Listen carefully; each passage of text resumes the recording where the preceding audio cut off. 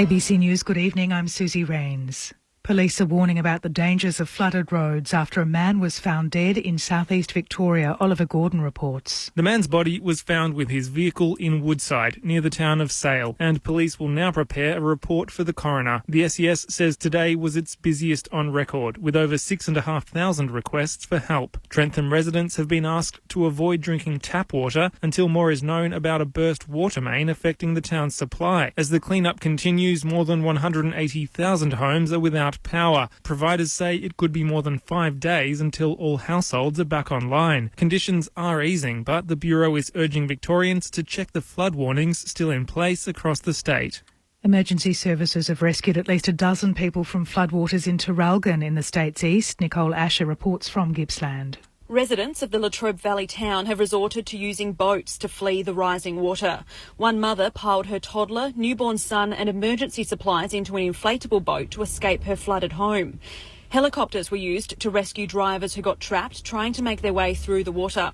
An evacuation order has been issued for about 200 homes near Traralgon Creek, which rose to nearly 6 metres after last night's storms. An evacuation centre has been opened at the town's basketball stadium. The Weather Bureau is warning it could be 3 days before the threat from flooding subsides. With COVID restrictions set to ease in Melbourne tonight, authorities across 3 states are racing to track the course of an infection that a COVID-positive couple carried from Melbourne to the Sunshine Coast during the Victorian lockdown. Mary Guerin reports. The 44-year-old woman tested positive yesterday. Her husband's positive result revealed today. Queensland authorities are heartened by serology tests suggesting they'd been at the tail end of their illness. And Victorian authorities believe the two left Melbourne as they became infectious. But the road trip has sparked concern about dozens of exposure sites across Queensland and New South Wales. Queensland authorities say they don't believe the pair had an exemption to enter the state, but they don't want to jump to conclusions. Those cases and 4 new ones have prompted a change of heart on masks. Melburnians will have to keep wearing them outdoors as other restrictions ease tonight. The federal government will remove its hotspot designation for Melbourne within hours in a move which will prevent residents from receiving further Commonwealth COVID-19 assistance payments. Blake Danielzark reports from Parliament House. Melbourne workers who lost hours under the city's latest 2-week lockdown were eligible for federal emergency payments of up to $500. But from midnight, when the Greater Melbourne lockdown ends, the Commonwealth hotspot designation will too. Chief Medical Officer Paul Kelly congratulated Victorians on their efforts limiting the spread of COVID. I've made the decision that the hotspot that designation should be removed. Melbourne residents will still have to comply with several restrictions, with some workers, including those in gyms and nightclubs, still unable to work. Ben Roberts-Smith has fought back tears in the witness box while defending allegations he committed war crimes. Court reporter Jamelle Wells. Nicholas Owens, the barrister for 3 newspapers being sued by Ben Roberts-Smith, told the court the war veteran breached the Geneva Convention because he was involved in killing 6 people in Afghanistan after they were placed under control by Australian forces. He said the Sydney Morning Herald, The Age and Canberra Times will call 21 SAS soldiers to give evidence as part of a truth defence. Mr Roberts-Smith told the court he's devastated after being called a murderer. The court was adjourned after he fought back tears while starting to describe one of his missions in Afghanistan. The US President Joe Biden's re-emphasising the importance of rebuilding democratic alliances after Donald Trump's time in office ahead of his first meeting with British Prime Minister later. As the BBC's Rob Watson reports, the meeting with Boris Johnson will not be without its awkward moments. Both countries need each other, they know that, and so I suspect there's going to be a certain amount of willingness to let bygones be bygones. But don't forget that President Biden referred to Boris Johnson as Britain Trump. And I think hugely importantly, President Biden, like the other visitors for the G7 in Cornwall, thinks that Brexit is a mistake of truly strategic and historic proportions and is particularly worried about its effect on the peace process in Northern Ireland, something very dear to his heart. So there are all sorts of reasons why it might be awkward. And briefly, officials in the Indian city of Mumbai say 11 people, most of them children, were killed when a building collapsed in heavy rain. Several others were injured and there are fears more are trapped. There's a strong wind warning for Port Phillip, the West Coast and Central Coast. For Melbourne tomorrow, showers. It's 12 degrees. When history is made. It's all over. India have won. India have won magnificently. ABC Sport is there. He's over the halfway line. Mansour coming. Game, set, bingo. Premiership. Commercial free. The Tigers are still the best team in the land. 3 flags in 4 years for Richmond. ABC Sport. On radio, online, and on the ABC Listen app. ABC Sport. AFL. Get set for the deafening roar. The pent-up emotion is about to flow. Listen to the crowd roar. AFL. Fans are on their feet. Can't believe what they're about to see. The 2021 AFL Premiership Season. Grandstand AFL. We've got a game on our hands here. This is really good, fierce stuff. This is a fantastic game of football. Someone told me there was something wrong with our game. I can't see it today. Actually, it's a spectacular contest. Dreamers, keep on dreaming. Oh, the impossible angle. Sinners, keep on sinning. Don't go anywhere. The theatre of it all. Winners, keep on winning. And he dribbles one through and blows a kiss to the crowd. Just a new day beginning.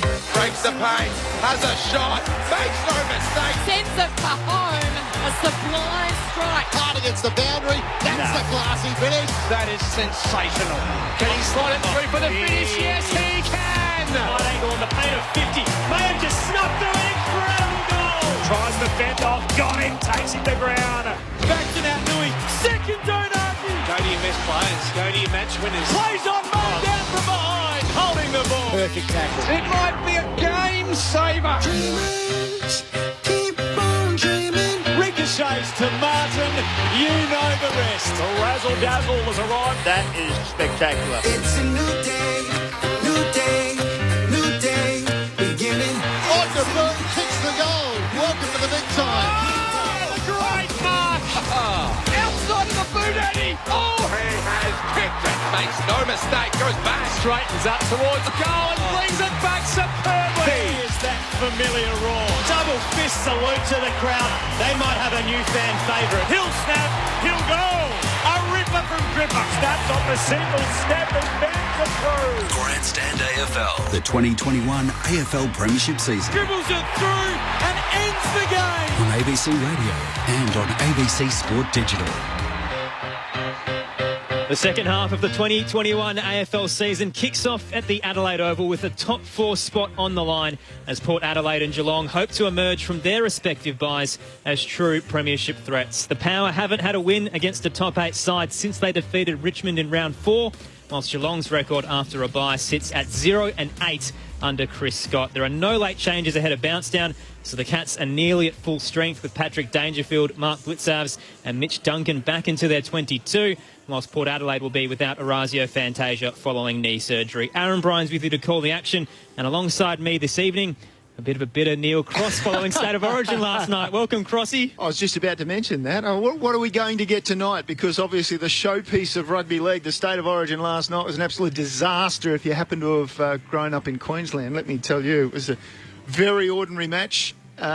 Tonight we're expecting something special from these two clubs, both contenders. Let's hope it's closer than last night. Your experts this evening here at the Adelaide Oval. Firstly, Carlton Premiership player Scott Camporelli. Welcome, Campo. Thanks, Aaron. Crossy, Jamo. It's always a little bit sort of whether the Tigers lose, Aaron's just a bit off. If the Crows lose, Jamo's a bit off. But tonight it's your turn, Crossy. But yeah, looking forward to it. It is a bigger game than what Ken might want to say publicly. I think, in terms of what you've just read out, Aaron, they haven't performed well against the top 8 teams. That's not in doubt. And the issue is going to be is Geelong, in terms of the weaknesses that Port have showed up in those games, Geelong are the best in the competition in those areas. So that's going to be the challenge for Port tonight. Ken Hinkley, quick during the week to shut down reporters who asked if they needed to win this game to prove themselves, essentially said, absolutely don't think that. It's basically part of the bigger picture. Every week is a big game. The same old cliches were thrown out there. But it is a massive contest, a top 4 spot on the line for the winner tonight. Alongside Scott Camporelli, Adelaide Premiership player Rod Jamieson. Welcome, Jamo. Aaron, good evening all. Crossy, yes, no, we settled Crossy down after 30 minutes of whinging and complaining, and then our boundary money man walks in and he just started him up again. didn't he?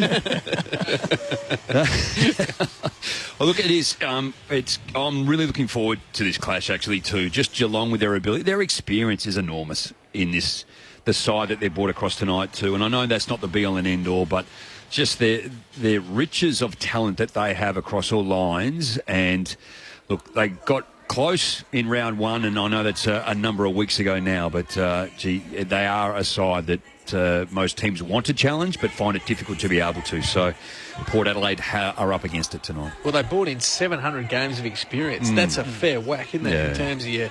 And you talk about Blitzaz, Dangerfield, Duncan. I mean, they're all, like, A-graders, aren't they, in terms of where they sit. So, interesting proposition for them tonight. We might have gone to the same book to have a look, actually, too, because 12 players have played over 150 games in this side tonight. It's just... Whereas Port Adelaide have got 6...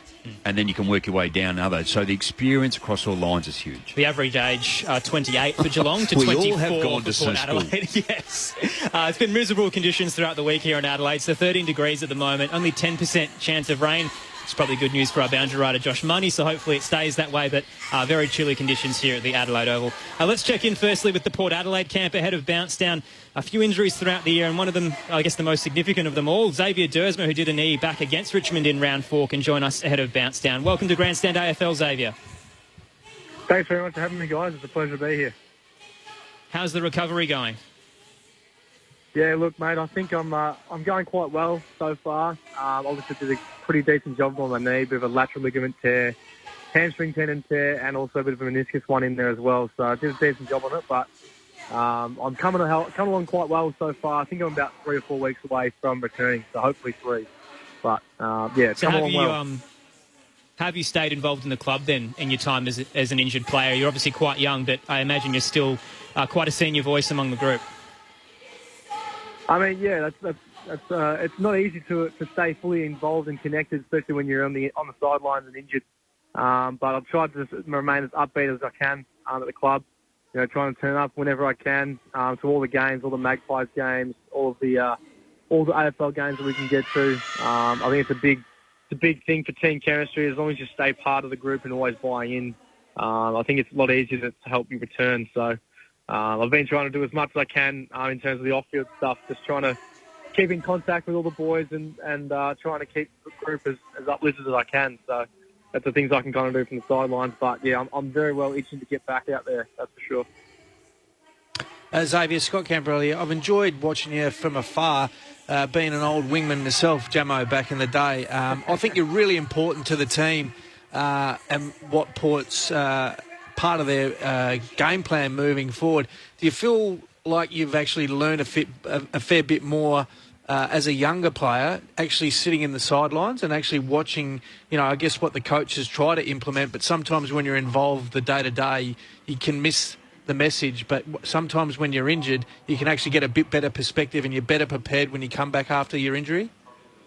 Yeah, I do agree with you there, Scott. I think a massive thing for me as well, since I've been injured, I've been watching a lot more footy as well, just in general on TV as well. I'm watching a lot of the other games across the league that are getting played, and I'm picking up things, just little things about movement, about when players get the ball, how they sidestep, things that they do about their awareness, trying to pick that up. And obviously when I hopefully get back, I'll be able to try and implement that into that stuff to my own personal game.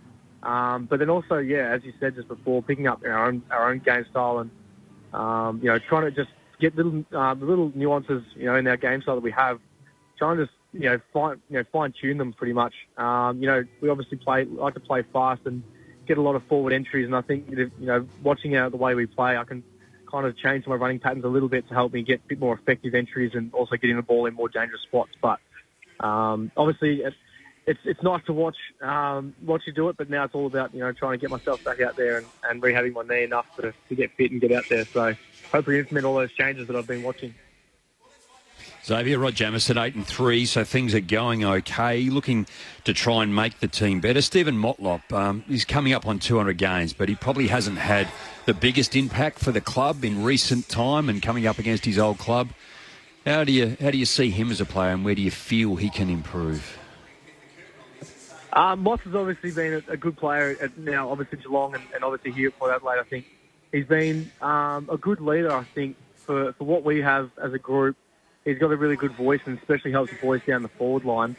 Mott's strength is definitely his match-winning capabilities. I think you can see last year when we played Geelong in the first final we played here at Adelaide Oval, he almost won the game and broke it open in the first half, kicking 3 goals. And I think Mott's strength is definitely his ability to kick goals and definitely, win games off his own boot. He's won games as well against Adelaide in showdowns as well, kicking the winning goal. But I think just for Mott's is obviously he knows himself. He likes to be consistent, and that's probably his aim and his goal. And I know when he's playing consistent footy, Port Adelaide as a team is definitely playing really good footy. So, obviously for him, we all, as a team, we want to try and play consistently. And I think if we're playing consistent, then also, Mott is playing that as well. So, yeah.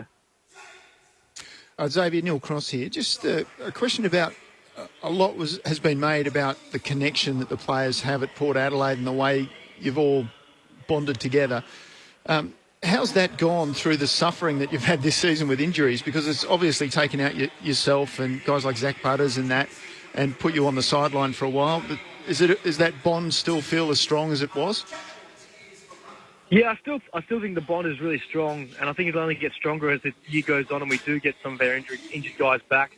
I think the team has been it's been going okay without going great. Obviously said we're 8-3, but we probably could have been playing better, and we got lucky a few times and just escaped a few ones that we should have won by a lot more. But obviously we're getting our players back, and I think that our chemistry still remain well fine-tuned and really strong throughout the whole time. And I think as we keep getting our players back, hopefully Zach gets back in a few weeks, and myself, Scott Lysette, Tom Cleary, there's some guys that are really good and really good players and great people outside of the club as well that we're going to get back and have really strong bonds together. So, as the year goes on, I think it'll just keep getting better, and you'll see our best footies ahead of us to come. Xavier, thanks for joining us ahead of Bounce Down. We wish you the best with your recovery, and hopefully we can see you around finals football time. Thanks very much for having me. It was a pleasure. That's Port Adelaide Xavier Dursman joining us ahead of Bounce Down here at the Adelaide Oval. It's Port Adelaide hosting Geelong to start round 13 on Grandstand AFL. Aaron Bryans and Neil Cross with you alongside Scott Camporelli and Rod Jamieson. Just quickly, we harp on it all the time, but how weird is it that Xavier Dursman and Zach Butters at 20 years of age are the most important players for the Power right now in terms of the fact that they're missing? Yeah, well, I don't think they're the most important players, but they certainly are part of that group, that top half a dozen that does make a difference to how they go about things. One probably inside with Butters and a little bit of polish forward of the ball, and Dursman, his run and his, we've seen him, he's courageous, isn't he? He goes back with the flight, he gets back and supports, and he gets that overlap run, he links. So him and Amon, those two guys on the outside are really important to Port's premiership tilt. It's been a busy day for Geelong, so they jumped on the flight after quarantining back in Melbourne for a couple of days. They've been stuck here at the Adelaide Oval for about 3 hours as they get ready to get into the rooms and are finally ready ahead of Bounce Down. And we can head down and see how they're heading into this contest. Their assistant coach, Matthew Knights, can join us on Grandstand AFL. Welcome, Matthew. Yeah, no problems. Yeah, it's been a good day. Good to get across. Big clash, and obviously with two top-end teams going at it, it's going to be a great clash. So how was the trip over? I guess the quarantine leading in would have been a bit tumultuous for the squad, and now you're finally here. Yeah, it was a bit of a mix. I mean, we stayed in a motel in Geelong for a couple of days and were able to train, but then back to the motel. And then, over today, it all went pretty smooth today. We had a bit of time to kill this afternoon where we were just sort of in our own space, but the flight was good. And I guess after last season, everyone's sort of a little bit more experienced at delays and, just biding your time a little bit in transit. And, I think everyone's a bit more experienced at it than last season. So, yeah, it's okay, and we're prepared to play and ready to go. We've had a good break. We've had sort of 10 or 11 days off, so we should be fresh tonight. So what do you end up doing in the 3 hours that you're stuck at the Adelaide Oval and you can't really warm up ahead of Bounce Down? Yeah, it was a mix of, the guys had a look at, it was probably a bit longer than that. It was probably 4 or 5 hours in the end. But everyone did different stuff. We watched movies. Tallies were in there. There's a bit of stretching. We met as coaches and had a bit of a chat for about an hour about the game tonight. So it sort of went reasonably quickly in the end. So, and then the players, had food provided, they had plenty of fluids, they had medical attention there if they needed it. So all in all, it was a good prep, and everyone was just sort of left to their own devices for those 4 or 5 hours. Nida Campo here. Good luck tonight and hope you're well. Just in terms of the game, obviously Port's Achilles heel for most of the games that they've played against top 4 teams this year and a little bit last year, and you got hold of them, especially in that minor round game last year. Their contested ball's been a real issue. You rank number 1 in the competition. Is that obviously a real focus tonight? Yeah, it is. I mean, I think they're some of their first phase players like Pal, Pepper, Gray, Wines, Boat, and even some of the guys like Amon and that have really sort of developed enormously in the last sort of 12 months. They're all sort of got quite a dangerous group there. But, I mean, we prioritise that as a group and a club. And it's not just, as you know, Campo, coaching midfields for a long time, it's not just the midfield. It's, the contested ball all over the ground at both ends becomes important as well. So, against our defenders versus Port forwards is just as important as the mid. So I think it's a collective scenario, that one, the contested ball, and it's certainly something if we get that going our way, we can certainly get the game on our terms. That's what we'll be looking to establish tonight. And I guess it ties in, Nida. Obviously, the contested possessions where it starts, you've got to win your share. But you're ranked number 1 in time and possession. So when teams, and probably Adelaide was, round 1 this year, they actually stifled that and they were able to get the ball back off you on that night. Have you adjusted that at all in terms of when teams go to a bit more cover so that actually forces you down the line, or do you still try and force the issue in trying to find those uncontested marks and keep possession? Yeah, I think it's a really interesting balance, Cambo, because some teams will play you really high and endeavour to take away those marks, particularly the marks where you're endeavouring to get sort of into that corridor position or off the line. But, I think it's a matter of the boys just understanding what's there and what's not. Sometimes it's a really fine line.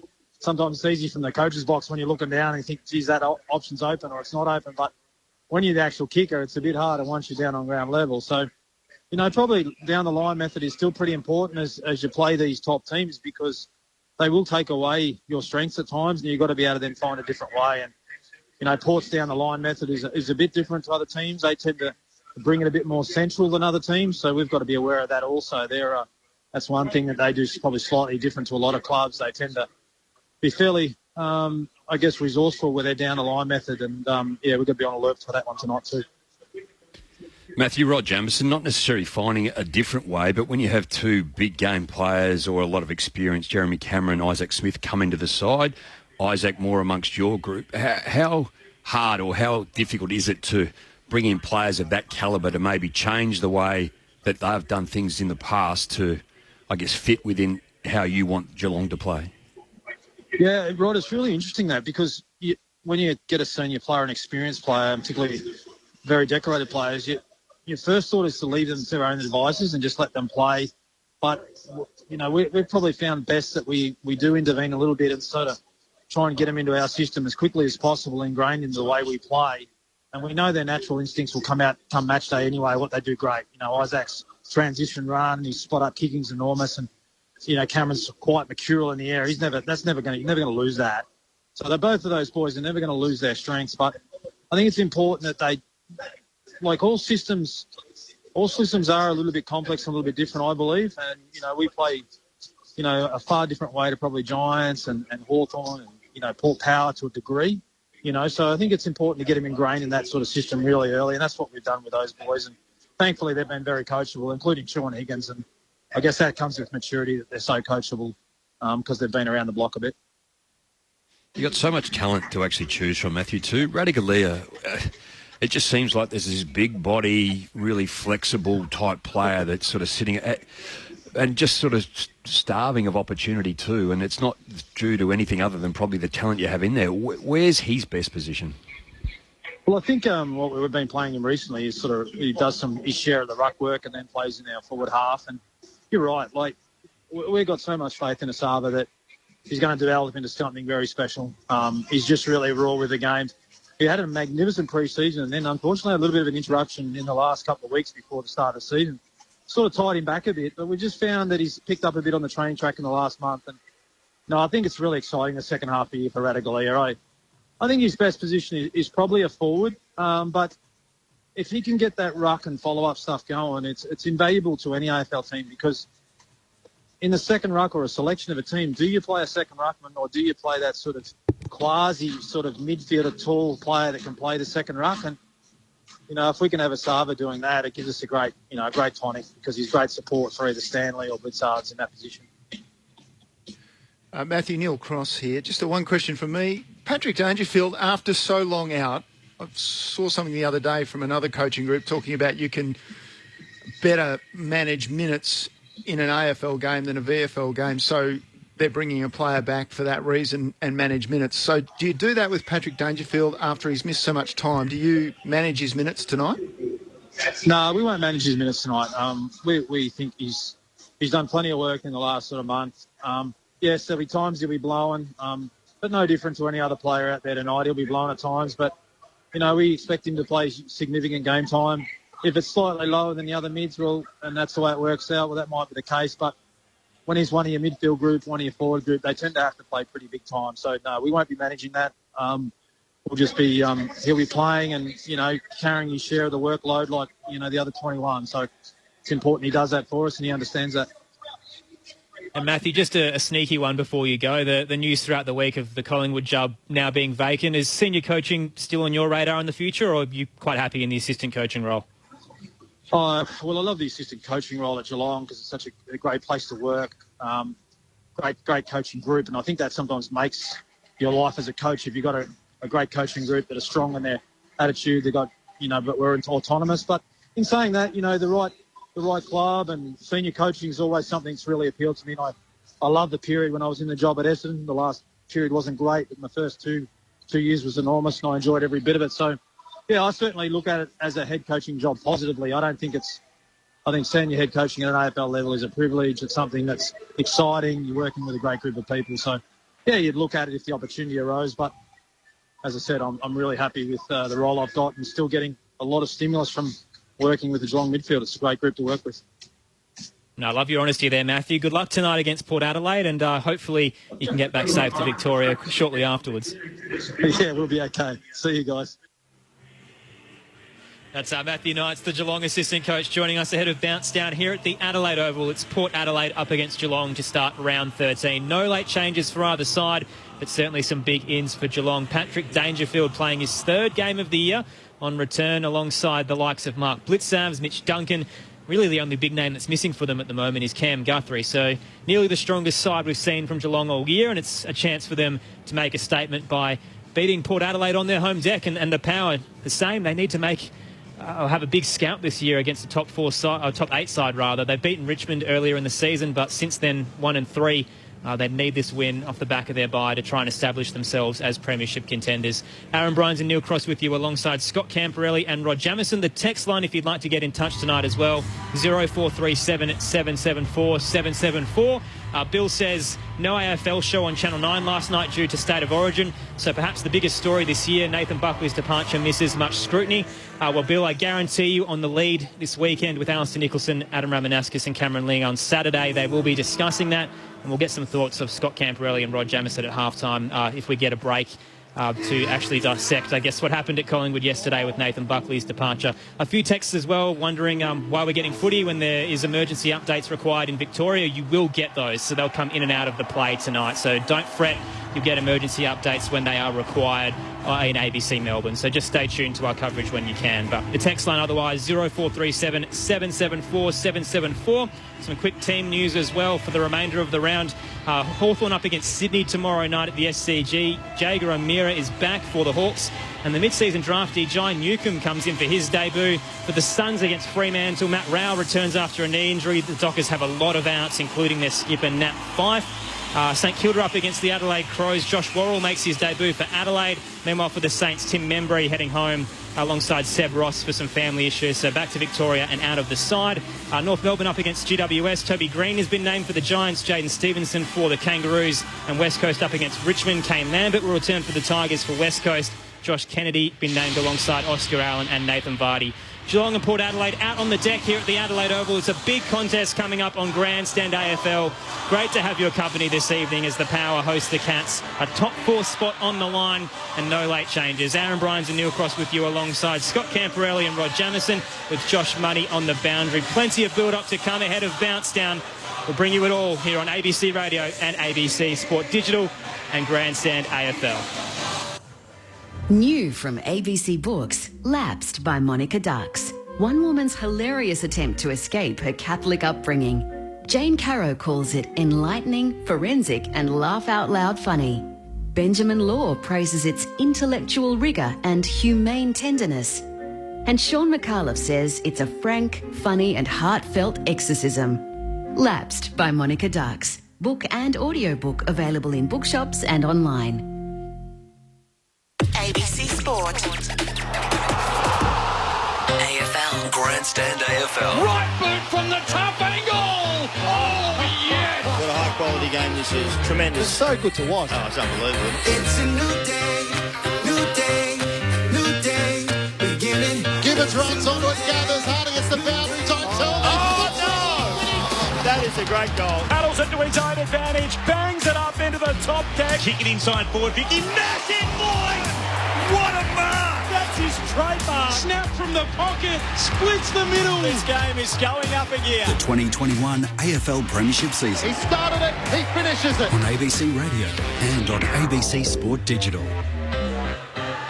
A warm welcome to our listeners in WA and the Northern Territory. This is Grandstand AFL, the start of round 13 at the Adelaide Oval. It's Port Adelaide hosting Geelong, a top 4 spot on the line and plenty of pride as well. I imagine both of these sides would like to be in the Premiership conversation.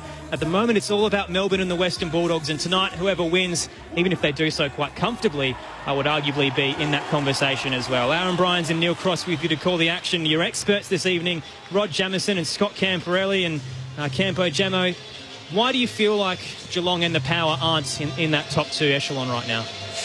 Yeah, it's a good question. I mean, Geelong are probably just off to a slow start. You know, they've only had 7 players that have played every game this year, so even though they're quite experienced, they haven't probably had the continuity that they would like. Now, they're 8-3, but, you know, if you looked at the core stats of how they're going, number 1 in contested possession, they're number 2 from clearance. Offensively, they're ranked 3. They only give up 66 points on average a week, which is really tight. And they rank 8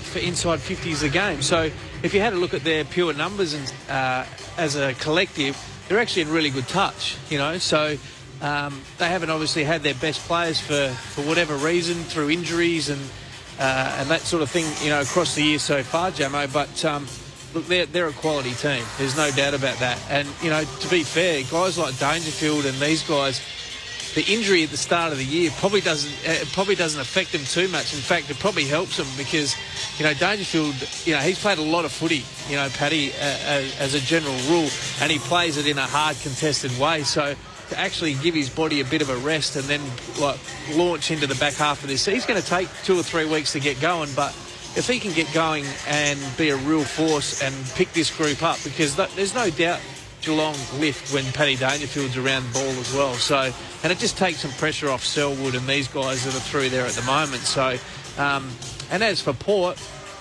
you know, it's been well documented in terms of their Achilles heel this year around the contest in the games that they've, particularly against the top 4 teams, but even in the games where they've sort of just got it done, those things have still raised its head. So it's going to be an interesting battle for Port tonight, and one that they need to respond to, no doubt.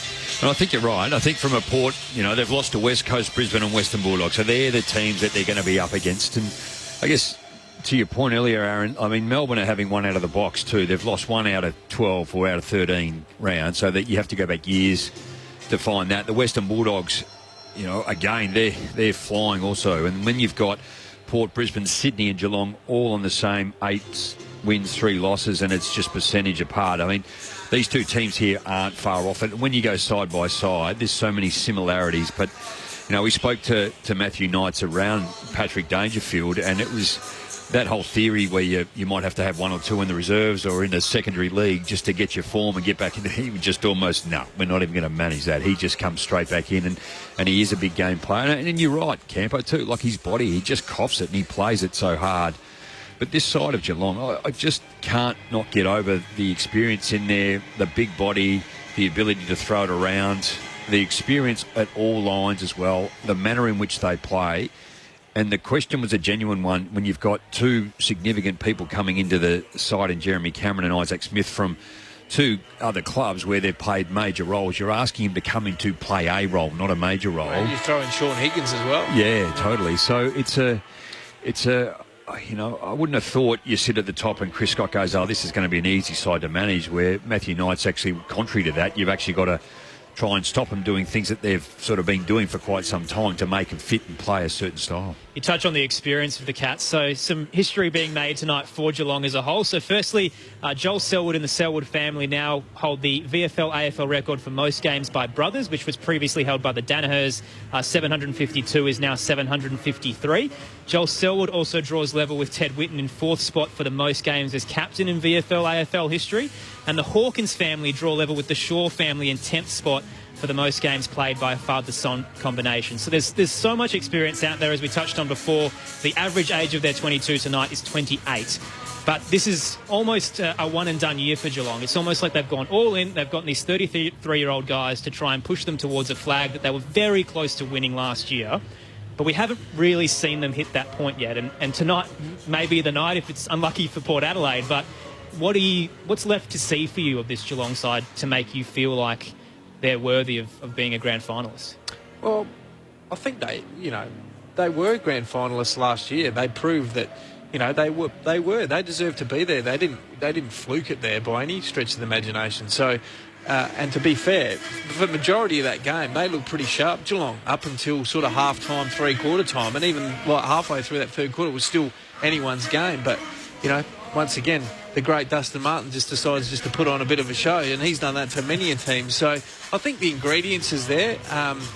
Can they just tighten it up a little bit more? Can they get a little bit more consistency out of their playing group? And probably the major thing is, can they hit the scoreboard and defend really well to make sure that they don't let oppositions in games? And from a Port Adelaide perspective, Ken Hinkley during the week did not seem phased at all about the importance of this contest. But should he be, Jamo? Is this game as important as basically saying Port Adelaide, it's not their last chance to beat a top 8 side, but if they don't do it tonight, no one's going to trust them at all?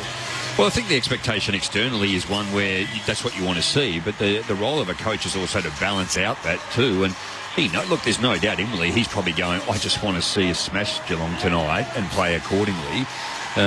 Look, this side, their backline has been strengthened, the Lear coming in, and I think for me this is probably going to be one of the bigger challenges for them tonight. Tom Hawkins, who goes to him, because Tom Cleary normally sort of gets that type of gig in a lockdown.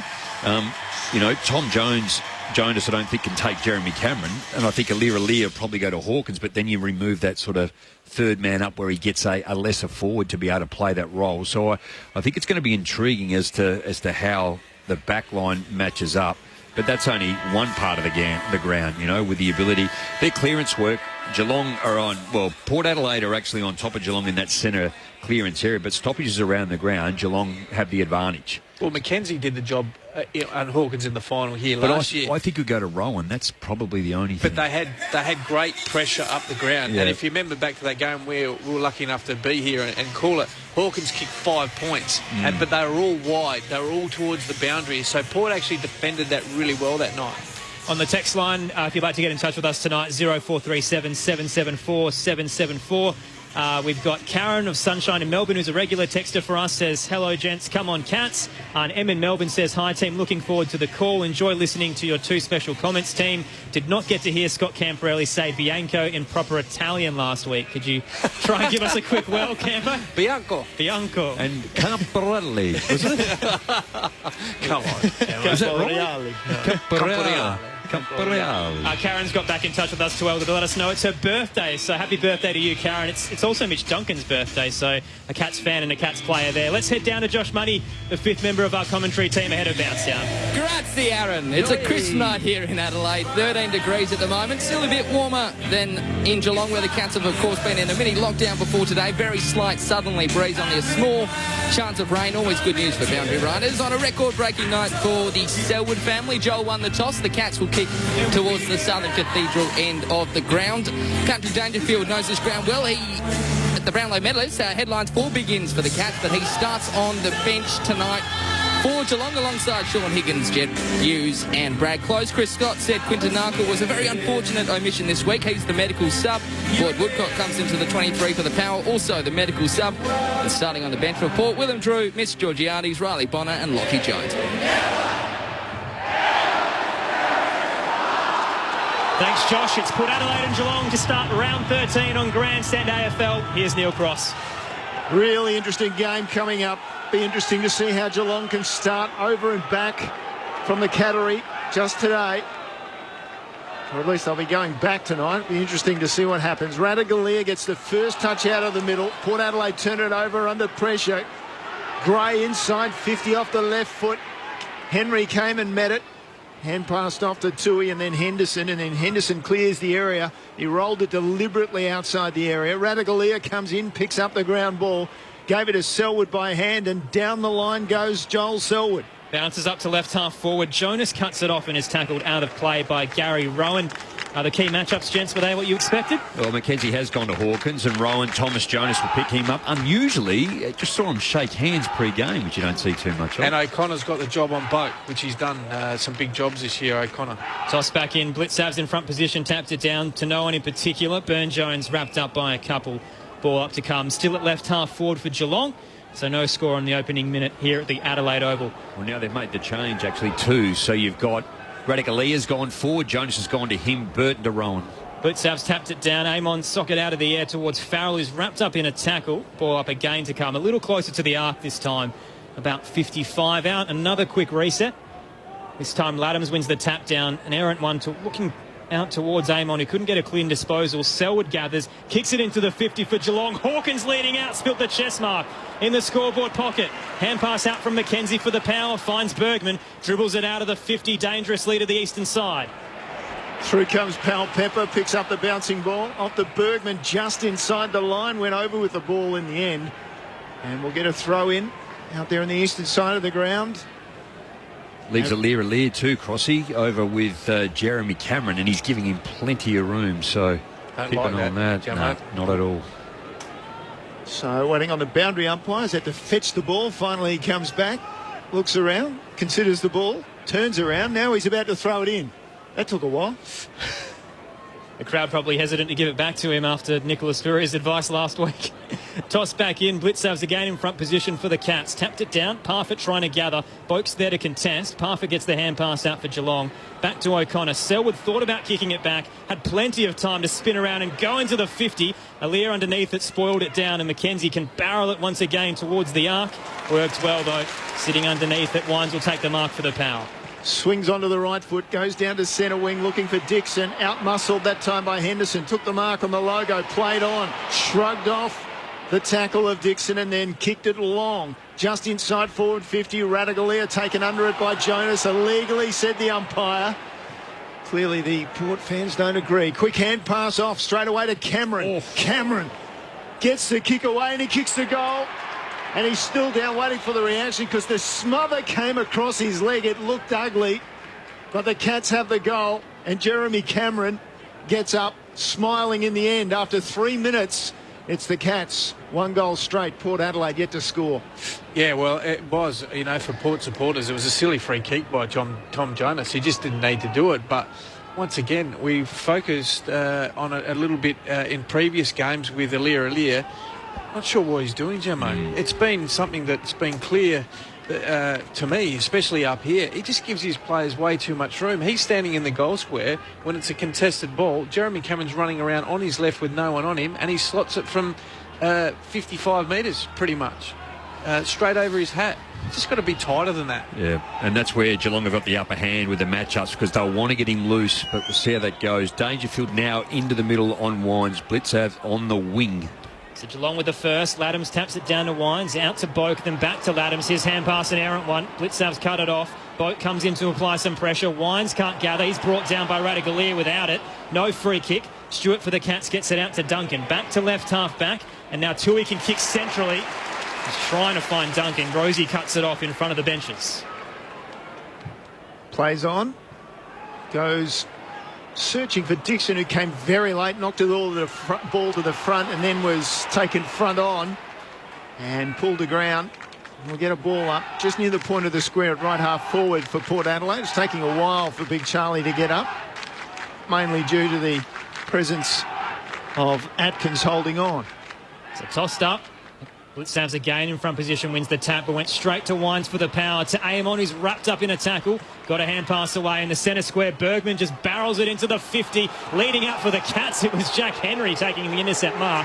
And Marshall's hit the ground fairly heavily in that contest and received a free kick. He's very ginger. He's not well. He's hit his head on the ground. On the ground, down, yeah. So he's taken some time to get up here. So Jack Henry was in front position in that contest leading out. Marshall was actually behind him. Coming across was Henderson. Has caught him with an elbow. It actually was purely accidental, but caught him high. As a result, the free kick to Port Adelaide, and it's just a matter of if Todd Marshall can take it. He's still down on his knees in the forward 50. I think they're lucky to get the free, actually, in all of that. Well, it was paid for a shepherd or a block in the marking contest, and it simply wasn't. So Marshall's starting to go back on his line now. The trainers will escort him off. So Connor Rosie will receive the free kick for Port Adelaide. 30 from goal, slight angle to the left as Todd Marshall is escorted off the ground. And their medical sub tonight, Boyd Woodcock. So forward for forward, but not the same in terms of height. Rosie starts from 45. Kicks from 35. Straight over the goal umpire's hat. The Power answer back, one straight 6 apiece, the 5.5 minute mark here at the Adelaide Oval on Grandstand AFL. Your experts, Scott Camporelli and Rod Jamieson. Well, they wouldn't have been overly happy in Port's box in terms of that quick kick forward. Geelong, you know, if you look at the history of Geelong, what they do really well, and they're coached by Matthew Scarlett, that back 6 in terms of dropping off, intercept marking, knowing when your player's not dangerous, going up into the contest, that's what they're really good at. But the reaction time of Marshall there was disappointing, really. It's a hot game early. The ball's always going to drop short. They've got to play in front. Lucky free kick, but what that does is get Port off the start. And it will adjust the way that Port Adelaide play. Todd Marshall, if he sits out and they're assessed and he has concussion, and you're right, the like for like is going to be a different style, so they're going to have to find another option for the tools up forward.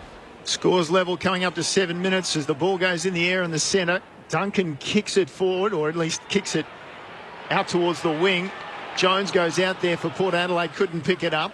Hand pass came back to Bonner, who went down to half forward. Ball knocked away by Geelong defenders. And then Colin Jasny follows up and picks it up and immediately swamped by Dixon and Georgiades. So we get a ball up just outside attacking 50 for Port Adelaide. On the reset, Laddams wins the tap down, but Dangerfield roves it crisply, ducks through a couple and skies it into the square for Geelong.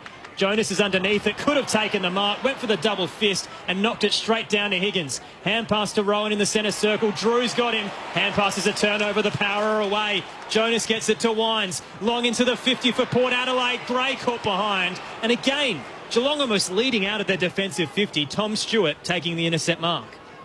He's good, isn't he? Well, that was just a poor kick. Yeah. Ollie Wines, Robbie Gray led to the pocket. He led to Ollie's leg, but he just pulled the kick back inside. Stewart forced to take his time with his boot coming off in that. Now he's played on. He's given it to Isaac Smith, who did the lead up, and Smith goes wide to centre wing. That'll be a free kick. Blitzarv's coming late. And the free kick will be taken by Laddams. He gets up a little bit gingerly. Hand passes it off. Houston then belts it inside forward 50 and turns it over. Smith going back, takes a defensive mark for the Cats. Scores are level, 6 points apiece after 8.5 minutes. So Isaac Smith in defensive 50, a flat kick out. Colin Jasny at right half back has it for the Cats, and he'll continue to go short. The uncontested possessions racking up. Jed Hughes now has it close to the boundary line. We can quickly check in with Josh Money downstairs. Todd Marshall has just headed down to the Port Adelaide rooms. He spoke with the doctors for a fair while, and they were checking the vision after that head knock with Henry. So he will have all the concussion tests, and I'll keep you posted. Hughes down the eastern wing. Hawkins in a pack, took chest mark in front.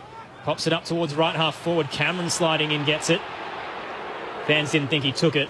The mark's been paid. He plays on. Heads towards the 50 and barrels it to the goal square. Rowan got rid of Elias somehow. Tapped it down to close. Hand pass to Blitzavs. Gets it out to Tui. Kicked it straight into Elias' face. Ricochets out towards the arc. Geelong regather. O'Connor gets it towards Henderson. Again up towards the top of the goal square, but this time Lear's sitting back. He was too afraid to run to the intercept mark in case he ran into Laddams. And as a result, the ball bounces out of play in the right forward pocket for the Cats. Scores level, 9.5 gone in the opening term. So ball to be thrown in from beside the behind post in that right forward pocket for the Cats. Ball comes to the front. Mackenzie picks it up for Port Adelaide, just barrels the ball outside 50, close to the boundary line, over. Out on the full. And take your choice, who's it going to be in the end? Two Cats there, and in the end it was Menegola who's going to take the free kick. About 60 from goal, so you wouldn't think he'd have the distance here, but he is a powerful kick. Takes his time, now called to play on. Belts it to the top of the goal square. Radaglia almost pulled it down. Drew, hand pass was smothered, ball loose. In came Dangerfield, couldn't pick it up. Bergman did, and he was swamped, the Port Adelaide defender, and taken down. And we'll get a ball up, just 25 out, slightly to the left of the goal, being attacked by the Cats. 8 tackles to 3 for Geelong in this opening term so far. Tossed up in their 50. Hawkins wins it down straight to Alea, who's brought down before he could get a disposal away. Spills to Higgins. Runs around from 40. A 1-2 with Dangerfield still under pressure. Easily sold some candy. Heads towards home. It's too far left. Minor score to the Cats, and they're up by that solitary point. 1-1-7 to 1 straight 6. They just look dangerous, don't they, the Cats at the moment too. Marks 8-2. The uncontested, they do outplay their opposition, and they like to keep and maintain possession like all clubs do, but they just execute it so well. So we wait now. Mackenzie plays on, brings the ball into the pocket to Houston, takes the mark immediately, sends it to centre wing too. He comes across, couldn't knock it down, but ball came to ground anyway. Amon with a hand pass forward, couldn't be taken. Looked like a high tackle by Wines, and the umpire says no, it wasn't. O'Connor was the victim, if you like. Now he scoots off the ground as the umpire throws the ball in the air. And early injury concerns for Todd Marshall, who copped a knock in a contest. He's down in the rooms getting a concussion test. Meanwhile, from the ball up, Bergman again wrapped up by a couple of Geelong players, and even Ollie Wines, who came in to try and get it out. Here's the reset in front of the benches once again. Blitzarves taps it down straight to Burne-Jones for the power. His kick intercepted by the Cats captain Selwood. He's caught in a tackle from Burden. Brought him to ground. Play on called. Fans are starting to get restless. Dalhouse gets it out to Dangerfield. Flat kick into the 50. Hawkins gathered it cleanly off the bounce, but his hand pass wasn't good. Burne-Jones and then Mackenzie mop it up. Mackenzie's hand pass turned over though. Geelong just continue to attack. Hawkins brings down Drew. Ball ricochets towards Burne-Jones for the power. Just keeps it inside the field of play to Bergman. Hand pass to Burton. Higgins gets him. A kick gets away. Knocked towards the boundary line in front of the benches, and may have just ricocheted off of Blitzarves' leg. Boundary throw in to come. Selwood having a bit to Burton too, just there. He held him high and held on him for quite some time. Pell Pepper was just sniffing around too to see if it was going to be extended. Ball back into play. Off the ruckman's hands. Drew was over it. Somehow got it out. Picked up nicely by Laddams. Dummy to hand pass, then put the ball on the left foot up into the forward line. Henry went back against Georgiades and took a lovely intercept mark. Sends it wide to the eastern side of the ground. Jonas comes late over the top of Rowan, who follows up, and they eventually take it towards the boundary line and over out there on the eastern side of the ground. It's the Cats by a point on Grandstand AFL. Neil Cross with you alongside Aaron Bryant and your experts Rod Jamieson, Scott Camporelli. They just can't get out the Port forwards. Like, that has to come to ground. Georgiades must bring that to ground, because you got Gray, you got Motlop, you got Rosie, all there at ground level. Laddo's out of the ruck, tapped it straight to Jed Buse. Geelong surging forward and have numbers. Rowan gathers cleanly, sets it up in front of Hawkins in the forward pocket, but just put too much on it. Bounces over the boundary line to be tossed in the scoreboard pocket. The text line, if you'd like to get in touch with us tonight as well, 0437 774 774. Tommy Jonas would have felt like a hare just in front of Gary Rowan. He's going to run me down at some point. Still night in Adelaide. Pretty cool, I can tell you. Ball off the hands comes to Close, and he was being closely marked and didn't have a chance to get the ball out, said the umpire. Solid tackle made by Wines for Port Adelaide. Ball to go in the air from the umpire. And out of midair, it's kicked by Hawkins. He just got his foot to the ball and it tumbled towards the behind. So minus score and a 2-point lead now for Geelong after 14 minutes. Well, this is what Geelong do well. They get it in their front half and they just don't let you out. Stewart becomes the extra and they set up behind the ball, and it's just hard to penetrate through there. McKenzie with an awful kick to Burne-Jones, turns it over in the 50. Hand pass from Atkins to Close. Thought about going home, decides to do the unselfish thing. Hits up Tom Hawkins on the chest, leading out 40 from goal, 45-degree angle to the right. And that's what happens. You know, like the pressure builds. Time in forward half would be around 70% Geelong for the quarter, 30% Port. And when Port have gone in there, it's gone in there, been outmarked, and then gone straight back out again. So other than the free kick and easy goal, I guess, to Rosie, Geelong have really dominated the game so far. Not quite the heights of his Coleman season last year, but 25-21 for Tom Hawkins, sitting 12th in the standings. Comes in, kicks from 45, guides it through. Tomahawk opens his account for the evening. Geelong out to an 8-point lead. 2-2-14, plays one straight 6. 15 minutes gone on Grandstand AFL. Well, they're just not winning enough ball. Port, 35 possessions, haven't really controlled the game at all. Their kicking efficiencies at 32%. 3 marks to 10 in favour of Geelong. We said that in the pre-game in terms of how they want to possess the ball and keep it off you. Getting done at clearances, handball receives, and inside 50s. So Geelong are well on top here, but Wines has only had the 4 possessions. Boak's only had 1 possession, so he's getting held through the midfield, and Powell Pepper is getting his first opportunity through the midfield, and so is Drew. So they need to change momentum, particularly through the middle of the ground, Port. And with the defence too, Aliir, no touches. Lockie Jones, no touches also. When you go up forward, Charlie Dixon hasn't touched it either. Cats by 8 points. Ball back in the middle. Dixon, who's gone into the middle for that ruck contest, went to ground. Ball spinning around, then finally Burton picks it up and was immediately pounced on by Radaglia. So interesting role now for Dixon in the ruck contest. We'll get down to Josh Money at the next stoppage. He might have some word for us on Marshall. And in fact, here we go. There's another stoppage. Josh Money on the boundary. Still in the rooms, Crossy, but Boyd Woodcock isn't warming up just yet. So possibly some good news for Todd Marshall. Interesting, Campo mentioning that hard tag. Mark O'Connor comes back on the ground as soon as Travis Boak does, and he's doing a super job. In the centre square, Sam Powell-Pepper got a hand pass away. Bonner wrapped up by Close on the logo western side. Umpire waits and calls holding the ball. Not sure how much prior opportunity Bonner may have had there, but a free kick to Geelong on the western side. And Brad Close. It's been a revelation, the youngster, for the Cats this year. Centres his kick to Menegola in the square. Geelong, I think, got picked up in the mid-season draft, didn't he? Sends it long to the 50, Menegola. A packer waits. Aliir gets in front position. Got the fist to it. Ricochets down. Parfitt couldn't gather cleanly. Ball's held up. 30 from goal. And the fans want holding the ball because of the precedent that was just set. They're going to be very animated tonight, the Power faithful, you imagine. Down by 8 points.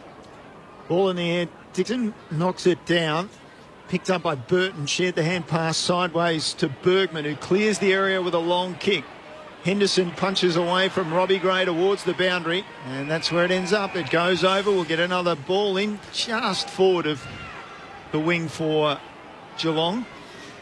Brad Close, Crossy, last year, mid-season draft or prior to that? He was rookied by Geelong after the premiership year for Glenelg at number 14 in the rookie list of 2019. From the ruck contest, Willem Drew soccers off the ground towards right half forward for the Power. Boat coming in. Collides hard with O'Connor. Ball ricochets out to Bergman. Hand pass to Drew. Close to the boundary line. Powell-Pepper tries to keep it in play. Side of the boot kick, or was it touched? It was a side of the boot kick. Out of bounds on the full free kick to Geelong in defensive 50. Still up by 8, the Cats. Early stages here. Well, not early stages, 18.5-minute mark, but the first quarter of this contest to start round 13. Kolodjasny with a kick down the line. He goes. Umpire spotted holding. Dangerfield will take the free kick. Brownlow medalist will always get it. Now Dangerfield plays on straight away. On the logo and centre wing. Drives it into the forward 50. Hawkins effectively unopposed. McKenzie just thumps the air. Disappointed with himself. Hawkins will be kicking for his second of the match. Well and truly lost then. Just easy mark for Hawkins. 3 players closed in on Patrick Dangerfield as he took the kick. Charlie Dixon on the mark. So in that role that he's playing, he had to get back and fill the hole, but was unable to do so. And in the end, Trent McKenzie, too much space for Hawkins to actually run up and just take an easy mark. Already 1-1 for the night. He crosses the 50, kicks it straight, very straight and very long. Good finish by Tom Hawkins. And the Cats stretch their lead to 14 points. It's Geelong 3-2-20. Port Adelaide 1 straight 6 after 19 minutes of this opening quarter. Well, you wouldn't have really picked it. I mean, when I say you wouldn't have really picked it, Geelong have actually dominated this quarter. Port just can't get anything going at the moment. They've only had 3 marks. For a team like Port, who like to possess the ball, shift it, move it when the opposition give them an opportunity, Geelong's pressure's been first class. They have not allowed them any time and space. You can see the frontal pressure that Geelong are putting on Port, and what they do is they rely on that, and then, as I said, they rely on the other Geelong defenders. They read when the opposition player goes up into the contest, and then they just drop back, and then that's how they get their intercept marks, and then they move into a transition game from there. Bergman to Drew, then to Pepper, and then out on the full is pretty much how Port Adelaide have played this quarter. Geelong by 14. Laddams gets the tap down. Boat can rove. Skies it, a barrel up towards right half forward. Bounces unfavourably for Sam Pepper, but it works for Rosie. Coming through, gathers, bursts into the 50, nearly run down from Parfitt, gets boots a ball under pressure, and it bounces through. 2 for Connor Rosie in the opening quarter. What a lucky bounce for Connor. The Power needed an answer, and they find one. Back to an 8-point game. It's Geelong 3-2-20, Port Adelaide 2 straight 12. We've travelled 21 minutes in the opening quarter on Grandstand AFL. Your experts, Scott Camporelli and Rod Jamieson. Well, that was just a bit of individual brilliance, wasn't it? I mean, we rate him highly, don't we, in terms of what he can do, as what he's done as a young player so far. He hasn't had his best year in terms of preparation-wise. Maybe tonight's the night, Jamo. Gets enough confidence, feels good in his body. He's had a bit of a rest, a sharpen up. He's kicked 2 already. Lucky the first one obviously wasn't his free kick, but they're the things that sometimes just flicks the switch to get yourself going again. Just genuine speed. You just can't. And Zach Tui, with respect, as quality as he is, he just could not even get close to him. Underway, Radaglia in the middle with the tap down, picked up by O'Connor, and then he got it off to Radaglia, and he went long with his kick. Contest with Jonas bringing it to the front. Was he held? Now he looked to have dived on it. Umpire circling, waiting, and then decides he'll ball it up. Josh Money on the boundary. Boyd Woodcock has started warming up. The medical son for Port Adelaide, Todd Marshall, still in the rooms with that concussion test. Just one to watch for Geelong, Jake Kolajasny, who's got his right knee strapped already, has been in the hands of physios for a little while now with that same knee.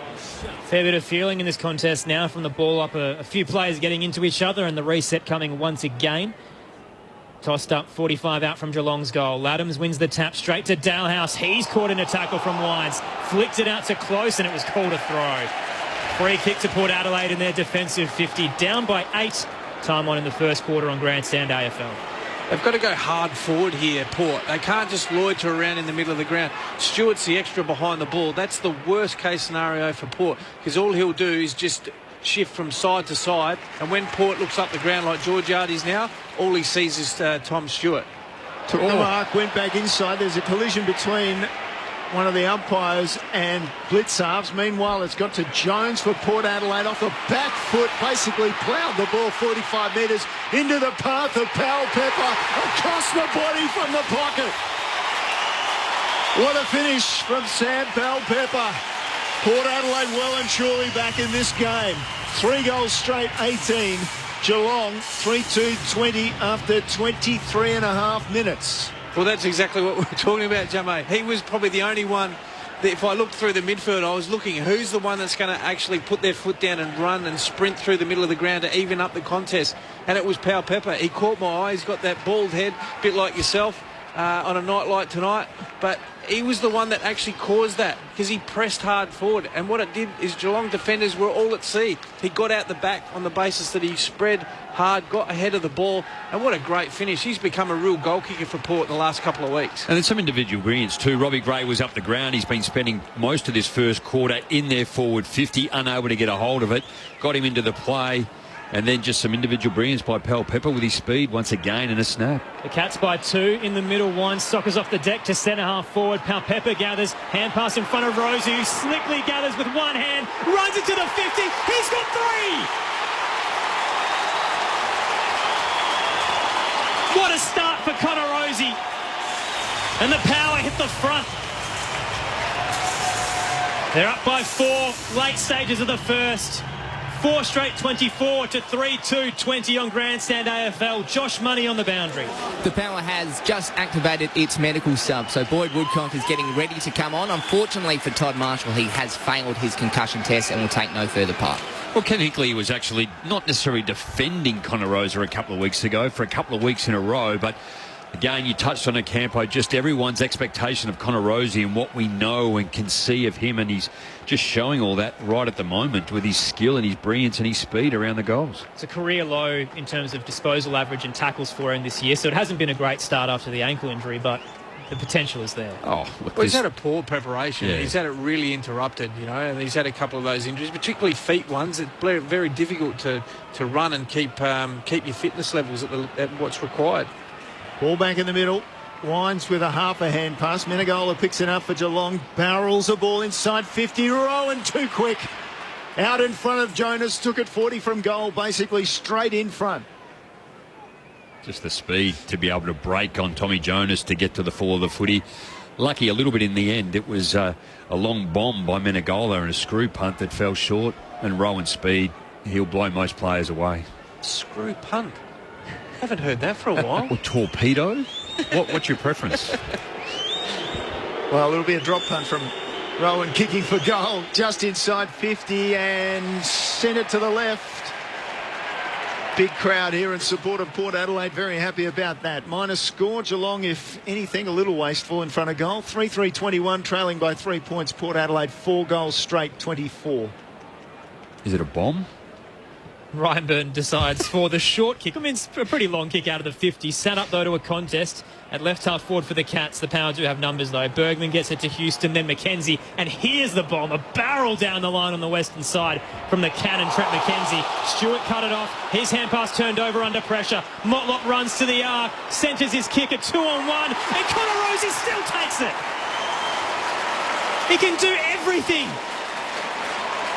Connor Rosie marks 30 from goal, 45-degree angle to the left. Well, we're seeing a replay of Jamie Elliott last week against Collingwood in the Adelaide-Collingwood game. I mean, what a superb first quarter. I mean, he's super dangerous. And I love the fact that he's still out there, Jamo. Yeah. Like, he's hot. Keep him on the ground. Yeah, don't waste him. Don't run him off after any goals.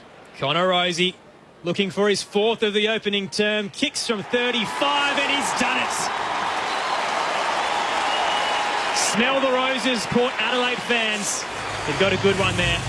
4 goals to Connor Rosie, 5 to the Power to start this game. 5 straight 30 to 3-3-21. 27 and a half minutes gone in the opening quarter on Grandstand AFL. Well, they were getting blown away in all areas of the game. They've managed to work their way back in. Still 13-6 marks in favour of Geelong. They've almost evened up the inside 50s, 13-10, but their efficiency when they have gone forward.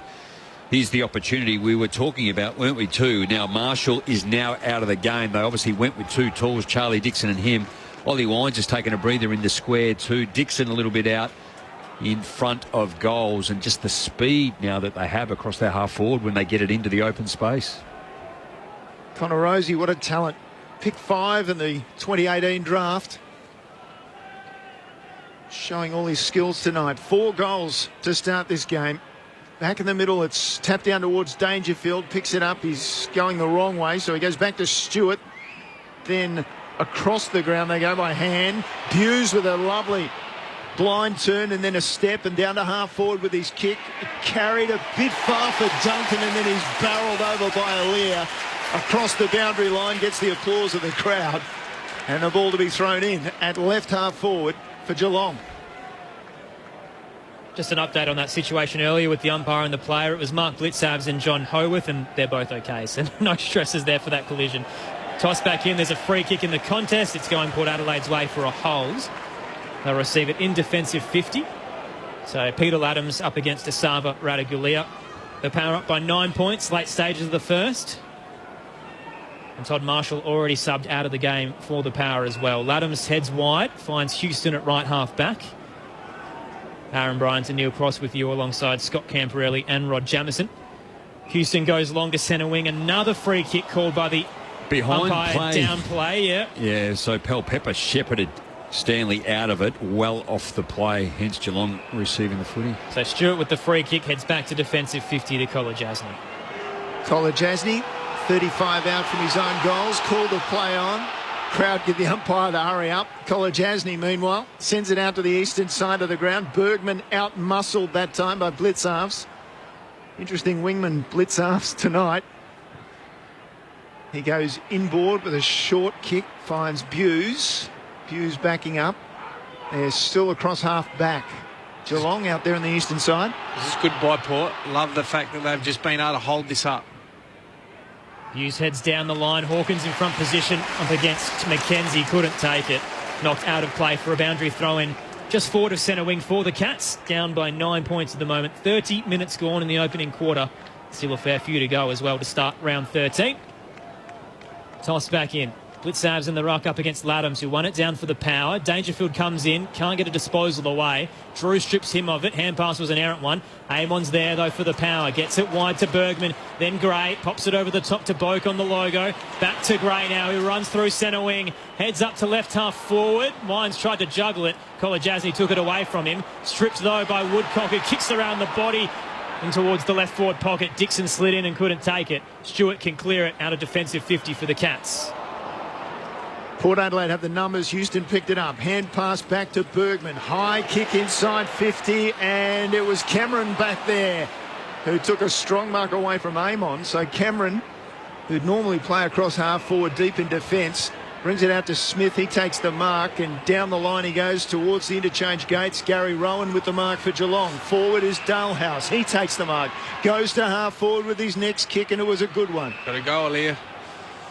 He's not sure. Go. He's not sure. He's giving him. Duncan went inside and went long and direct, and there's a goal. So Duncan took the mark, and just inside the 50, he arced around to the right foot and kicked it every bit of 55 for the goal. Answering goal for the Cats brings it back to a 3-point margin. Port Adelaide 5 goals straight, 30. Geelong 4-3, 27, and we're well into time on in this opening quarter on Grandstand AFL. Well, they did it so well, Port. On the previous occasion on the other side of the ground, they were really close in terms of covering them off, so they didn't get any uncontested marks. Jeremy Cameron drifts down, takes virtually an uncontested mark inside Port's forward 50, and then they just went uncontested mark, got down the ground, and then Mitch Duncan, he's been doing it for a long time. He's a beautiful kick of the football. I think it was Tommy Jonas too that bombed it in, so not ideal. And I did call Stanley, who is not playing tonight, but it was actually Stewart that, again, was the one where Powell Pepper, we know he's better than that. Just get a hold and go at the football and the player. Don't just play around with your opponent well off the footy. In the middle, Laddams gathers his own tap, sends it towards the 50. Stewart in front position again beats Robbie Gray. Takes the intercept mark for the Cats in defensive 50. He reads it well. Tom Stewart heads out towards the western side. Menegola in a one-on-one with Bonner, just gets rid of him with ease. And the Cat takes it in front of the benches. Sam Menegola still has time to work with. Heads towards the centre square and pops it to centre half forward. Underneath that, Rowan flew too early. Spills off hands to Higgins. He's taken away by Aaliyah. Hand pass was an errant one. Ricochets off a few bodies. Boat gets it out. Looking for Raymond. Gathers on the paint of 50. Caught in a tackle, though, by O'Connor. Ball's held up. And a free kick has been given away by the Cats inside their attacking 50. Boyd Woodcock to receive it. Patrick Dangerfield, the offender. So Woodcock goes back. He's a true centre half back. You could almost put him in his pocket. He goes short and wide to McKenzie. And McKenzie inside defensive 50 goes out to Wines. I think they're content to run down the clock just about here. Not long to go in this opening quarter. Just under 30 seconds. Forced to go long now, Wines. And off hands it comes to Motlop. He just barrels the ball quickly as he can down to half forward. Gray was in a fortuitous position, marks it, goes inboard straight away to Dixon, and they've all got their hands up saying, hold, Charlie, hold and have a shot at goal. And that's why. So Dixon, after the quarter-time siren, will kick from 40 metres or thereabouts. None of the umpires have signalled, hence the siren was going on and on. Charlie Dixon to stretch Port's lead. Hooks it, stretches it just by the 1- score. So quarter time in what has been a fascinating contest to watch. The Cats were very good early, and Port Adelaide bounced back through Connor Rosie's 4 goals.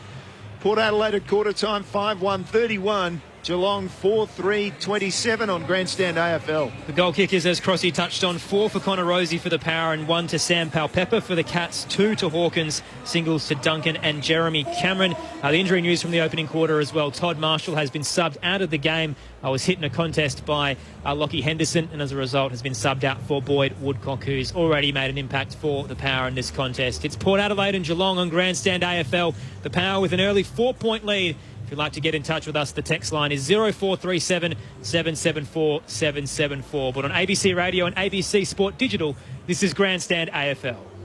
Open your ears to the world with the ABC Listen app. Step into someone else's shoes in conversations with Richard Feidler and Sarah Konoski. She hadn't seen me since I was 10. I was about 16 now. And she looked at me and she said, "That's my baby brother, Archie."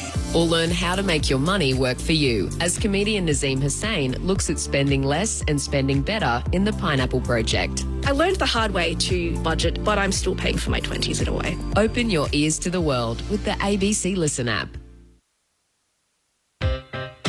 The 2021 AFL Premiership season on ABC Radio and on ABC Sport Digital. Bergman just barrels it into the 50, leading out for the Cats. It was Jack Henry taking the intercept mark, and Marshall's hit the ground fairly heavily in that contest and received a free kick. He's very ginger. Coming across was Henderson, has caught him with an elbow. It actually was purely accidental, but caught him high. As a result, the free kick to Port Adelaide. It's just a matter of if Todd Marshall can take it. He's still down on his knees. The trainers will escort him off. So Connor Rosie will receive the free kick for Port Adelaide. 30 from goal, slight angle to the left. Rosie starts from 45. Kicks from 35, straight over the goal umpire's hat. Kenzie with an awful kick to Burn-Jones, turns it over in the 50. Hand pass from Atkins to Close. Thought about going home, decides to do the unselfish thing. Hits up Tom Hawkins on the chest, leading out. Comes in, kicks from 45, guides it through. Adams gets the tap down, boat from Rowe, skies it, a barrel up towards right half forward, bounces unfavourably for Sam Powell-Pepper, but it works for Rosie. Coming through, gathers, bursts into the 50, nearly runs down from Parfitt, gets boot to ball under pressure, and it bounces through. Jones for Port Adelaide off the back foot, basically ploughed the ball 45 metres into the path of Powell-Pepper, across the body from the pocket. What a finish from Sam Powell-Pepper. Powell-Pepper gathers, hand pass in front of Rosie, who slickly gathers with one hand, runs it to the 50, he's got 3!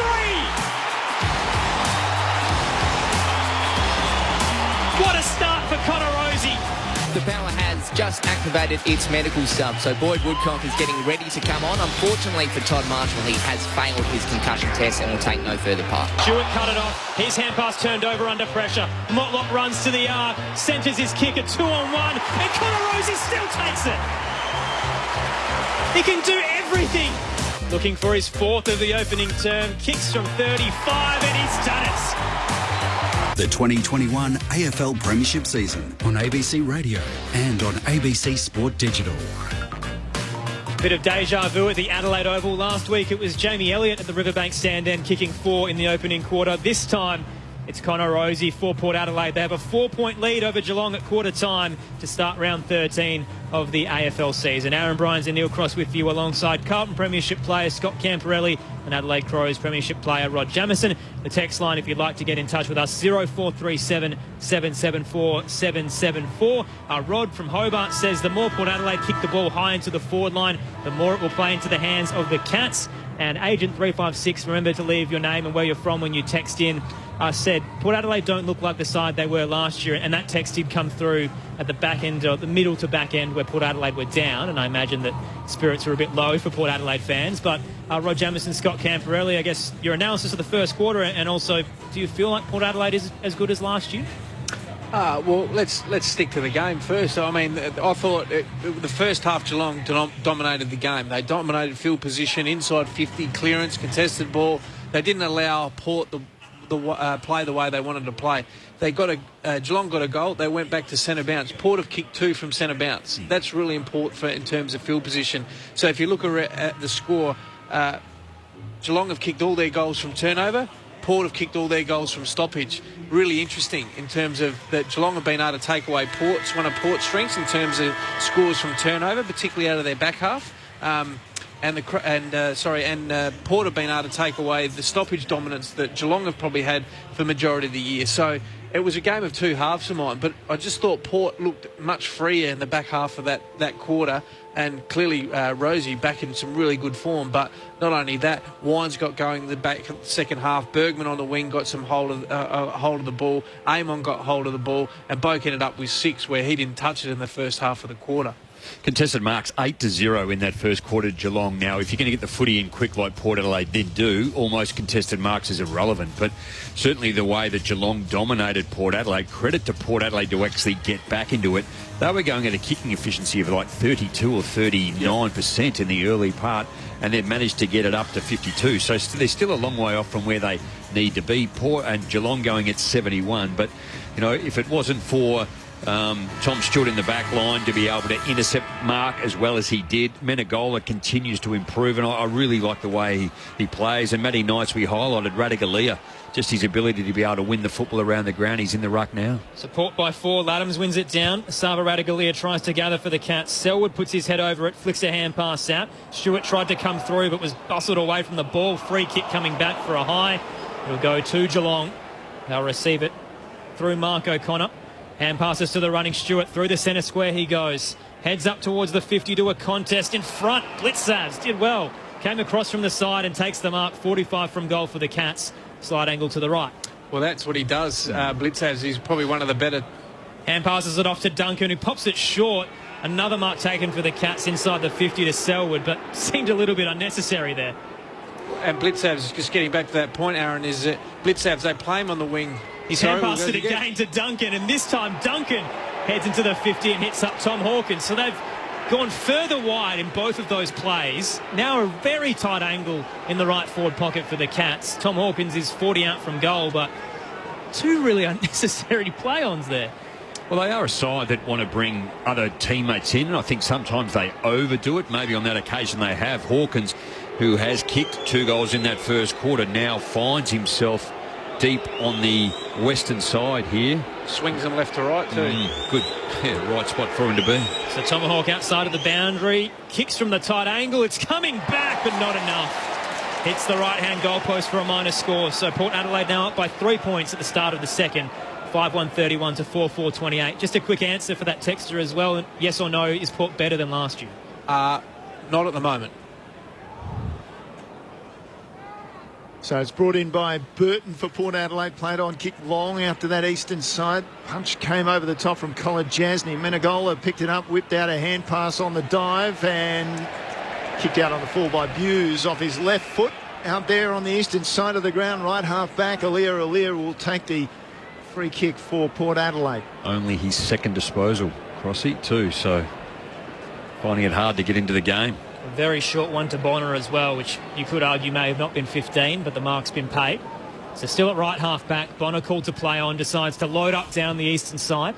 The pack awaits. The only man who went for it was Colin Jasny, though, who spoils it over the boundary line to be tossed back in on the eastern side. Sorry, Aaron, to get back to the Blitzavs one, they play him on the corridor wing on the basis that he can get back and forth on that opposite side. So he's already taken 2 marks on Farrell pushing forward, and then what he does, he slides back behind the ball and plays as an extra. Ball socket inside forward 50 for Port Adelaide. It went to Henry, and then Buse received the hand pass just outside 50 and it was blocked as he tried to get the ball away. Drew came across for Port Adelaide. Ball into the crowd. It's hit a fan in the face as well. At least you didn't catch it. I mean, so the ball to be thrown in. Toss back in. Blitzavs tried to get front position, was nudged into the ball by Laddams, so no clean tap, and it's wrapped up, still 55 out from the power goal. What, do you got to dip your face in a bucket full of sanitizer, do you? Like you're bobbing for apples? Maybe a COVID test tomorrow, we'll see. And by the way, you've got a broken nose. So from the ball up, multiple players diving onto it. The free kick's going Port Adelaide's way. Multiple tacklers getting on top of Menegola, and as a result, Amon receives it just outside the paint. Wastes no time. Loads up from 55. That's a huge kick, but it's too far right. Carl Amon wasting little time. Back to a 4-point margin at the start of the second quarter. 3.5 gone. It's 5-2-32. Port Adelaide playing 4-4-28 Geelong. He's been unassuming tonight, but he's compiled 8 disposals, and he has got a long, beautiful left foot. Geelong through Henderson, goes straight down the central corridor. It comes off hands. Parfitt then went wide to Menegola. Then he went to Smith. Smith hand pass wide there on centre wing. Duncan takes it to Radigalera at half forward. So he's at left half forward on the eastern side of the ground. Quickly back to his feet. Awkward looking kick. A chance for Alia to take an intercept mark. Well, he's got the ball anyway as it came to ground. And then a hand pass wide found Amon. And then Amon goes out to centre wing. Rosie's by himself. Fan favourite already has 4 goals. Awkward kick, though. Was pushed as he got it, but somehow hit Gray. Heads over the top. Running onto it. Dixon takes the mark. Had plenty of space to run into. Stopped short on the mark. 40 from goal. 45-degree angle to the right. Well, it was a great kick by Connor Rosie just to lower his eyes. There was 3 Geelong players that already marched back inside their D50. So if he had bombed it, Geelong would have had that and turned it over and come back with interest. But great lower of the eyes by Rosie, and then once again to hit Dixon out the back. He's been very quiet against top 8 sides. Only 2 goals, both of those coming in the final quarter against the Western Bulldogs. Needs an early one tonight. Awkward kick, and somehow sneaks it through. Nearly hit the left-hand goal post, but he's just got the major. And Charlie Dixon gets his first for the evening, and maybe answers some critics as well. Port Adelaide out to a 10-point lead, 6-2-38 to 4-4-28. 5.5 gone in the second. I was watching his body language. He was disappointed with the kick, and then it swung back late. So, but really good ball movement. That's what Port need to do. Lower their eyes, make Geelong defenders defend. I know that's a silly thing to say, Jamo, but that's what they need to do, because Geelong do. They flood back with numbers. They force you pressure around the ball, and they force you to kick it forward, and that's how they get their intercept mark. So the best teams that play well against them, they lower their eyes and they're composed, and they use those uncontested marks with either players leading up on them and honour them, so because they want to drop off. Not surprising, Port Adelaide have made their way back into the game. Robbie Gray, who was moved up into the middle of the ground now, has 6 disposals and starting to get into it and push Port Adelaide forward. Port Adelaide with the first goal of this second term. Radigalera with a high tackle by Drew. I thought he had a high fend off to start with. He hand passes it to Duncan. He just had to hand pass it back. He was under pressure. Stewart now to half forward with his kick. Cameron and Bergman came against the flight of the ball. It's picked up ultimately by Robbie Gray. Dived around, then awkward kick from Gray. Turns it over. He rushed himself, Robbie Gray. Kicked it like Phil Cracker. Rowan intercepted. Went long, 3-on-1 back there. Port Adelaide had the numbers. Coming across was Houston, and Hawkins interfered with Houston, knocked the ball away. It'll be a 50-metre penalty. Houston racing to the centre square, doesn't want to waste any time. Short kick off the mark towards Laddams. He's near the centre circle. Hand pass forward to Burn-Jones. Kicked it straight into Atkins coming across. He brought it to ground. Couple of players dive onto the ball now. Burn-Jones wrapping up Smith. Ball up to come in the centre square. Gee, they had the run there. It was cut off. Jed Hughes, great smother. So ball in the air. One down by Blitzarves. Umpire called play on. Blitzarves got his own ball. Gave it off to Smith, high out towards half forward. Going back was Houston for Port Adelaide. Couldn't take it. Jones came through in a tackle. Turned it over to Cameron. Gave it to Smith. Geelong inside half forward. The kick carried too far from Smith. And over the boundary line, about 60 from the goals. Out on the eastern side. Left half forward for Geelong. On the text line, Nick says, how is Dangerfield moving? Is he looking match fit? Well, Matthew Knight said in the pre-game he's not on minutes restriction, and he's got 6 touches so far in the contest. One of Geelong's best. Neither ruck got a clean tap. Blitzavs takes it and is wrapped up by Laddams. Ball up to come about 60 out from Geelong's attacking 50. Getting a sense too, Port Adelaide defending much better, Campo. They're forcing Geelong wider in that early part of the first quarter.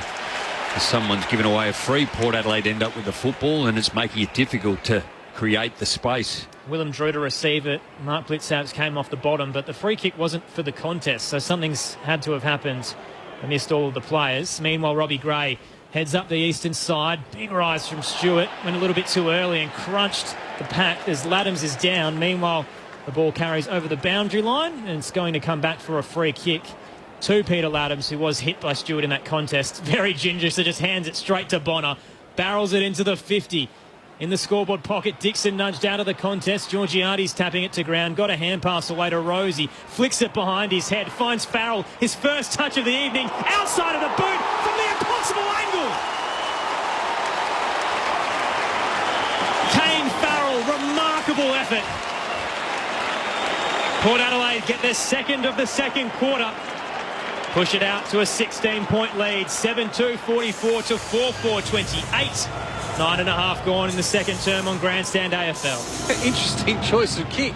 Left footer, and it was like a banana from that ended up turning into a drop punt. But really sharp hands from Georgiades, good hands by Rosie, and then a left foot banana from the boundary on the opposite side. It's come back in towards the goal, but great contest on the other side of the ground by Laddams. He's had a couple of really big contests so far tonight, and I love the fact that they kicked the ball forward to an even number contest.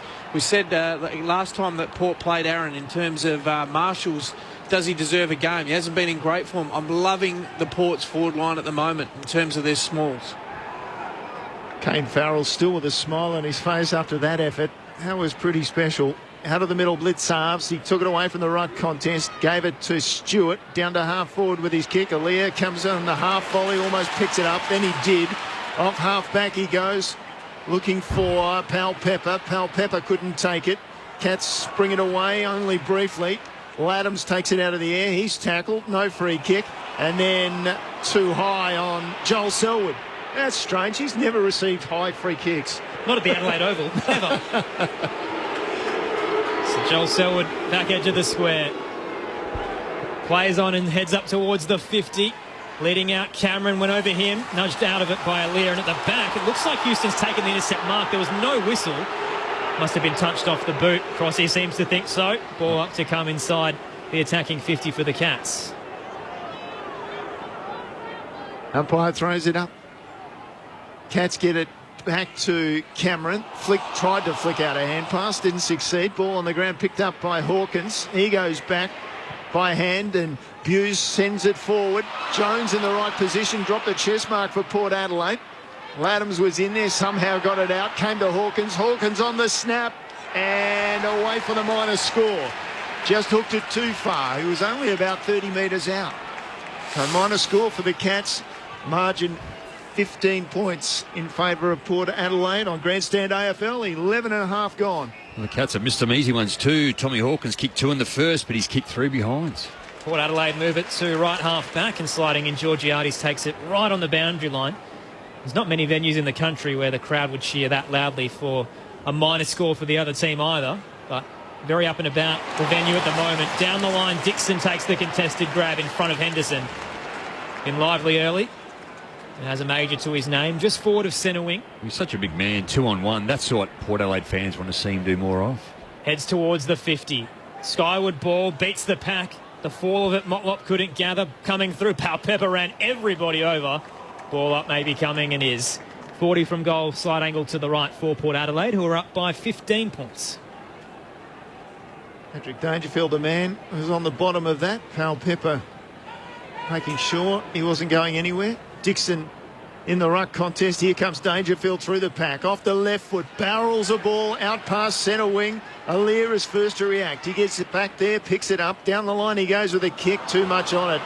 Menegola takes it just inside the boundary line. Straight back over Alia's head and over Cameron's head. And it came off McKenzie for Port Adelaide and across the line. Left half forward for the Cats out on that eastern side of the ground. Aaron Bryans and Neil Cross with you alongside Scott Camporelli and Rod Jamieson with Josh Money on the boundary as well. Todd Marshall subs out of the game with a concussion. Boyd Woodcock in From the ruck contest, Menegola roves cleanly, just kicks around the body, bouncing into the left forward pocket, beats Hawkins, stays in the field of play. McKenzie wanted it to go over the line, eventually has to carry it over himself. Boundary throw in to come in the left forward pocket for the Cats. Down by 15 at the moment. Ball tossed in. Hawkins just flicks it over the back. Burne-Jones couldn't get it. Selwood does. Blind turns out of a tackle. Then he's grabbed by Aliir. He tried to hand pass. The umpire said no. That's a free kick. Naturally, the crowd agrees. Aliir very short, very quickly to Wines. So they stay on the eastern side. Wines goes wide for Bonner. So Bonner's still inside defensive 50. There's not a lot of options up forward either. So again, heads for the long bomb, up to centre wing. Massive distance, and Dixon again clunks it against Henderson. Had him all over. He can't go quick because they've got Geelong players at back. You've got a lot of his eyes here, Bonner. That's the worst possible thing. Good call there. Scott Camperelli. Dixon handed it off to the running Bonner, who smashed it into the 50. Cats had numbers waiting back. And a short kick now to Zach Tui, who's about 25 out from their defensive goal line. Geelong resetting. And Tui only has eyes for the western side. Keeps it short though. Nice little kick. This time Hughes will take it at right half back. Goes down the line. Isaac Smith making his way to the ball. Only about 2 or 3 metres from the boundary line where he took the mark. Takes his time getting back. Cat's willing to slow it down. Now he plays on.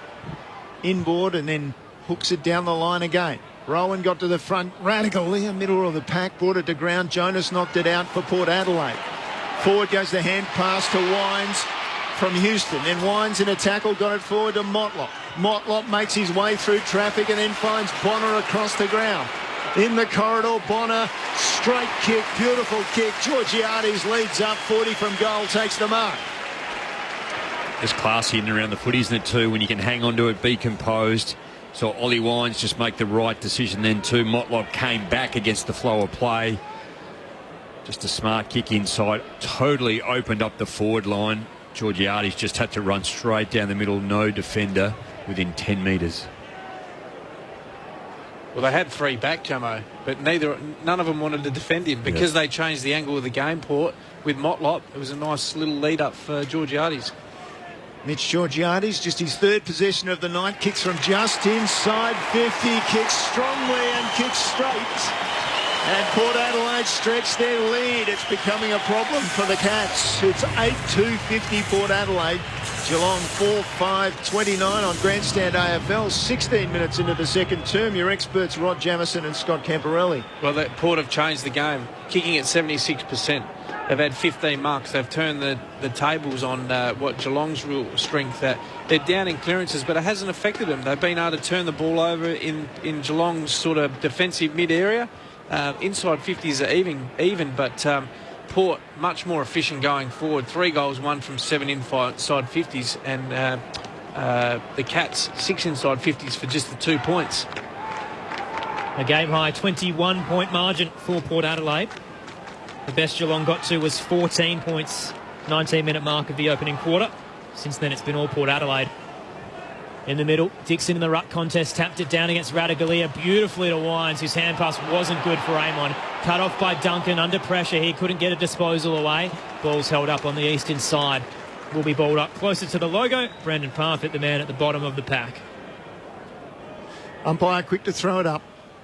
Dixon, one hand, took it out, and then the hand pass wide wasn't great. O'Connor intercepted, gave it to Radaglia for Geelong. Radaglia off half-back, tries to chip a ball, wasn't great. Jones knocks it away from Close, who goes and gets it on the ground. Couldn't take possession, though, and now Jones with a solid tackle for Port Adelaide on Duncan. Happy birthday, Mitch Duncan. Smashed to the ground then. On the reset, Radaglia gets the tap down. Straight to Boak, though. Quick kick for the power to centre-half forward, and Henry stands his ground up against Georgiades. Takes the intercept for Geelong. Heads up to the western side logo. Rowan still to mark, but has no pressure. Regathers, spins around and heads up towards right half forward. Just short of there, Higgins will take it. Sean Higgins now bang in front of the benches. Called to play on. Heads along to the 50. Aliir's leading out for the power to try and cut it off. Houston sat underneath it. Brought it to ground. Selwood bustled away from the ball. Trying to pick it up was Houston. Ends up applying a tackle with Bergman. Held up at right half forward. Umpire's waiting. It's come out. Some quick hand passes, but again, no distance. Eventually, Higgins gets boot to ball. Barrels it into the 50, and Cameron was sitting back and waiting. Let out at the most opportune time. Takes the mark, 30 from goal, slight angle to the right. Yeah, well, most of the players sort of stopped around the contest, didn't they? They thought the umpire was going to blow a free kick. It spat out, and then it was just a hack kick forward by, who was it? Higgins, I think, just hacked it forward, and Aaliyah was just on his back foot. So Jeremy Cameron starts inside the paint of 50. The Cats star recruit on the left has got it through for his second. Geelong hit back their first goal of the second quarter. Back down to a 15-point game. It's Port Adelaide 8-2-50. Geelong 5-5-35.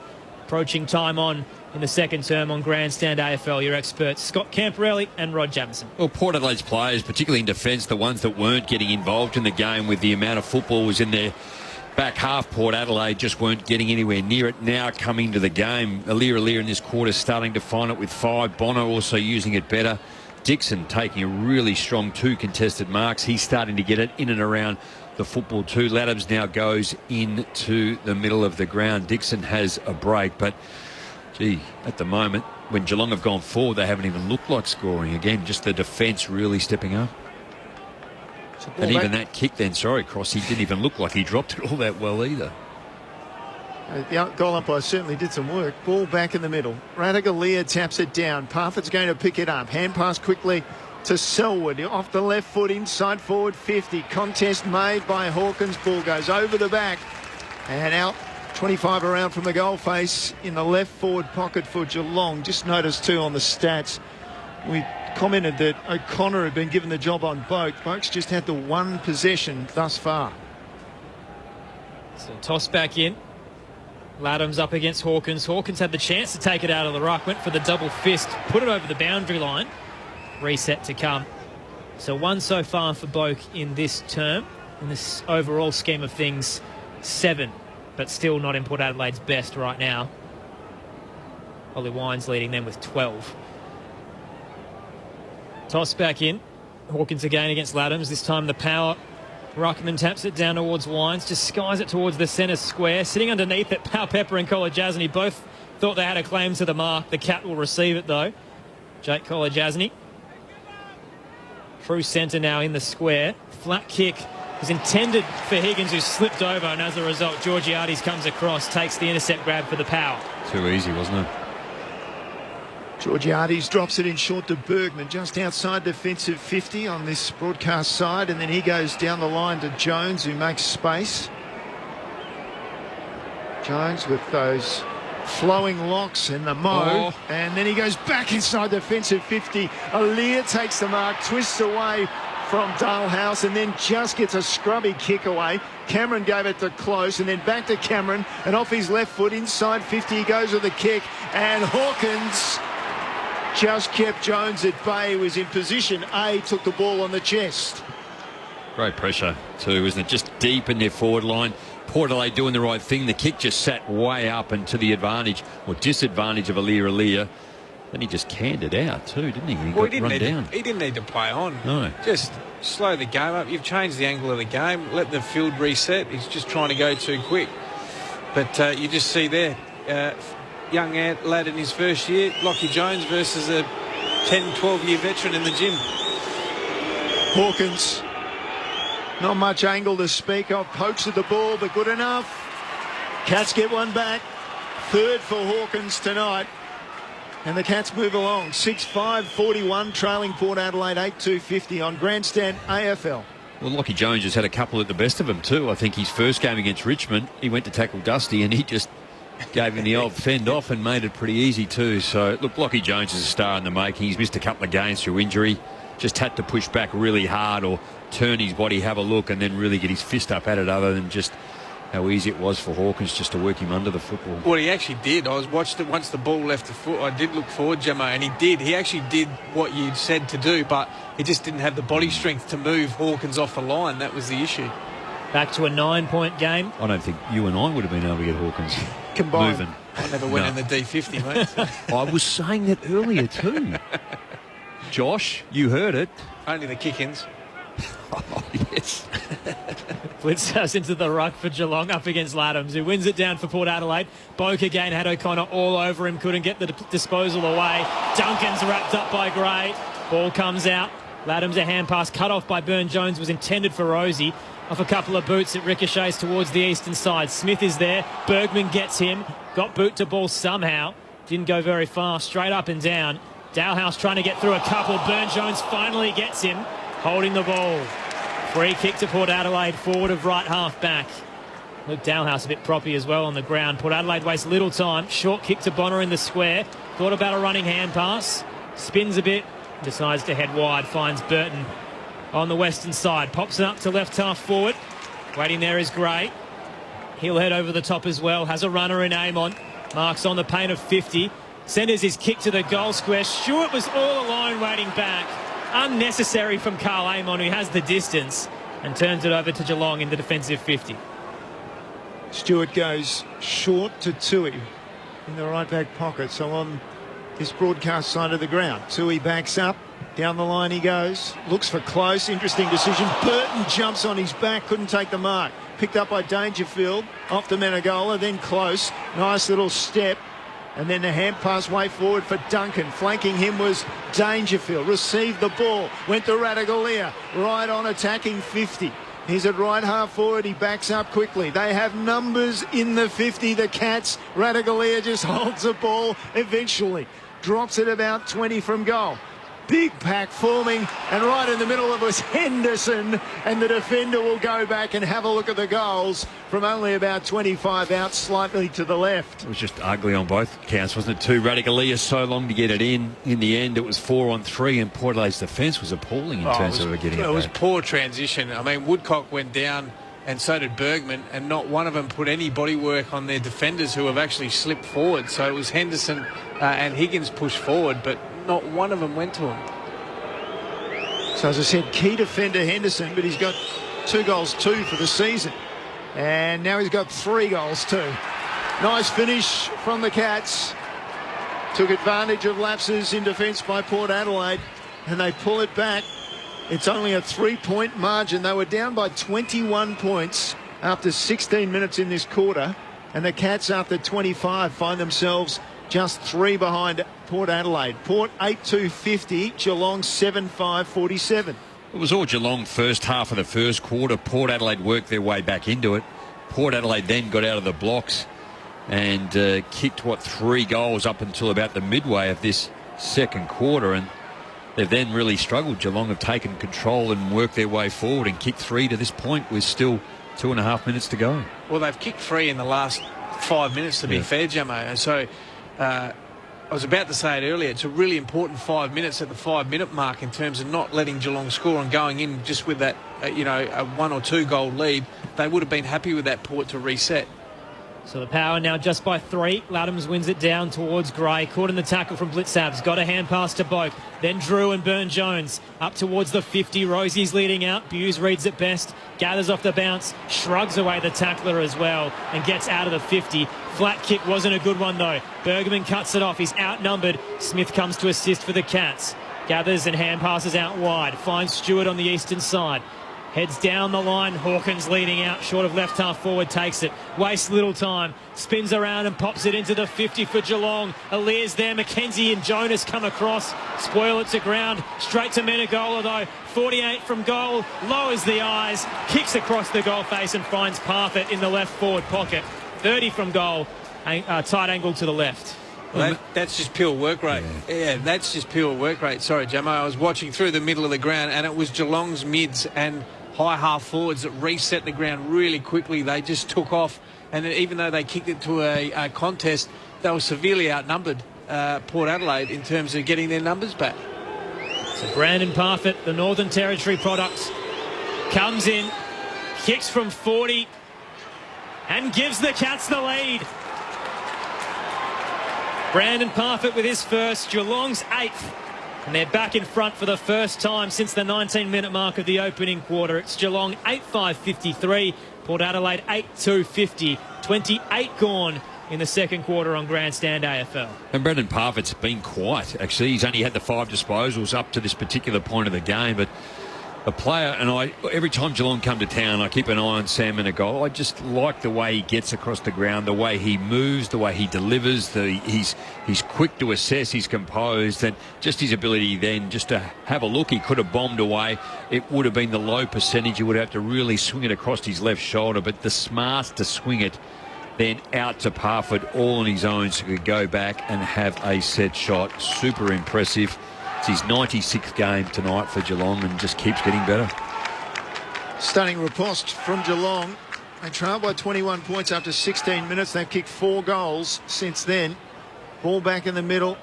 Comes out to Laddams. Hand pass was smothered. Finally found Rosie. He's thumped into the ground by Bledsoe. Ball comes, eventually Burn-Jones. Umpire has spotted a free kick. It's going to come back. And it's going to come back to Robbie Gray for a holding decision there. So Gray right in the centre of the ground as we close in on half-time. Hand passes for Houston. Houston then drops a little short pass in and finds Farrell. We know his range, and it's probably just outside his range as he kicks from about 60. Drops at 25 from goal. Dixon comes late. Geelong try and sweep it away. And forward pressure from Port Adelaide stops them dead. 25 out, straight in front of the goal face. Quick reset. Dixon in the ruck contest. Got rid of Blitzers, but neither could take a tap. And as a result, he gave away the free kick. So Geelong to receive it in defensive 50. Power fans won't be happy, but it was definitely there. Mark Blitzers. Charlie's still going. Looks like he swallowed a tub of yogurt. He's just foaming at the mouth. Heads up to right half back. Another free kick. No, it's 50 for 50. Charlie. He's given the umpire a spray. And Geelong will head to the centre square now. There's still time for them. 38 seconds. They're at the back edge of the square. Blitzavs has it for them. Just barrels it towards the 50. Big contest awaits. Elias balls it to ground. Parfitt's front and square. Hands it to Higgins. They're going wide. Henderson kicks around the body into the 50. Close cop to high fend there. And the mark will be taken from Burton. Port Adelaide get away with one in the dying stages in defensive 50. Burton very much aware, takes his time. We're beyond 30 minutes in this second term. He goes wide and at right half back, Powell Pepper unopposed. He drops it in short for Drew. He asked a lot and Drew had to slide in and take the mark. Could have been dangerous, wasn't. Half time, what a fascinating contest.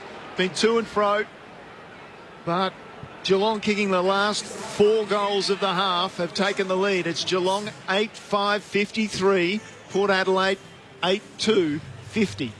The goal kickers at half-time for the Cats. 3 to Hawkins, 2 to Jeremy Cameron, singles to Parfitt, Duncan and Henderson. Meanwhile for Port Adelaide, 4 to Connor Rosie, all in the opening quarter. Singles to Powell Pepper, Georgiades, Dixon and Farrell. So Port Adelaide led by 4 at the opening quarter. Geelong now up by 3 heading into the major break. The text line, if you'd like to get in touch with us, 0437 774 774. Michael's done just that and says, I'm here at the venue as a Port supporter watching us blow a 21-point lead is frustrating. Where is Connor Rosie? He's now gone missing. So poor Rosie has to be the saviour for the Power fans after kicking 4 in the opening quarter. Tom in St Albans has texted in saying, great call, gentlemen, as always. Go Tigers. A couple of days wait for you, Tom. The matchup against West Coast at Perth Stadium coming later this weekend. And also, Adrian, who's a regular texter from Hampton East, says, hi, Grandstand. Extremely envious of the South Australians going to the footy, unlike Victorians in lockdown. Go Blues. We do wish you the best at the moment in lockdown, and all signs hopefully pointing towards some good light at the end of the tunnel, but we'll wait and see. We don't want to get too far ahead of ourselves, but hopefully AFL returns to Victoria very shortly. Scott Camporelli, Rod Jamieson, your experts to break down the opening half of football. A seesaw contest, but who do you think has the momentum at the major break? Well, going into the major break, certainly Geelong, the way they managed to work their way back into it. Contested marks 14-3 for the game in totality, but gee, we know they're all class. Again, Charlie just frustrated at the end, gave away the 50. It would have allowed another foray or a throw-up just 15, 20 metres out from their goal. It's only a small, isolated incident, but you've just got to be composed in that particular time. Geelong then get the ability to take it back out to the middle of the ground and then go forward once again. But, gee, they're just class. I just like the way that they just keep moving, they keep it alive, sometimes to the detriment because they do want to bring others into the game. We touched on that in the first quarter, but I think real credit becomes to Robbie Gray again. Boak, he hasn't had his major influence on the game like he does, but he continues to work hard, and he gets a decent defender to run with him. But Ollie Wines had a really good second quarter. Robbie Gray in the early part of that. It was. I don't know. It's an even ball. We're back to 0-0 ultimately. It's 3 points to Geelong, but no real standout. Port Adelaide have improved. Poor quality using of the football in the first part of that first quarter, but they managed to work their way back into it. The defences on both sides probably the standout for me. Yeah, well, and the thing that stands out for me is most of the stats are pretty even throughout the game, and that's why the game's in the balance. But the difference for me, Jamo, is if we have a look at the stats in the back half, so between the back 50 and the middle of the ground in Geelong's back half, they've had 13 intercepts. They've gone forward inside 58 times, and they've kicked 6 goals. So their ability to transition the ball out of their back half after they mark those contested marks, which you highlighted, and then go back the full length of the ground, that's Port's... they need to tidy that up. That's the thing they need to look at, because that's where their score source is coming from. They haven't scored anything from stoppage. They've scored 5 points, but they're getting smashed on turnover. So they need to make sure that that's a real focus when they come out in that second half to try and eliminate that part of their score source. Just a quick check-in as well from the opening incident in the first quarter. So Todd Marshall in the marking contest was felled essentially from Lockie Henderson. It looked accidental as Henderson came in from the side of the pack, but caught him high, and it was ultimately the hit on the ground that has caused the concussion. So Todd Marshall out of the gameplay. We called it in the moment that it seemed a bit accidental, but unfortunately from the MRO guidelines, if it is deemed a careless incident and there is some sort of high impact, there could be weeks for Lockie Henderson here, but did you see anything in that? Oh, come on, Aaron. You're clutching it short. Are you trying? Lockie Henderson's going to be after you after the game. I'm with the players. That's no way. If he gets a game for that, Jamo, I'm not sure what I'll do. I reckon I'd give up calling, but that's nowhere near a game. Careless, medium, high contact is a one-match sanction. Nothing to see here, Aaron. No. We'll wait and see, Campbell. Carry on. I'm going to hold you to that. Football collision. The answer, Scott Camporelli is back, is he? Here it is, yeah. With his bold prediction. How can you disagree with that? Come on, No, Jamo. I'm with you totally. I agree, but... I felt at the time he was lucky to even get the free because I didn't feel like there was anything in it. And it was clearly a Geelong mark. So I thought they were really stiff to lose the football. You know, I love to make a mountain out of a molehill. Yes, you do. No. Totally. The text line to get in touch with us, 0437 774 774. At the major break, it is Geelong up by 3 points. All the scores from around the country coming up very shortly, including the conclusion to the regular season in the A-League. And we'll give you an update in the test match between England and New Zealand as well. But for now, on ABC Radio and ABC Sport Digital, it's time to take the latest from the ABC Newsroom.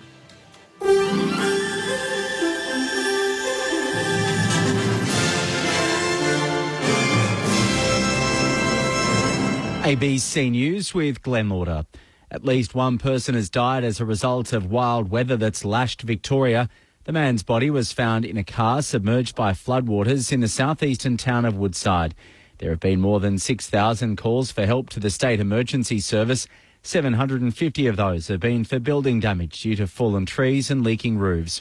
SES spokesperson Jamie Devonish says the demand for assistance has been unprecedented. The last 36 hours has been the busiest period in VicSES history, superseding a 2008 storm event across Melbourne.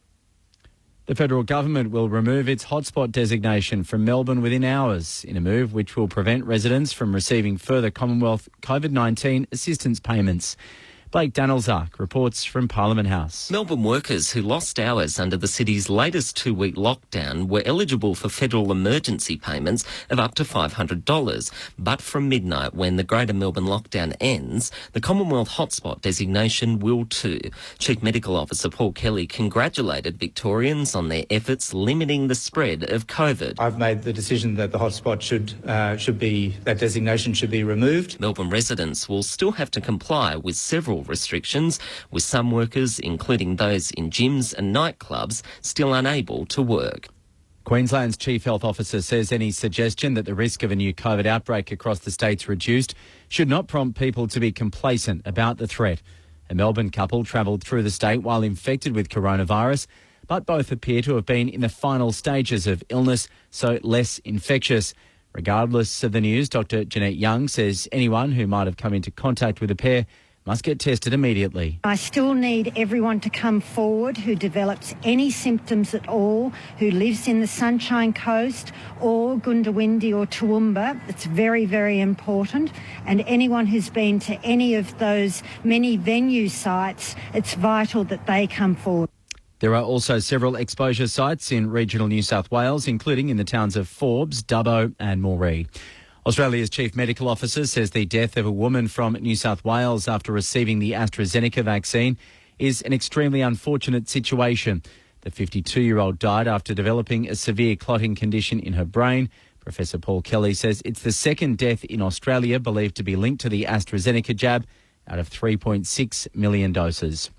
The federal opposition leader Anthony Albanese says a Tamil asylum seeker family should be granted visas and allowed to return to Billawheeler in Queensland. Home Affairs Minister Karen Andrews says the government's not considering resettling the family in either the US or New Zealand. The family's been detained on Christmas Island since 2019. Earlier this week, a 3-year-old daughter was flown to Perth for medical care. Mr Albanese says detention's not the place for children. They should be granted visas based upon the ministerial discretion that's there, based upon the fact that we actually need workers. We can't get temporary workers at the moment. We have one. The US President Joe Biden's on his first overseas trip since taking office and will meet with British Prime Minister Boris Johnson later today. The BBC's Laura Kunsberg says they'll discuss the importance of defending democracy. There'll be practical steps, talks about how travel between the UK and US can get going again, and statements of principle too, the importance of defending democracy. But the ambition is a very public refresh of a vital relationship between two willing partners, a reset after the turbulence of the Trump years and the pressures of the pandemic. Boris Johnson says the two are the closest of partners and greatest of allies. But the United States' acute worry over the standoff between the UK and the EU over arrangements for Northern Ireland since Brexit will doubtless be raised too. Hong Kong will review the future of its delayed travel bubble with Singapore next month. The proposal was derailed for a second time in May due to a spike in infections in Singapore. The Hong Kong government says it'll review the target date and take into consideration the fact that cases have been stabilising since early June. Meantime, Hong Kong will offer children as young as 12 a vaccine as it seeks to boost immunisation rates. Government officials say the jab will be offered to around 240,000 children between 12 and 15 from Friday. Only 15% of the population's been fully vaccinated. Hong Kong's seen widespread vaccine hesitancy due to a mistrust of the government and fears over side effects. I'm Glenn Lauder. That's the latest ABC News. For the latest sports results and stories from around the globe and at home, check out ABC Sport on our social pages. Just search ABC Sport wherever you scroll. For nearly 30 years, Saturday Night Country has been Australia's home of country music. I sent her a couple of tracks and she wrote back and she went, wow, I like this way more than I was expecting to. Each week we bring you the very best tunes, news and interviews from here and around the world. I like living on the road. I love it so much. Every artist is different and what they want to achieve is different. Just be yourself and just be real. Join Becky Cole for Saturday Night Country. We're online and on ABC Radio. The 2021 AFL Premiership season on ABC Radio and on ABC Sport Digital. Bergman just barrels it into the 50, leading up for the Cats. It was Jack Henry taking the intercept mark, and Marshall's hit the ground fairly heavily in that contest and received a free kick. He's very ginger. Adams gets the tap down, Boat and Rove skies it, a barrel up towards right half forward, bounces unfavourably for Sam Powell-Pepper, but it works for Rosie. Coming through, he gathers, bursts into the 50, nearly runs out from Parfitt, gets boot to ball under pressure, and it bounces through. Jones for Port Adelaide on the back foot, basically plowed the ball 45 metres into the path of Powell-Pepper, across the body from the pocket. What a finish from Sam Powell-Pepper. Powell-Pepper gathers, hand pass in front of Rosie, who slickly gathers with one hand, runs into the 50, he's got three! What a start for Connor Rosie. The Power has just activated its medical sub, so Boyd Woodcock is getting ready to come on. Unfortunately for Todd Marshall, he has failed his concussion test and will take no further part. Dalehouse, he takes the mark, goes to half forward with his next kick, and it was a good one. Duncan went inside and went long and direct, and there's a goal. He arced around to the right foot and kicked it every bit of 55 for the goal. Dixon nudged out of the contest. Georgiades tapping it to ground, got a hand pass away to Rosie, flicks it behind his head, finds Farrell, his first touch of the evening, outside of the boot from the impossible angle. Kane Farrell, remarkable effort. In the corridor, Bonner, straight kick, beautiful kick. Georgiades leads up, 40 from goal, takes the mark. Mitch Georgiades, just his third possession of the night, kicks from just inside 50, kicks strongly and kicks straight. Eventually Higgins gets boot to ball, barrels it into the 50, and Cameron. Jeremy Cameron starts inside the paint of 50. The Cats star recruit on the left has got it through for his second. Mackenzie and Jonas come across, spoil it to ground, straight to Menegola though. 48 from goal, lowers the eyes, kicks across the goal face and finds Parfitt in the left forward pocket. Brandon Parfitt, the Northern Territory product, comes in, kicks from 40 and gives the Cats the lead. The 2021 AFL Premiership season on ABC Radio and on ABC Sport Digital. A great back and forth contest to kickstart round 13 at the Adelaide Oval. Port led by 4 at quarter time. It's now Geelong up by 3 at the major break. Tom Hawkins has 3 goals for the Cats. Meanwhile, Connor Rosie has 4 for the Power, all in the opening quarter. The leading possession getters for Port Adelaide. Wines has 13. For Geelong, Stewart has 12. Aaron Bryans and Neil Cross with you alongside Carlton Premiership player Scott Camporelli and Adelaide Crows Premiership player Rod Jamieson. Some news in the AFL world. Obviously, team sheets drop on Thursday nights now, so we've got a little bit of an understanding of what the weekend is going to look like. Tomorrow night, round 13 continues at the SCG. Clint Wilden and Brett Sprigg will be there to call the action for you on Grandstand AFL. At the moment, just the one out for the Sydney Swans, Chad Warner injured. And imagine their medical sub comes into their 22. Meanwhile, for Hawthorn, Jager O'Meara is back. And Jai Newcomb, who's the mid-season draft pick, makes his debut for Hawthorn in their first game following that draft. So an exciting chance for Jai Newcomb and the Hawks at the SCG tomorrow night. On Saturday at Perth Stadium, Fremantle will host the Suns to kickstart the Saturday afternoon of football. The Dockers have plenty of outs. Nat Fyfe with an injury, Griffin Logue as well alongside Brendan Cox, but Sean Darcy has been named despite that hamstring concern. The ends include Alex Pearce, who's a mainstay for them down back. Joel Weston and Brandon Walker also making their debuts. Meanwhile for the Suns, Jack Bowes returns and Matt Rao as well following his knee injury.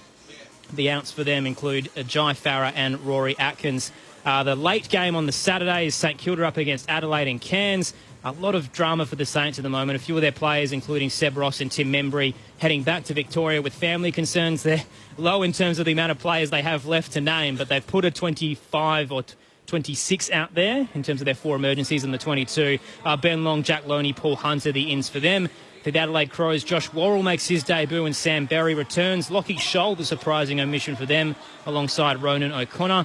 The Sunday teams, which are extended teams, have Jaden Stevenson returning for North Melbourne and Toby Green for the Giants. Meanwhile, West Coast up against Richmond at Perth Stadium. We'll see Josh Kennedy and Oscar Allen and Liam Duggan return for the Eagles. The outs for them include Shepherd and Bailey Williams. Meanwhile, for Richmond, a few players named. The most, interesting of them is Kane Lambert, who'll come back into the Richmond 22. Riley Collier-Dawkins has been omitted. And the Monday Queen's birthday game at the SCG, again, very early teams, so we'll wait and see. But at the moment, no outs for Melbourne. The outs for Collingwood include Braden Sire. Ed Langdon has been named for the Demons, and Mason Cox has been named for the Pies alongside Chris Mayne. It's the conclusion of the regular season in the A-League as well, so full time in the final game. The Newcastle Jets defeated Melbourne City 2-1, and I believe that changes who finishes last on the A-League ladder. So Melbourne Victory should be at the bottom of the barrel as a result of this. The Newcastle Jets will move up to 11th, and that will conclude the end of the regular season. So Melbourne City winning the Premier's Plate with 49 points at the moment. It's going to be 52. Sydney FC second, Central Coast Mariners third, Brisbane Roar fourth, Adelaide United fifth, and Macarthur FC in sixth. There is a test match at the moment as well. It's the first innings between England and New Zealand. England currently none for 27. Burns has 12 from 52. Sibley has 11 from 40 there. Here at the Adelaide Oval, it's the start of round 13. Geelong leading Port Adelaide by 3 points. If you'd like to get in touch with us, the text line is 0437 774 774. Dave the Truckie, who's a good friend of ours on the text line, says, go the Cats. I'm heading into Melbourne after being to Brisbane and then to Sydney and then to Adelaide. And yes, I got COVID tested. It's been a long week with a lot of kilometres. So hopefully you get there nice and safe, Dave, and you can relax in Melbourne, because that sounds like a very, very long journey. Not as long, but definitely as long as Geelong had to suffer to get here tonight. So the Cats actually had to quarantine in Melbourne for 3 days, and the majority of them left their families to do so and went into Melbourne hotels because Geelong wasn't in lockdown, so they didn't want to have their family have to isolate as well. So the Cats players left their families, isolated in a hotel, flew here today, were stuck at the Adelaide Oval for 3 hours until they could really get going. And they're in the cricket nets. They were in the cricket nets. They were watching movies, apparently, according to Matthew. Well, some of them were. But some of the coaches apparently were sending down some... they were just taking advantage of the nets and having a bat and a bowl. Why wouldn't you? That being said, it hasn't seemed to affect them tonight. So they're up by 3 points at the major break. It's Geelong 8-5-53 to 8-2-50. Your experts to preview the second half, Scott Camporelli and Rod Jamieson. Yeah, well, it's going to be an interesting first half because Geelong got off to a great start. Port hit back in the back of that first quarter. Port started really well the second quarter, and then Geelong fought back that second half, which is probably what you expect from, potentially two top four teams moving forward. So pretty even game in terms of the numbers. We highlighted before the break Port's ability to score from stoppage and turnover, 4 goals each in those score sources. Geelong's kicked all their score from turnovers. So that's something that Ken Hinkley and particularly probably Brett Montgomery would be looking at half-time around how can we stop that flow and what is it to break down with that. So a lot of it is work rate. For me, Jamo, looking up here, Port's just a desire to get back and support versus what Geelong have done in the first half. And guys that need to lift from a Port perspective, Motlop's only had the 4 possessions. He needs to get going. Powell Pepper's had the 6 and kicked the goal. I'd love him to spend a little bit more time in the midfield. And what do they do with Travis Boak?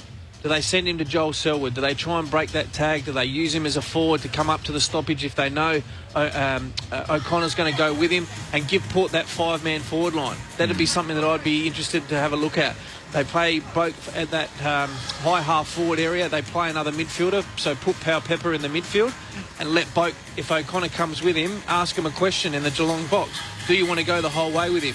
And if he comes up to the stoppage, all of a sudden you've got a forward line with Georgiades, Dixon, Rosie and probably Motlop in a fair bit of space, 5v5 in a fair bit of space. Ask the question. They need to get Travis Boak into the game. Sam Powell-Pepper's the other one too. He needs to somehow find a way in there. We spoke to Xavier Dursman around Motlop being able to just light it up when he can. He doesn't need much time to get into the game. Dowhouse, on the other hand, has been reasonably quiet. Here we go for the second half. It's Geelong by 3 points and Geelong in possession of the ball. Parfitt, but he's not going anywhere. So just outside the centre circles, we'll get a secondary ball up. Up it goes. Robbie Gray clears it away with a kick down to half forward. And umpire will play a free kick, yes. Farrell going back against Stewart and impeded Stewart as he tried to get to the ball. So he'll take the free kick at half back for Geelong.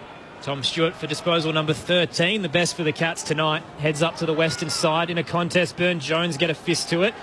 Ricochet towards the boundary line. Rowan keeps it in play. A hand pass to Dalhouse, then forward to Kolajasny. The Cats under so much pressure heading to their 50. Parfitt's caught from Burn-Jones. Ball up to come close to the boundary line.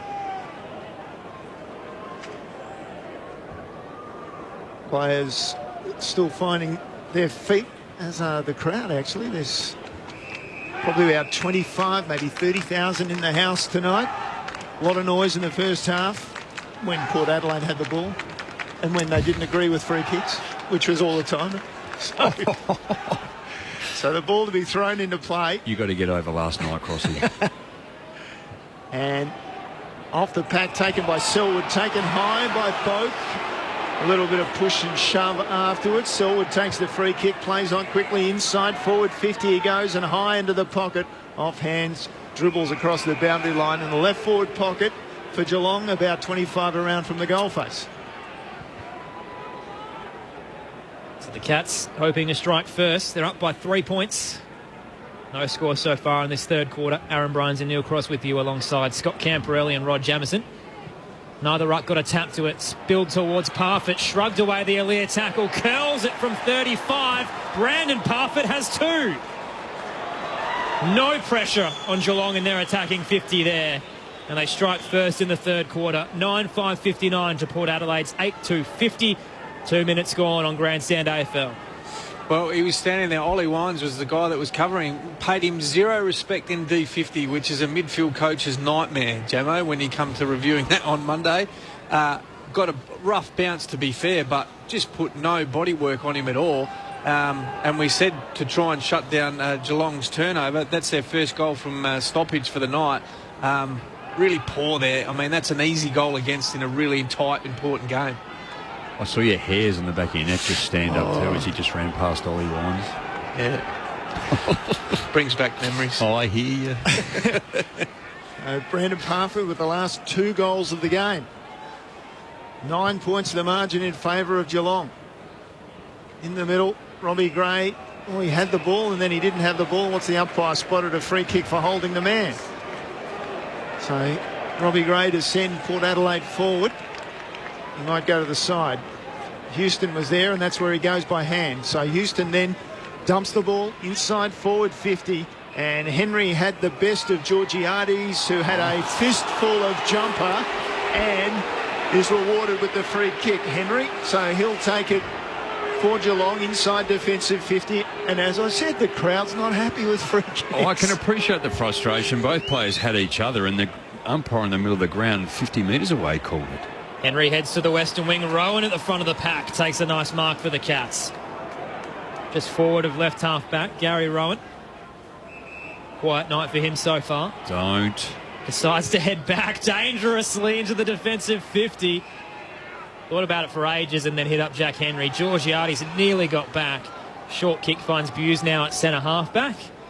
The Cats just unsure where to go here. Buse will be called to play on once again. Plenty in the corridor. Decides to head up to the eastern wing. A one-on-one there. Aaliyah up against Dangerfield. Dangerfield brings it to ground. Couple of hands and Wines will gather. Puts a hand pass out to Boak for the power. Then Motlop into the left forward pocket. A bit too short for Rosie. Gathers cleanly once again. A dribbled outside of the kick that's cut off by the goalkeeper, Henry. He's caught in a tackle. Handballs it through for a minor score. Crowd wanted a free kick. They won't get it. Down to an 8-point game. 9-5-59 plays 8-3-51. Jack Henry did well to dive and save that effort there for the Cats. So the Cats have brought the ball back in quickly. Rowan at half back. Gave it to Menegola inside on the point of the square. Now Menegola returns the favour with a short kick to Rowan. He dodges around one and goes straight across from centre half back out to the eastern side with his pass and finds Henry. And he's just taking his time and thinking about going back. Now he's called to play on, goes long towards half forward. Contest awaits there on the eastern side. Front and square was Selwood though. Hand pass forward to Dangerfield. Then Parfitt sells some candy at right half forward. Centres his kick looking for Smith, who's all alone. Takes it on the chest, unopposed. 35 from goal, straight in front. He's just starting to come into the game, isn't he, too? He's kicked a couple of goals and starting to use the football. So many players you've got to keep an eye on here. Going to be critical of Rowan just going inside on 2 occasions. But they've managed to work their way too. And just the ability then of Parfitt, his poise, to find his teammate. The 3-time premiership Hawk wants to become a 4-time premiership player. Kicks it from 35. It's too far left. The minor score. The Cats have had 5 straight goals. Smith couldn't make it 6. They're up by 9 once again. So Jonas kicks it out to McKenzie in the left back pocket. McKenzie with such a long leg goes short to Amon, and Amon again short, just the required distance to Houston. Inboard he goes, finds Amon again. But still are only just outside defensive 50.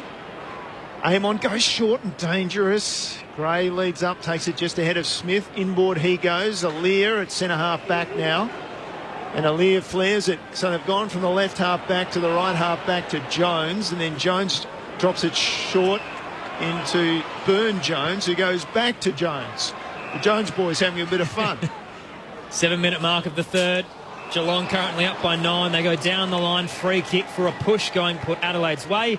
The medical sub Boyd Woodcock to receive it with Todd Marshall out of the game with a concussion. Woodcock pops it short.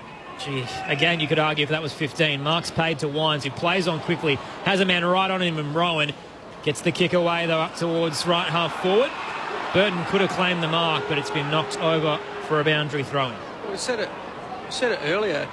If you look ahead of the ball, Jamo, there was Zach Tui and Tom Stewart free. So that's why Ollie Wines, even though he played on, he looked up and all he saw was 2 Geelong players, so he has to try and manufacture something. Radagalia had the better of the ruck contest, but Port Adelaide work it through the hands. Wines was involved, received it from Bergman, then he gave it to Boak. Now the ball's back on the ground again. Pressure from both sides. Brilliant hand pass from Gray. Got it out of there to Burton, but he squeezed a kick that was marked by Atkins at half-back for Geelong. He goes back inside defensive 50 to Stewart. Then he goes to the corridor to Duncan. Got to go with him, Robbie Gray. Duncan's decided to go outside 50, looking for Menegola. Had 2 go straight past him, picked it up. They've got runners on the outside. Henry, he gives it off to Smith. Inboard he goes to Close. He's quick, they won't catch him. Close just drops in the ball, and just outside the square, Rowan takes the mark. The answer. Oh, it was really poor. It's frustrating. I guess, being in the coach's box, you pick up those things. I could just see it happening. Menegola just took off. Robbie Gray didn't pay him enough respect, didn't put his head down early enough, and that was the kick. That was the kick that opened up. He took that mark, and then they were out. Gary Rowan turned 30 just Monday of this week, and his kicking's off. He's hit it hard and low and to the left, and a minus score. And Geelong extends the margin to double figures. Geelong by 10 points, and we've travelled through 9 minutes of this third term. He's missed 2 easy ones tonight, one in the first quarter and then that one just there too. Burton heads straight down the throat. Radagalia flies straight through both of his hands, though. The fall of it, Woodcock's brought down by Stewart. Head over the ball, O'Connor somehow hands it to Atkins. Bergman's right on him, shrugs him away and gets the hand pass clear. Radagalia knocked off it by Wines. It's messy football, and Wines can gather. The power now from right half back to Boak. Kicks it down the western side. It's a 2-on-1 against Gray. They'll use the numbers. Henry just shepherds Gray to the ground as Tui picks it up, centres his kick into defensive 50 to Menegola. An ugly kick into the centre square. The bounce worked well though for Close. Hands it off to Duncan.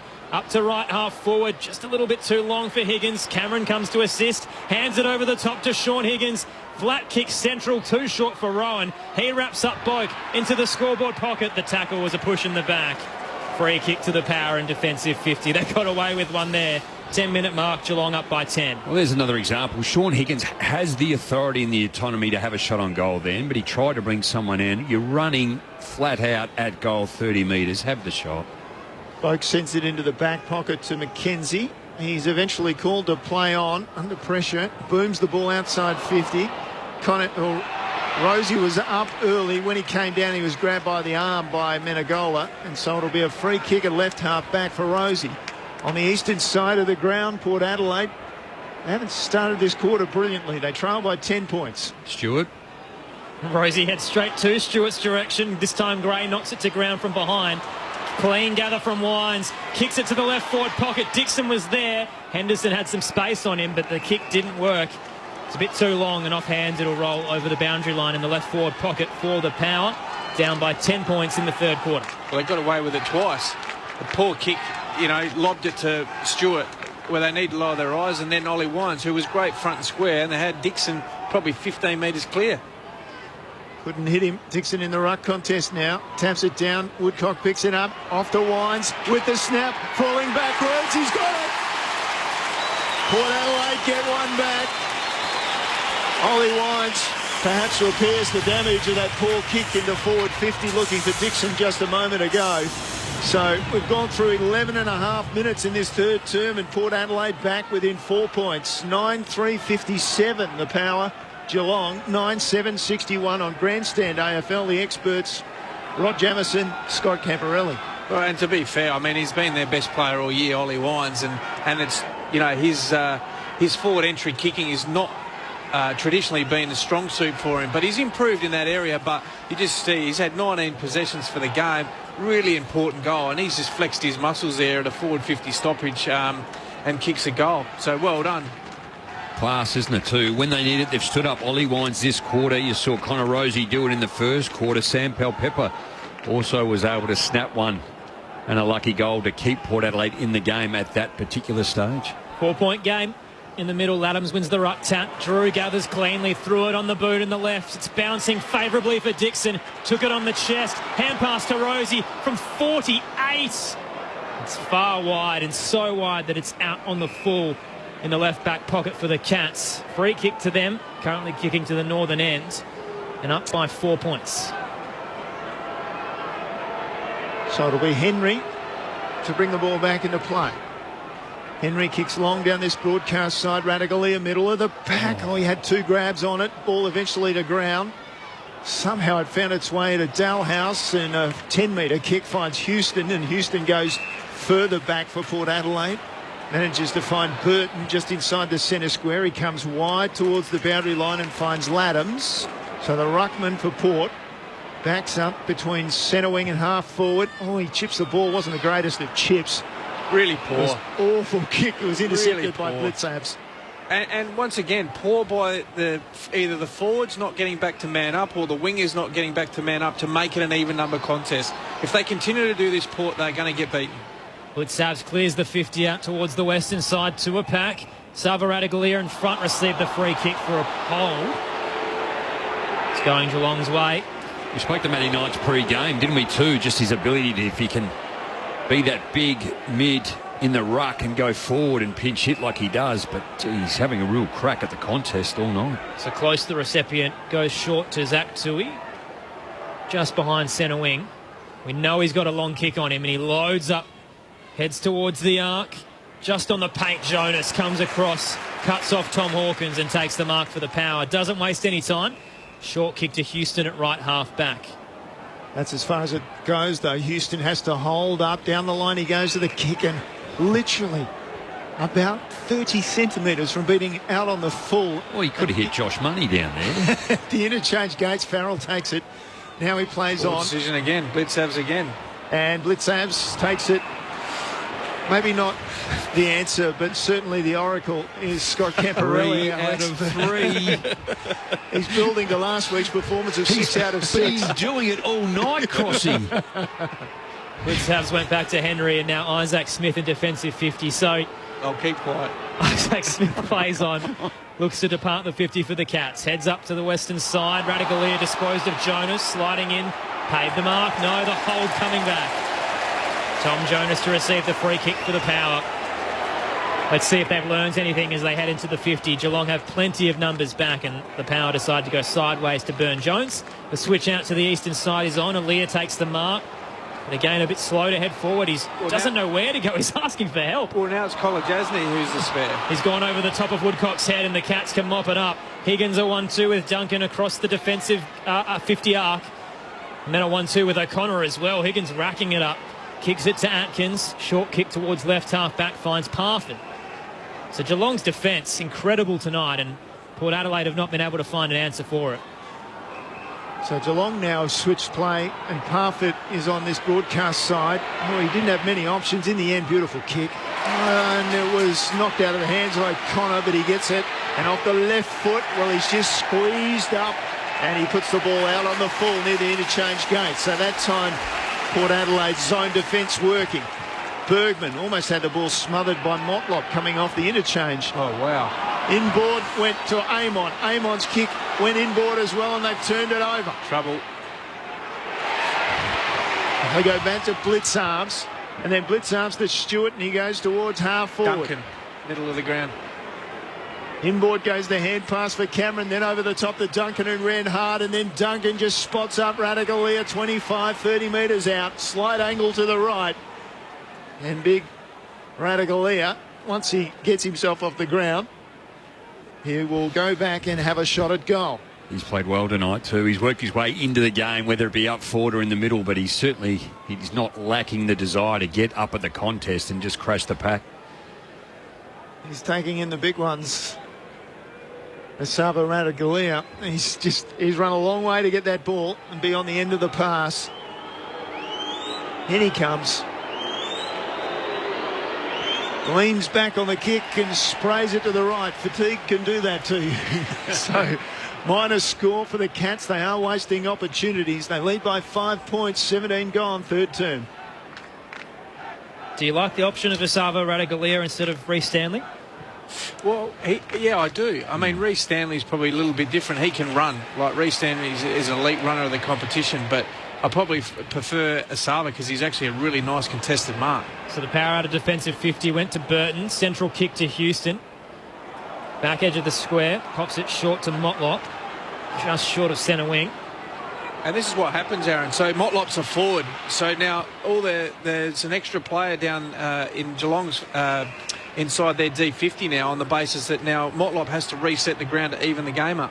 Kicked it out wide to Pepper and back inboard. Found Burton. Just barrels it towards the 50. Geelong will again have the spare. Henry comes across unopposed in the front of the pack with an intercept mark. Their defence right now has to be one of the best in the comp the way they're playing. Well, they're actually not that good, Aaron, but what it is but what I mean to say is Porter just playing into their hands. You know that Geelong number one is intercept mark, and they're continually bombing it to an extra number. A 2-on-1 all the time. Geelong's gone back towards centre wing. There was a high tackle seen in the pack, and I think the umpire was blindsided, but I think the ball might have been just handily dropped out by Dursman, who receives the free kick in the end. Goes to Stewart, who goes down the line, and from behind, Burn-Jones just thumps it forward for Port Adelaide. Jonas is met by Dangerfield, who followed through, and the Port player's gone down. Motlop, meanwhile, has kicked it forward. Centre of the square, it's taken by Boak. Hand passes off to Amon, too slow. Out towards the eastern side.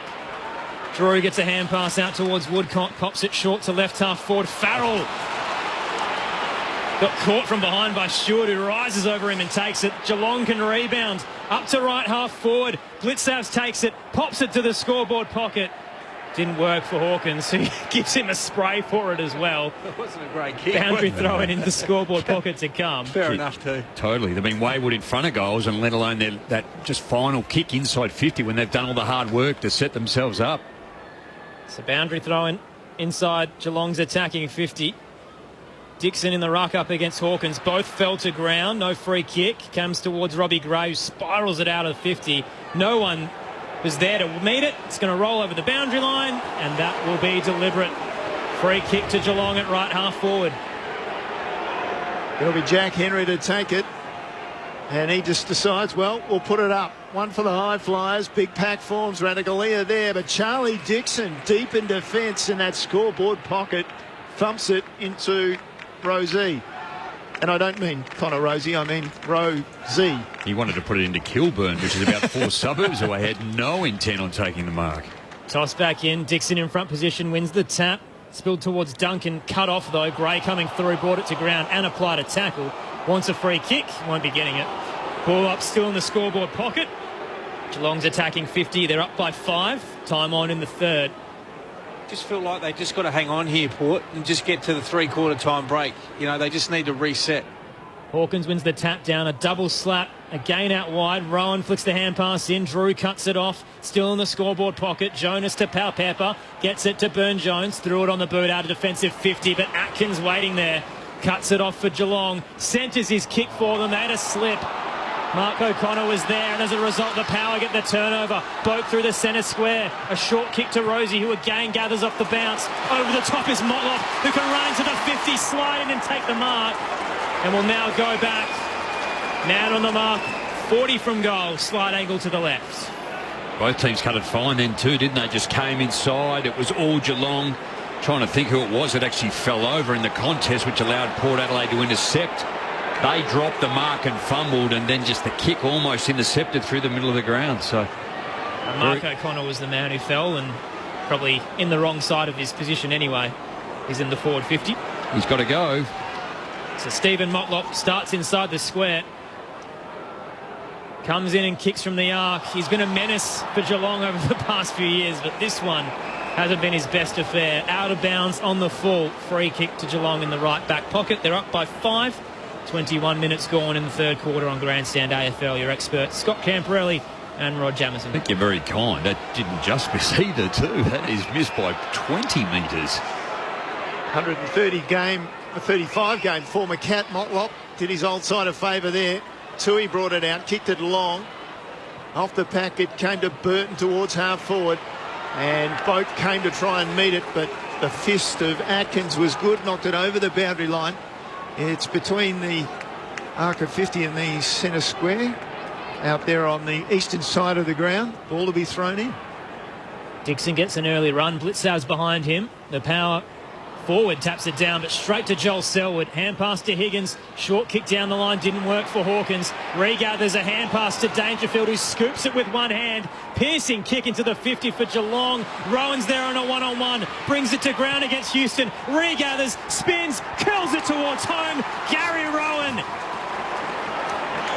Set shots haven't been his friend tonight, but the field of play there worked well for him. His first major of the evening comes at the 22-minute mark of the third, and Geelong extend their lead to 11 points, 10-8-68 to 9-3-57 on Grandstand AFL. They're only metrics too, but 17 long kicks to 5 in this quarter in favour of Geelong. The tackling is all Port Adelaide 11-3, 10 inside 50s to 5 in favour of Geelong, and just the class then of Dangerfield, wasn't it, on the run just to pick it up the one hand.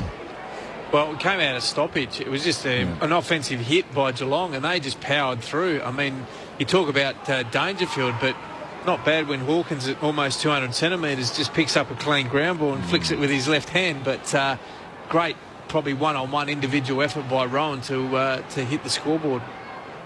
Nothing between these sides, though. Still, it's an 11-point game.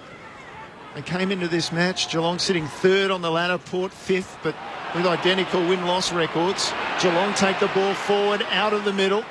Boak slides in at centre-half back. Willem Drew picks it up, gives it to Bergman by hand, and then Burn-Jones gave it off to the cannon, also known as McKenzie. His long boot towards half-forward. Dixon beaten by Henderson for the Cats, and Henderson takes it towards the boundary line and over, and it'll be thrown in between half-back and centre wing out there on the eastern side for the Cats. Lockie Henderson really well. The contest, Charlie Dixon brought it to ground, ran off him, and it took the speed of Connor Rosie just to run it down. But Henderson really well played. Blitzau's in front position, got a fist to it in the ruck contest. Boak soccering towards the centre square. Menegola can cut it off for the Cats. Hand pass was an errant one. Boak's there again. Hand pass for the power, back to Bonner, then Burn-Jones, and now Wines. Up to left half forward, here's Laddams. Sold some candy around Blitzau's, gets it back to Wines, runs to the arc, heads across the goal face, back with the flight, falling to ground. Mitch Georgiades clunks one. Tightest of angles to the right, 5 out from goal. Well, Bogey's had a rough night. O'Connor's done a really good job, but a couple of really good individual efforts, just work rate, trying to get himself going into the game. And then once again, Ollie Wines, been their best player all year, just accelerated out, and great decision to kick it to one-on-one. Not sure he's actually going for him. Georgiades tries to go the outside of the boot banana and completely sprays it. Minor score to the left, but had no chance of going through. He was so close to the goal line. Why would you not just come around? You'd go drop punt there, Aaron? Or even come around on the left. On the left. He's just so close to the goal line. Surely modern-day footballers can kick with both feet. No. No. Tui brings it in, goes straight down the middle for the Cats. Ball on the ground. Henderson flipped it out to Boak, who gave it to Burn-Jones, and Burn-Jones sends it back deep, and coming late was Charlie Dixon. Well, Tui was sitting under it thinking, how easy is this? I've got another intercept mark. But Dixon had other things in mind. Well, it's actually Kolodjasny. Tui was on Dixon, and he thought Kolodjasny was going to go for the ball, but he pulled out, which allowed Dixon to come forward and mark the ball. So really important goal here. Dixon needs to kick this just with 1:10 to go in the quarter to get him back within 4 points. Straight out, 50 from goal. Dixon goes to the right and hangs it there. Just sneaks in for the goal. Charlie Dixon with his second of the night. And Port Adelaide do get it back to 4 points. Geelong 10-8, 68. Port Adelaide 10-4, 64. 26 and a half gone in the third term on Grandstand AFL. That's where, as a team, and that's your total team defence, you just need to do the right thing when you're picking somebody's man up. Lockie Henderson has held him pretty well all night. The contest out on the eastern halfback flank too, to be able to turn the football over and then split a boundary throw in. He's gone back in defence, and Charlie Dixon's worked his way back and picked up another man, and Lockie wasn't anywhere near him. So, Campbell, when you so abruptly ruined my media career by saying that you didn't rate Geelong's defence, are you coming around now to what they're doing, or is it more what Port Adelaide's entries were like? Well, I didn't say I didn't rate them. I didn't mean to say that. What I was saying is Port's actually playing into their hands and making them not defend, pretty much. In the middle, Dangerfield gets a hand pass out to O'Connor. Into the 50 for the Cats. Late in the third, Rowan somehow gets away from Jonas. Didn't even have eyes for the ball as he pushed away, but somehow gets the mark. 35 from goal, slight angle to the right. So Brandon Parfitt, about this time in the second quarter too, wasn't it? They'd actually kicked a goal late within 30 seconds. Here we are now. The Cats had essentially 4 in red time in the second quarter. This will be their second of this term. This will be the last passage of play. Gary Rowan starts inside the paint of 50, kicks from 40, leans back on it, never in doubt.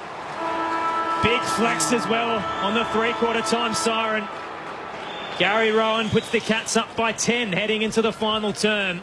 11-8-74 plays 10-4-64 on Grandstand AFL. The goal scorers at three-quarter time for the Cats, 3 to Hawkins, 2 to Parfitt, Jeremy Cameron, and now Gary Rowan.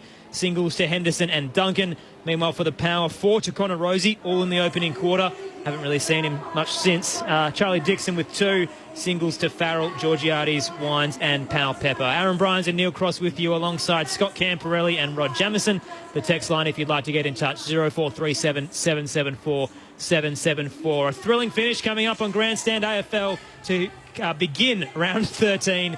But on ABC Radio and ABC Sport Digital, this is Grandstand AFL. Enjoying the footy? There's plenty more to discover. Catch up on all the best interviews and action from the weekend's coverage with the best of Grandstand podcasts. Visit ABC Sport Online wherever you get your favourite podcasts and the ABC Listen app. It's a new day, new day, new day. Right boot from the top angle. Launched in the pack and clutched it. How did he get free in the goal square? The handball off to English. Oh, he's got to be quick. He's caught. Grandstand AFL. Right foot, Bruno. Nah. Off the deck. It's beautiful. That's a monster kick. Wow. What a finish. ABC Sports coverage of the 2021 AFL Premiership season on ABC Radio and on ABC Sport Digital. The 2021 AFL Premiership season on ABC Radio and on ABC Sport Digital. Neither ruck got a tap to it. Spilled towards Parfitt. Shrugged away the Aaliyah tackle. Curls it from 35. Brandon Parfitt has 2. No pressure on Geelong and they're attacking 50 there. And they strike first in the third quarter. Dixon in the ruck contest now. Taps it down. Woodcock picks it up. Off the Wines with the snap. Falling backwards. He's got it. Port Adelaide get one back. Hand pass to Dangerfield, who scoops it with one hand. Piercing kick into the 50 for Geelong. Rowan's there on a one-on-one. Brings it to ground against Houston. Regathers, spins, curls it towards home. Gary Rowan. Bloke who gave it to Burn Jones, and Burn Jones sends it back deep and coming late was Charlie Dixon. Straight out, 50 from goal. Dixon goes to the right and hangs it there. Just sneaks in for the goal. The 2021 AFL Premiership season on ABC Radio and on ABC Sport Digital. A tight finish coming up here at the Adelaide Oval. It's Geelong leading Port Adelaide by 10 points, 11-8-74 to 10-4-64. Just the 2 lead changes tonight so far, but it's been a great contest, a back and forth affair.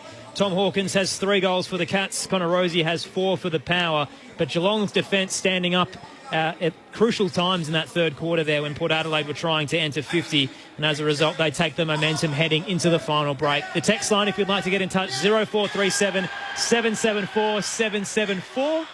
Nice to see that Graham Corns' daughter Amy Corns has found love at the Adelaide Oval in perfect pairs as well. Jamo's fixated on it. I think he's a maths follower, one of those. Certainly one of the better segments around the country. You got to explain how this works. So Perfect Pairs essentially uses a dating app to get two power fans together. They spend the game together, seated in a VIP area. In the end, you have to put up a yes or a no to decide if you go on a second date. And there's been some pretty brutal affairs this season, but nice to see two yeses tonight. Maybe it might be the only point of pride for Port Adelaide fans this evening if they continue the way they're going. Geelong up by 5 points. Bill on the text line says Geelong have got to attack the ball. The Cats' defence are waiting for it to drop into their laps. I think that's in reference to Port Adelaide, actually. So, again, referencing that Geelong have that spare man coming across whenever Port Adelaide enter inside 50. But Scott Camporelli, Rod Jamieson, your experts this evening heading into the final quarter. What are you expecting? And maybe give us a little late prediction as well. Well, I just feel like the Cats are probably still in control, would be my assessment of it, not purely just because of the scoreboard. I just feel like they've got better avenues towards goal than perhaps what Port have at the moment, and their back six and their wingers sliding back. Port are playing into their hands, which we've said during the call. So, and in terms of a weighted numbers, I just reckon Geelong at the moment have got more weighted numbers in terms of better players on the ground. There's going to have to be a vast improvement from the bottom end of Port's list to help them get over the line. Well, I think that the standout there is Wines 21, Gray 18, Boak 18 and Eamon 15. They're the four possession winners for Port Adelaide, and when Port Adelaide need their big game players, they're normally the 3 or 4 that continually pick them up. So your point is absolutely valid. Tom Stewart's been a star, 18 disposals for Geelong, leading the way, 5 marks. Mitch Duncan as well, 15, Menegola 14. Centre clearances too, they've just split that, so 10 apiece there. The stoppage, which is more favourable to Geelong from this point to the season. Port Adelaide are on top by 2, 19 to 17, and the intercept is the one that's probably let Port Adelaide down, 47 intercepts to Geelong. So they've been managed to be able to do that. Contested marks 20 to 6 in favour of Geelong. So that's a significant area if Port Adelaide somehow can manufacture a change in the last quarter, which to this point haven't been able to do, hence the large differential. Maybe they can get a couple more in front. But I think it was the marks inside 50 was a staggering differential too. If I can just find that one, it's 16 to 7 in favour of Geelong. And, you know, they've missed some real easy goals. Gary Rowan's he's missed a couple too. Tom Hawkins in the first half, he missed 3. We saw Isaac Smith miss one in the third quarter there too. So, you know, I think Geelong have still got a bit more in them. Port Adelaide are really trying hard, but there's a lot of that bottom end that need to step up. And if they can work their football better when they go forward, look, the margin will be close. But if Geelong find their measure, you know, they could blow this away in the last quarter. Who wins? Cats for me. Geelong at this point. Some concerns as well, some reports coming through that a couple of power fans have gotten into Chris Scott at three-quarter time, so we'll wait and see the vision on that. But at the moment, Geelong up by 5 points heading into the final term. In the middle, it's Blitzavs and Laddams. The latter getting the tap down and tried to get a clearance as well. Got a kick away. There's a free kick for a hold coming back. It will go to Port Adelaide in the centre square. Travis Boak to receive it against O'Connor, who's been on him all night. Still has 18 disposals. Coming up for 19 now. Travis Boak heads into the 50. Dixon leading out. Got a hand to it. Couldn't bring it in. Off a few hands. Jones gets it out to Amon. Threw it on the boot from 40. It's curling towards goal. Bounces on the goal line. Sits up and comes backwards. Jeez, that is so unlucky for Port Adelaide. And rushed through for a minor score. Oh, Carl Amon nearly had something magic. You know, it might not be your night when that stuff happens. God. That is staggering. I don't know. Houston, meanwhile, as Cats bring it back in, Houston's taken a one-hander, and inboard he goes straight away. Burton drives at 25 from goal. Dixon comes late again and takes a strong mark over the top of his Geelong opponent, Kolajasny. So he'll have a look at the goal face, about a 45-degree angle, only about 25 metres out. He'll be looking at his third. For those that recall, go back to a showdown many, many years ago, Angus Monfries. Remember that one where Do remember it? it looked like it was going to go straight through the middle of the behinds and it took a massive leg break to the right and went through? That's exactly how that one just played there for Carl Amon. It was the middle of the goals and then it was rushed through. No leg break needed for Charlie Dixon here. He settles on the kick nicely. And Port Adelaide have the first of the final quarter. They bring it back to a 3-point game. Port 11-5-71, trailing Geelong 11-8-74. Just a minute down in this final quarter on Grandstand AFL. Well done. I mean, Dan Houston, intercept mark, turned it over again. And then what he did was, and I'm not sure whether it was deliberate, but what I liked about that kick is it gave Dixon an opportunity to run and jump at the ball. Normally, at times, they kick the ball on his head and he has to compete against 2 or 3 players, and particularly against Geelong, they all come. Like, he'll force a crowd to come to him. But that one there, it just allowed him just to run and jump at the ball and grab it at its highest point. And credit to Charlie tonight too. He's been knocked in regards to, the top 3-4 teams that he's been unable to score. And he's kicked 3-goal-1 at the start of this last quarter. So reset in the middle. Laddam's underneath it. Ball coming back for an awkward bounce. Lockie Jones. Yeah, just noticed that. Pushed him forward. Here's the reset. Blitzams gets the early leap and taps it down. Free kick coming back again.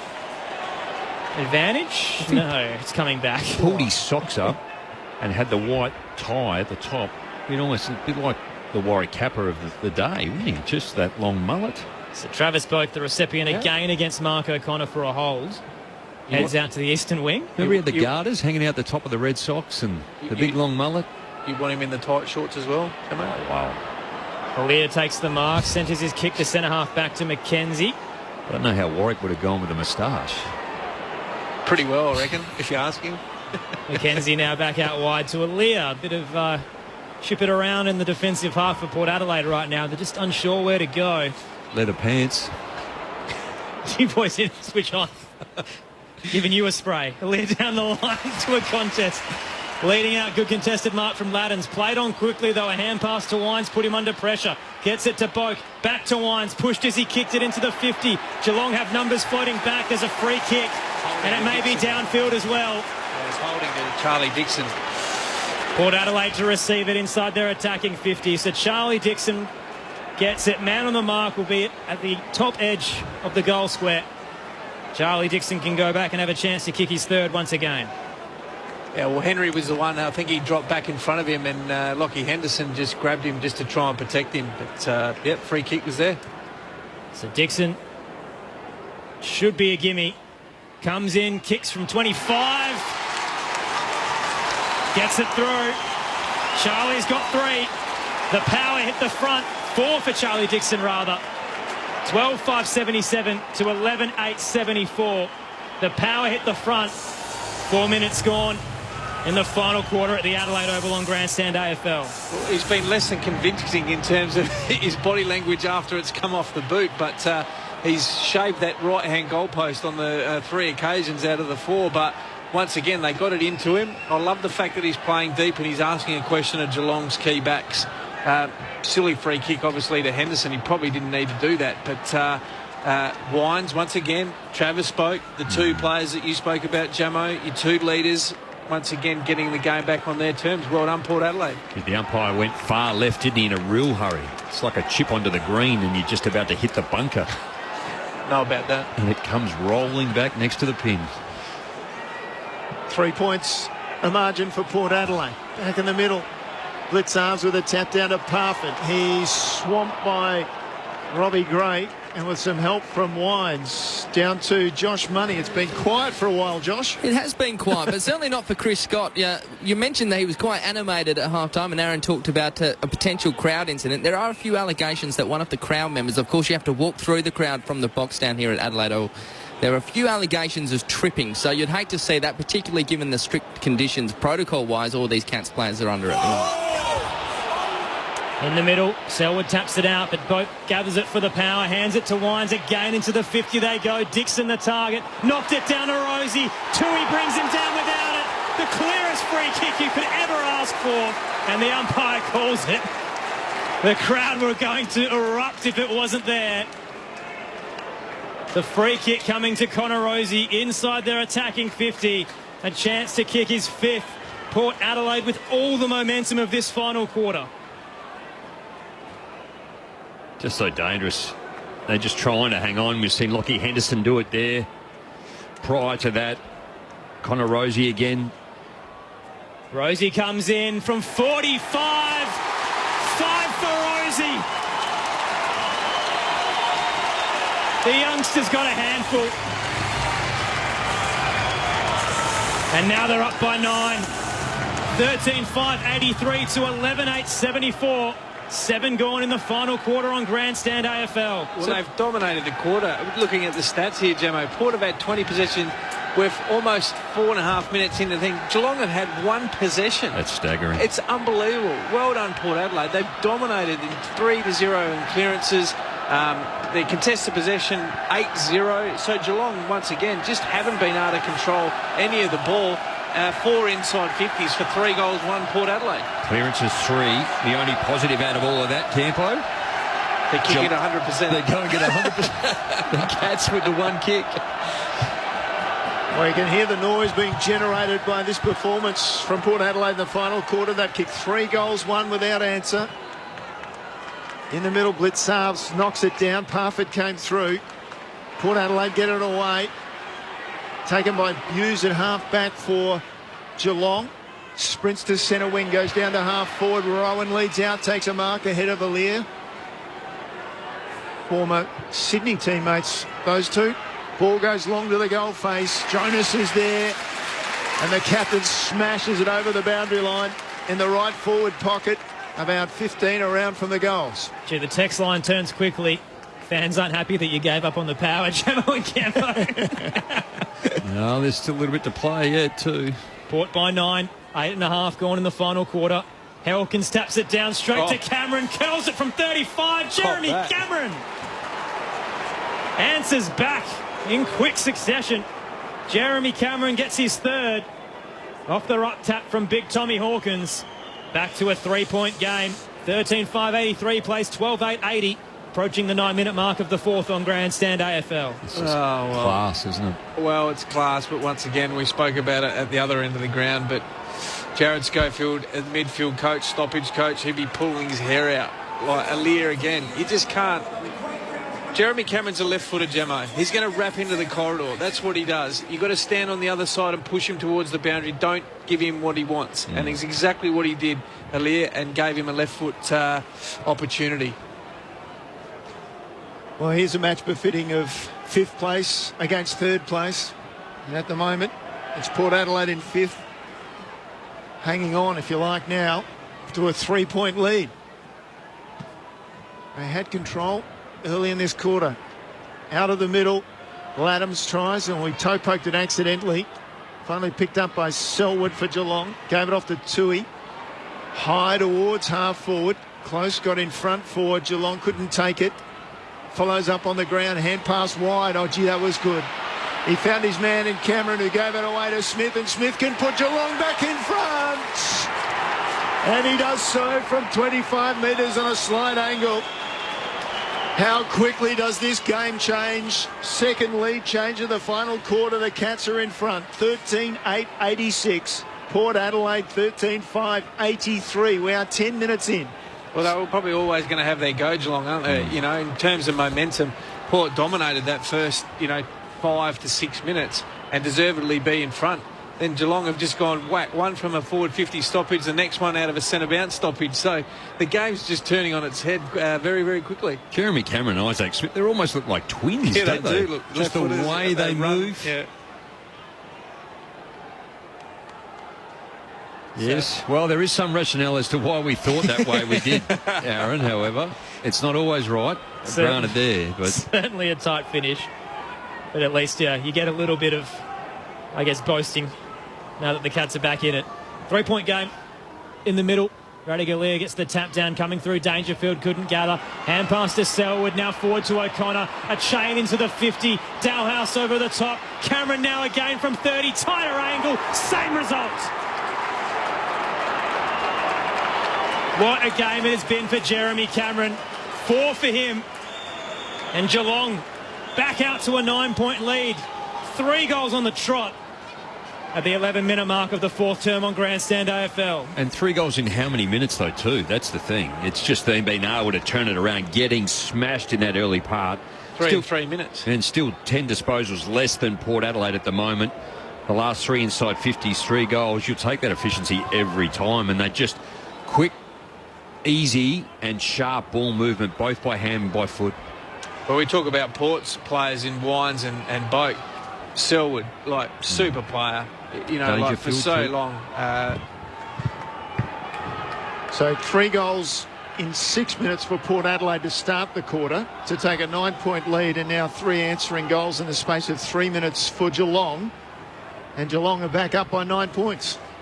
And the ball's back up in the air in the middle, and Dixon jumped into Ratugolea, and the umpire said that's effectively a block, and so Ratugolea takes the free kick. Just hoofs it inside forward 50, and a good intercept. Mark not quite taken by Bergman, but off his hands it went to Jonas, and he clears it to centre wing. Rosie applying some pressure on Kolodjasny, gets a over the head hand pass to Stewart, then to Atkins. He's brought down in the tackle, got a hand pass away.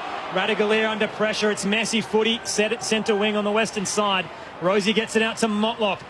Duxon waves through a couple, runs in front of the benches, centres his kick. Bonner was alone in the square. Menegola comes as it sits up. Selwood brings it to ground. Bonner's landed very heavily and hasn't moved. Meanwhile, Smith applying some pressure.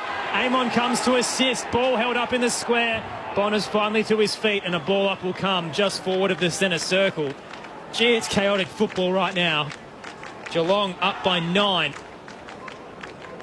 Here's the reset. Dixon taps it down, coming through. Drew juggled it, fumbled it. It's hard to get boots of ball and kicked it straight into Atkins. O'Connor can get it out to the eastern wing for Duncan. Duncan with a long hand pass forward.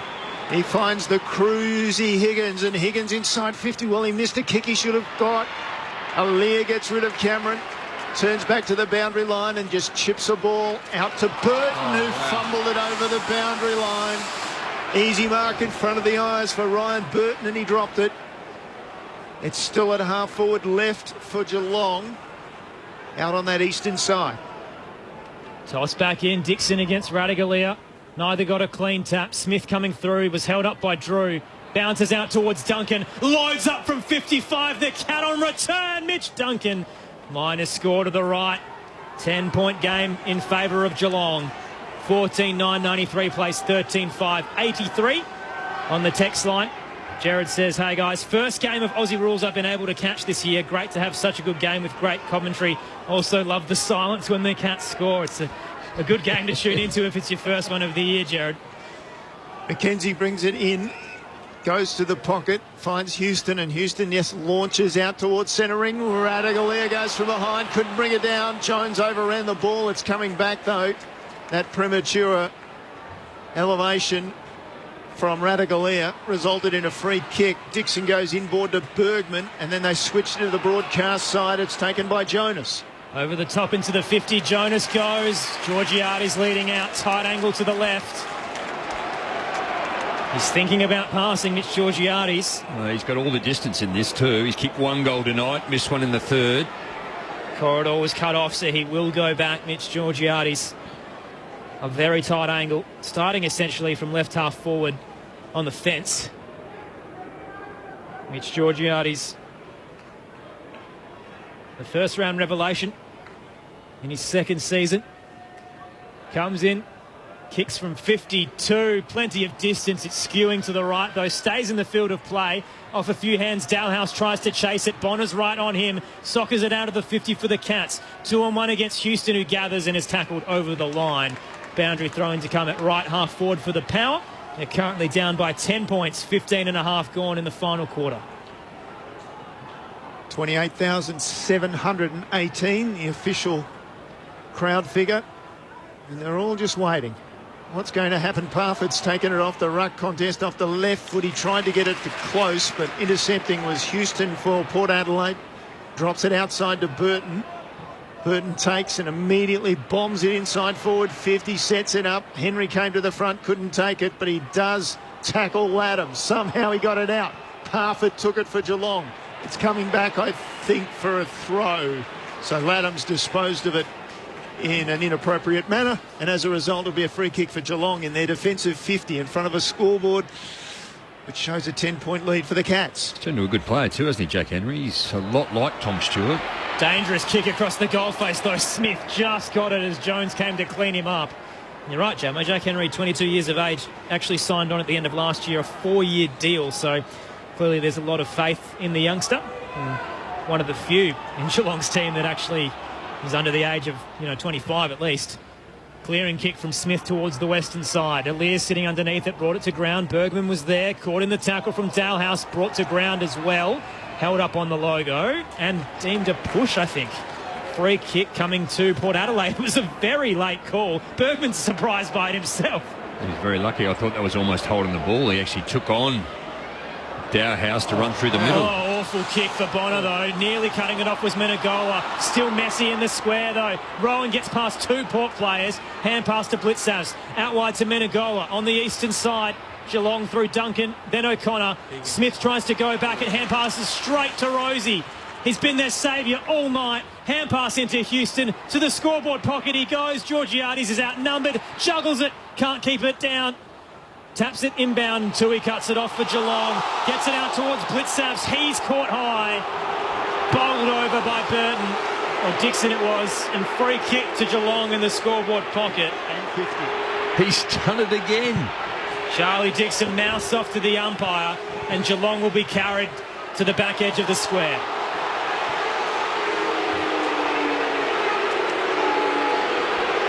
I can hear the crowd reaction to that. 250s Charlie's giving away tonight. And if he's not careful, he might give away another one. No, he's decided to walk away. Tom Stewart puts his headband. I wonder what it'd be like to wear one of those. Well, you won't be finding out in this life. Let's as the ball goes forward for Geelong at half forward, it's picked up by Selwood in the tackle. Couldn't get rid of it. Farrell. He was taken down as well, and off the ball, non-controlling umpires spotted a free kick, which will go to Port Adelaide. Farrell down after that tackle. But he took on the tackler, though, didn't he? Yeah, but it might have been... he picked him up and sort of half dumped him on his shoulder. Might have been deemed a dangerous tackle, so he's very slow to get up Farrell. They're cracking down on those as well, so Brad Close could be in a fair bit of trouble there. Parfitt. Parfitt. Closest just happens to be standing on the mark. So I reckon he's more winded, to be quite honest. I think because he lifted his arms and Parfitt got him through that midsection and just took the wind out of him. He's regained his feet. I think you're right, Campo. So Farrell takes a free kick and then... Why wouldn't he be, Crossy? Maybe say now he's concussed because that was a poor kick and then it was intercepted and taken away and dumped in by Selwood, and going back with a flight of the ball and taking the mark, it's Jeremy Cameron. So he's inside forward 50 and he'll be lining up for his 5th of the night to join Connor Rosie as a 5-goal kicker tonight. And he's 3rd in this quarter. So as he just prepares himself, we notice that Farrell's gone to the bench. Might get down to Josh Money depending on how this kick goes. Should make the distance. Cameron comes in. Well, it's low and hard, but it's straight enough. Jeremy Cameron kicks the goal. And they kick away by 16 points, the Cats. It's Port Adelaide 13-5-83. Trailing Geelong 15-9-99. And we're into time on in the final quarter. And Josh Money is down on the boundary. Yeah, Crossy Kane Farrell in the hands of the Port Adelaide doctors certainly looks quite groggy. You think that could be a really crucial moment in the game. The decision to allow him to take the kick, crucial turnover, not just in Port Adelaide's night, but season as well, when Kane Farrell certainly looking worse for wear on the bench. Incredible recovery too by Geelong in this quarter, isn't it? And they were just getting smashed early. And here they are now with a significant lead in this particular game and quarter. Aaron, any text messages coming through, Aaron? Everyone's pretty quiet at the moment. 0437 774 774, though, if you'd like to get in touch, give Jamo and Campo a spray because they're up and about right now. In the middle, neither ruck got a clean tap. Both puts his head over the ball. O'Connor's right on him. Runs to the eastern side, gets a hand pass to Amon.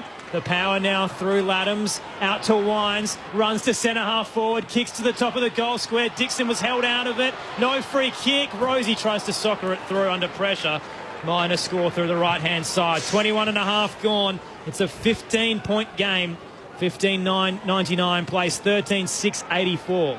I thought he was a little unlucky there, Charlie. Crossy, did you see that? Or just I was waiting for the whistle. Yeah, actually, I thought he should have got a free I kick. agree. But I don't think his couple of sprays at the umpires have done him any favours. That's true.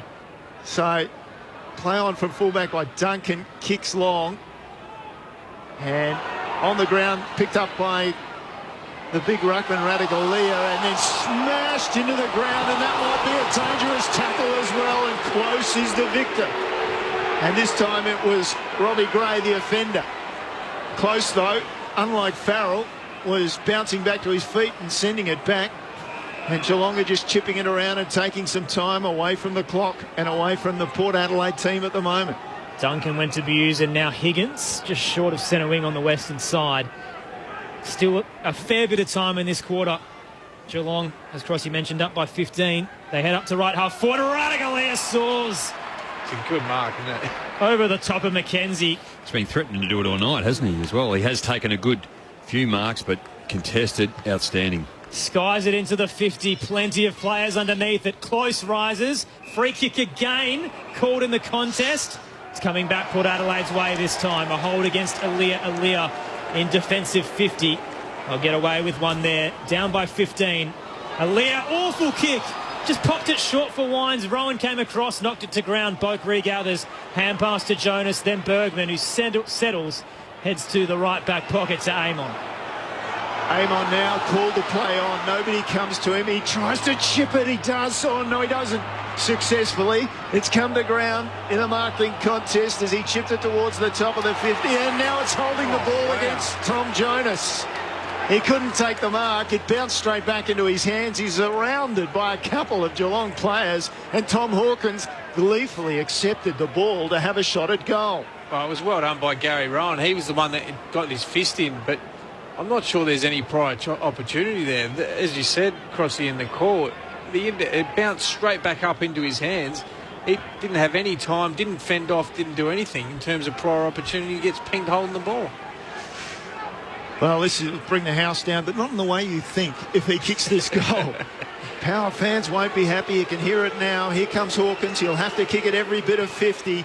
He strikes it pretty well, but hooks it away for a minor score. Game on still. 16 the margin in favour of the Cats. 24 gone in this final quarter. McKenzie with ball in hand, and he'll go straight down the middle. It's flat, but it's long. Massive kick. Kolajasny comes across. Free kick again paid. The umpires had a fairly big influence in the contest for a push out this time. Kolajasny receives it in the centre square for Geelong. Free kick was there, Aaron. Kolajasny heads into the 50 to a pack. Back with it. Laddams nearly took the intercept mark. Good hand pass out, though, from Jonas to Burne-Jones, then Bergman, and now Alia in the left back pocket. Chips it short to Bonner. Still inside defensive 50, down by 16, and they've got 6 minutes left to make it up the Power. Free kicks, 24, Port Adelaide, Geelong 20. Down the line goes Bonner. O'Connor, meanwhile, goes back with a flight of the ball. Runs into Jones, but managed to get his fist to the ball and knock it over the boundary line. Umpire waiting on the ball. Member of the crowd picked it up and gave it to him. The ball went over the fence. First two rows at the Adelaide Oval blocked out from the crowd because of Geelong's status of coming from the hotspot that is Melbourne. Off hands, Boat gets it away from the clearance up towards the 50, a bit short for Dixon, and bounces over the boundary line to be tossed back in. So still 5.5 left in this final quarter. A 3-goal game, Geelong's lead. Plenty of Cats fans getting in touch with us on the text line. Up the Catters. Come on, Cats, says Karen of Sunshine. Sour Grapes says another who I imagine was barracking for Port Adelaide. Off the ruck contest, this time Dangerfield pushed as he kicked it straight up, and coming across Burton, took a seat on Dalhouse. Takes the mark for the Power, centre wing, wastes little time, into the 50 he goes. Falling to ground was Wines up against Blitzabs, and a free kick goes against him. Wines was in front position, We'll have to see the replay to see what happened in that contest, but Geelong will get it in defensive 50. They both looked as if they were going for the mark and then just felt they both threw their arms back, so probably a little unlucky, Port. But Blitzavs drives it wide, and Houston, middle of a four-man pack, takes a mark near the interchange gates. Time running low for Port Adelaide. 26.5 gone. They trail by 16 points. Into centre half forward goes the kick from Houston. Off hands it comes. Jones almost was able to claim it. Tui clears the area for Geelong. Down to centre wing, close with a nice pickup. Slips a handball to Parfitt. Middle of the ground to Selwood. Eyes were good. He found Rowan. He's just inside the centre square and half forward. Wow. Hawkins making his way back to goal. Top of the goal square, receives the mark, plays on goal. Hawkins with his fourth. And Geelong are now clear by 22 points, which is a game high.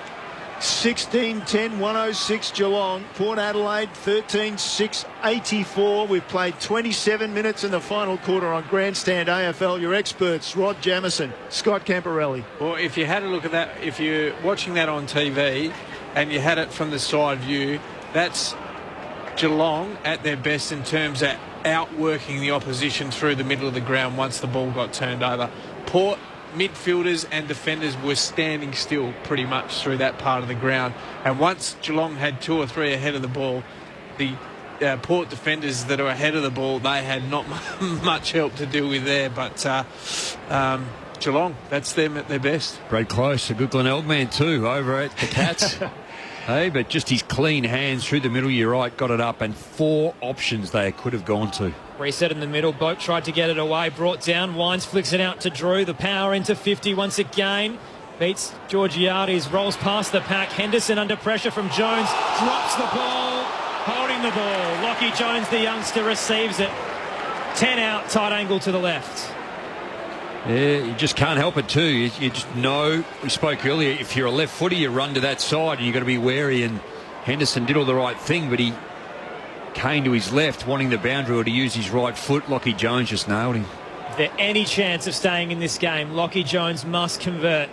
He'll come around in the left forward pocket. Lockie Jones curling and sneaks it through. Back to a 16-point game. 3.5 left in the final quarter. It's 16-10, 106, playing 14-6-90 on Grandstand AFL. Your experts, Scott Camporelli and Rod Jamieson. Well, 3 goals in 3.5 minutes. We saw Geelong have done that twice tonight. So Port are still within a chance, no doubt about that. But 3 goals, that puts them 2 points in front. So if they can win this centre clearance and move the ball into their part of the ground and score quickly, that gives them an opportunity, at least gives them a sniff. Selwood, Dangerfield, Parfitt in the middle for Geelong. Blitz out doing the ruck work. Laddams, who have we got in there too? You got Drew going over there.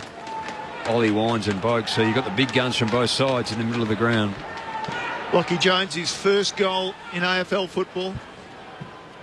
And he's given Port Adelaide a little bit of hope. They get break out of the middle. Yes, they do, through Drew. In the end, he's on the end of a hand pass from Bogue. He goes long. And a mark taken by Georgiades. And now a free kick goes against him. Henry was deemed to have been taken high somewhere in that marking contest, and he'll receive the free kick. 25 out, straight in front of his own goal face. Sends it out wide. Houston off the pack, picks it up there inside 50. He goes looking for Georgiades. Ball goes out. Dead ball gives a chance for the crowd to vent some more. Gee, I'm glad we're on air for a while after this game finishes, because there might be some rioting out of this stadium. Not quite sure. We're going to have a look here. Here's on the replay. Oh, yeah. He's pushed him out. It's no, there. It was more left hand across his shoulder. That was the umpire's signal that it was high. Yeah. So toss back in. Inside Port Adelaide's attacking 50. Dangerfield soccers out of the ruck contest. Could have been in danger. It's heading to the boundary line anyway, and deemed deliberate. Free kick to Port Adelaide at right half forward. Wasting little time. Long kick coming around the mark from Farrell. Minus score on the left. As a result, we're back down to a 15-point game. 16-10, 106 to 14-7, 91. 3 minutes left for Port Adelaide to make a late charge. The Cats are up. So playing on from fullback was Tui. He went long and another mark taken, this time by McKenzie for Port Adelaide. Handballs it straight off to Houston. Dropped at 25 from goal. Ball comes to the front of the pack. And diving on it was Henderson. He's in trouble. No, ball squirts out. Boak makes a tackle now. Umpire circling, says give it to me. 30 metres out, straight in front of the goal face. Port Adelaide attacking. What a last quarter. Boak's had a big quarter. 9 disposals this quarter, the most for Jeremy Cameron with 4. On the reset, Duncan had a slip and basically threw the ball in the air. Bonner gathered it and completely whiffs the shot outside of the boot in the left forward pocket, out of bounds on the full. Geelong to receive it in the right back pocket. Time may be getting away from Port Adelaide here, down by 15 points. Geelong, after being down the 10-minute mark of the final quarter, have hit the front. So the Cats will get a chance to clear it from their area. Dangerfield ensures it goes across the boundary line. In this last quarter, Port Adelaide 4 goals 3, and Geelong has kicked 5 goals 2. Boak with 9, Ollie Wines with 8, Stewart with 5, Duncan with 5 the other way. So just the reliance of Port Adelaide on those 2 key players just to win the football, to get them in the game. Cleared away from the contest. Hits the ground, he's in trouble. Cameron sends it to the top of the 50. Rowan brought it to ground. He kicked it wide. Close across there. He can slide the ball home or he can centre it up. He had 2 to choose from. He didn't quite hit Cameron or Smith. Now it comes back. Rowan receives from Smith. Around the corner with a kick. And Geelong has sealed the deal. Rowan with his 3rd of the night. And Geelong 17-10, 112. Port Adelaide 14-7, 91. 33 minutes into the final quarter, and I think we've got a winner. Yeah, it's going to be tough from Port here. Minute 30 to go. They've still got to kick 3 goals at least to hit the front, Jamo. But they've just scored. They've just scored too easy, Geelong. You know, to be fair, I mean, I know Port started well in the start of this last quarter, but then just the momentum. They've just kicked, 3 in 3 minutes at the end of Port's run, and then they've just been able to kick another one. But certainly the speed ahead of the ball and through the midfield, as you said, the reliance on Boak and Wines to win their share, it's certainly gone Geelong's way. Pel Pepper hasn't touched the footy in this last quarter. Motlop with a 1, Burn-Jones with a 1, Robbie Gray with a 2. So again, just highlighting Port Adelaide need their big players to stand up, and they're heavily reliant on them. The defence of Geelong, when they're tested with a top 4, top 8 side, they haven't been able to crack it. Laddams gets the tap down, coming through. Boat couldn't gather cleanly, and Selwood could. The Geelong skipper hands it out wide to Dangerfield, just calls for some leads, pops it into the 50. Alaire sitting underneath it, takes the intercept mark. The Power want to rebound as quickly as possible. Alaire goes over the top to Drew. Heads out towards the eastern side into open space. Henry cutting it off, though, for Geelong. They've had answers all night in defence with the spare man. Henry gets it out to Dangerfield, centres his kick by popping it up to Hawkins, who just puts his hand up and says stop. He couldn't do that again if he tried, I reckon, Patrick Dangerfield. He almost kicked it over his right shoulder. The most awkward of kicks. And for the second week in a row, it's looking very likely that the travelling team, who's had to quarantine multiple days prior, fly on the day, stay out in the cricket nets for hours on end, is going to get a victory here at the Adelaide Oval. Parfitt pops it up towards left half forward. Sitting underneath it, Dangerfield brought it to ground. Dalhouse runs in, he can't gather.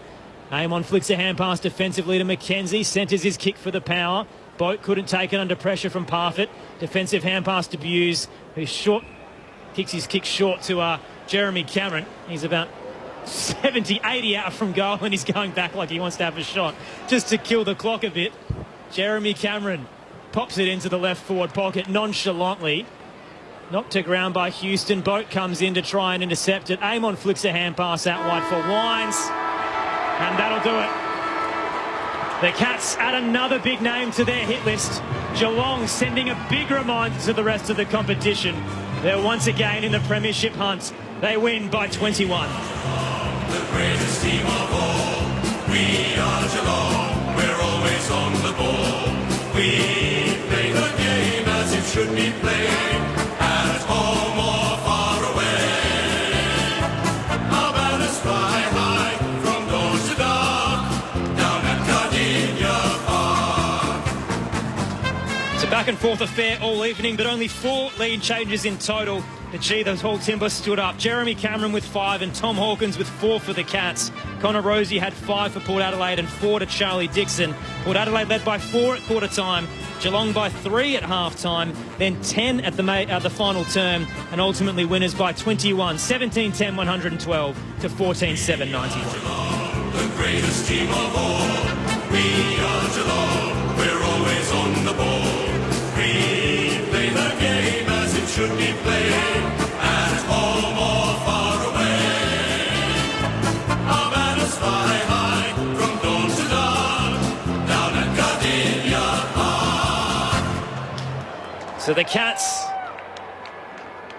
forced themselves into the conversation with Melbourne and the Western Bulldogs, and meanwhile, so many questions about Port Adelaide, and none of them have been answered tonight. The Power's 4th loss of the year, their 3rd against a top 8 side. And for Geelong, they now sit 9-3, still just outside the top 2, but definitely in the conversation for sure. Aaron Bryans and Neil Cross with you alongside Scott Camporelli and Rod Jamieson. Will be with you for another 36 minutes on Grandstand AFL. Plenty to dissect in both sides, and we'll try and head into both rooms as well if possible. We know that Geelong need to get out of here as soon as possible, so they may be departing very quickly, but regardless, they are winners tonight. Scott Camporelli, Rod Jamieson, break it down for us. Yeah, well, I guess the Achilles heel of Port has been contested possession, but it wasn't necessarily the contested possession entirely. But, Jamo, you highlighted a couple of times on the night, contested marks 10-21.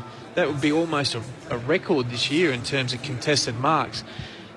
The thing for me that broke down from Port Adelaide, so if we look at Geelong's score sources, they've had 48 turnovers. So they've been able to intercept 48 times in Port Adelaide's forward half of the ground. They've managed to go back 17 times to get it inside 50, and they've scored 8 goals too out of that. So that's a couple of things. We spoke about it during the game around Port's method going inside forward 50 and allowing Geelong to mark and intercept those balls, but also how they defended out of that. To have 17 inside 50s from those and score 8 times, that's going at 50%. So that's a real work in progress for Port Adelaide if they're to make sure that they're at the top 4 at the end of the year. Well, and to be fair, they've never been short of getting the football in there forward 50, have they, for many, many years. It really has been that critical kick that enters into that forward 50 and to the targets they go to. Charlie Dixon is normally the one that they would probably go to on more occasions than not. Robbie Gray, when they need to, sort of deep in quarters or deep in games when they need someone to stand up with and win. Unfortunately, Todd Marshall, for those that joined us late, he went off early in that first quarter with concussion. Boyd Woodcock came on, so you lost a significant toll and another target up forward, and maybe you've done some work in the ruck too, where Charlie Dixon had to go into that secondary ruck role to help out Laddams to be able to do that around the ground. And we probably wanted Charlie's better nights ending up with his 4 goals. But we spoke pre-game about just the quality and the experience of the Geelong side and across all lines, not just in the midfield. And the midfield was always going to be tough. We felt Port Adelaide could square that out, but the stoppages around the ground, Geelong potentially was going to be better on occasions, but Port Adelaide were able to do well. Crossy, what are you up to? Just all the Geelong players. Look, I saw Chris Scott out there and congratulating, as we know, Joel Selwood with the Selwood family taking from the Danaher family the record for the games played among the families. But then I think it might have been at the direction of Chris Scott that he said to Joel Selwood, take the boys down because there are a group of Cats supporters down behind the goals at the northern end of the ground, which is opposite to where the rooms are. Also, I think Geelong's quite happy to be out on the ground for as long as they can because then they don't have to wear masks. Get locked away, snuggled into some luggage, tucked away in a plane. Look, it is. I mean, it's to credit to them with everything they've had to do. You have to say, look, they are lucky to be out and about and continue to do what they do and play the role in the AFL, and everyone's moved a lot to be able to make it actually happen. But, with those challenges to come here and actually do it in the manner in which they did, it is a tremendous win by Geelong. Yeah, it's disappointing for Port, I think, at the end of the day. Particularly the start of that last quarter. We were sitting here, all of us sitting there, and even the supporters, they're coming here. But then they just scored too easy. They kicked 6 of the last 7, Geelong, to win the game. So that would have to be reviewed heavily as to how and why they got breached so easily in terms of being scored against. And we touched on it in terms of their ability to turn the ball over. That was a difference in the game tonight. So Geelong, for a majority of the year, have been really strong in that area, and they've showed that again tonight. So a lot of it was some poor execution, some of their decision-making, which they need to tidy up if they're to be a force in 2021. The text line, if you'd like to get in touch with us over the next 30 minutes, 0437 774 774. Ken messaged in to say, what a game. Thanks for your call, fellas. Lifelong Cats supporter camped south of Darwin. Go Cats. Hope you're enjoying your time up in the north there, Ken. Also, Kate's texted in saying, great call, enjoying the game. Sitting in the dark, no power, no water, intermittent phone reception, so I hope you get this message. We did, Kate, and hopefully everything's going all right for you there with the weather conditions at the moment. Em in Melbourne also texted in saying, no spray for any of you. We love the commentary from everyone. Bad luck, Port Adelaide. Same happened when Pies played Geelong. However, Port playing better than Pies. So at least no negative feedback for you this evening, Campo and Jamo. After your tip, you did predict the Cats at three-quarter time, and the fans got it right on you as Port Adelaide hit the front there for a while. Well, I have to declare, I actually thought it was going to be touch and go going into the game, and I picked Port Adelaide at home, but I changed my tip when I got to the box this evening to Geelong. After I saw the ins, the fact that the average age was 28, I have my doubts about Port Adelaide this year. We've asked the question a few times about whether they were better than last year, and just not seeing it at the moment, whether or not they can actually compete against the best. But we'll wait and see. They've still got a few more big games to come against the likes of Melbourne, Sydney, the Western Bulldogs at the back end of the year. But I'm just concerned the depth isn't there for them at the moment. Let's head into the Geelong rooms, winners by 21.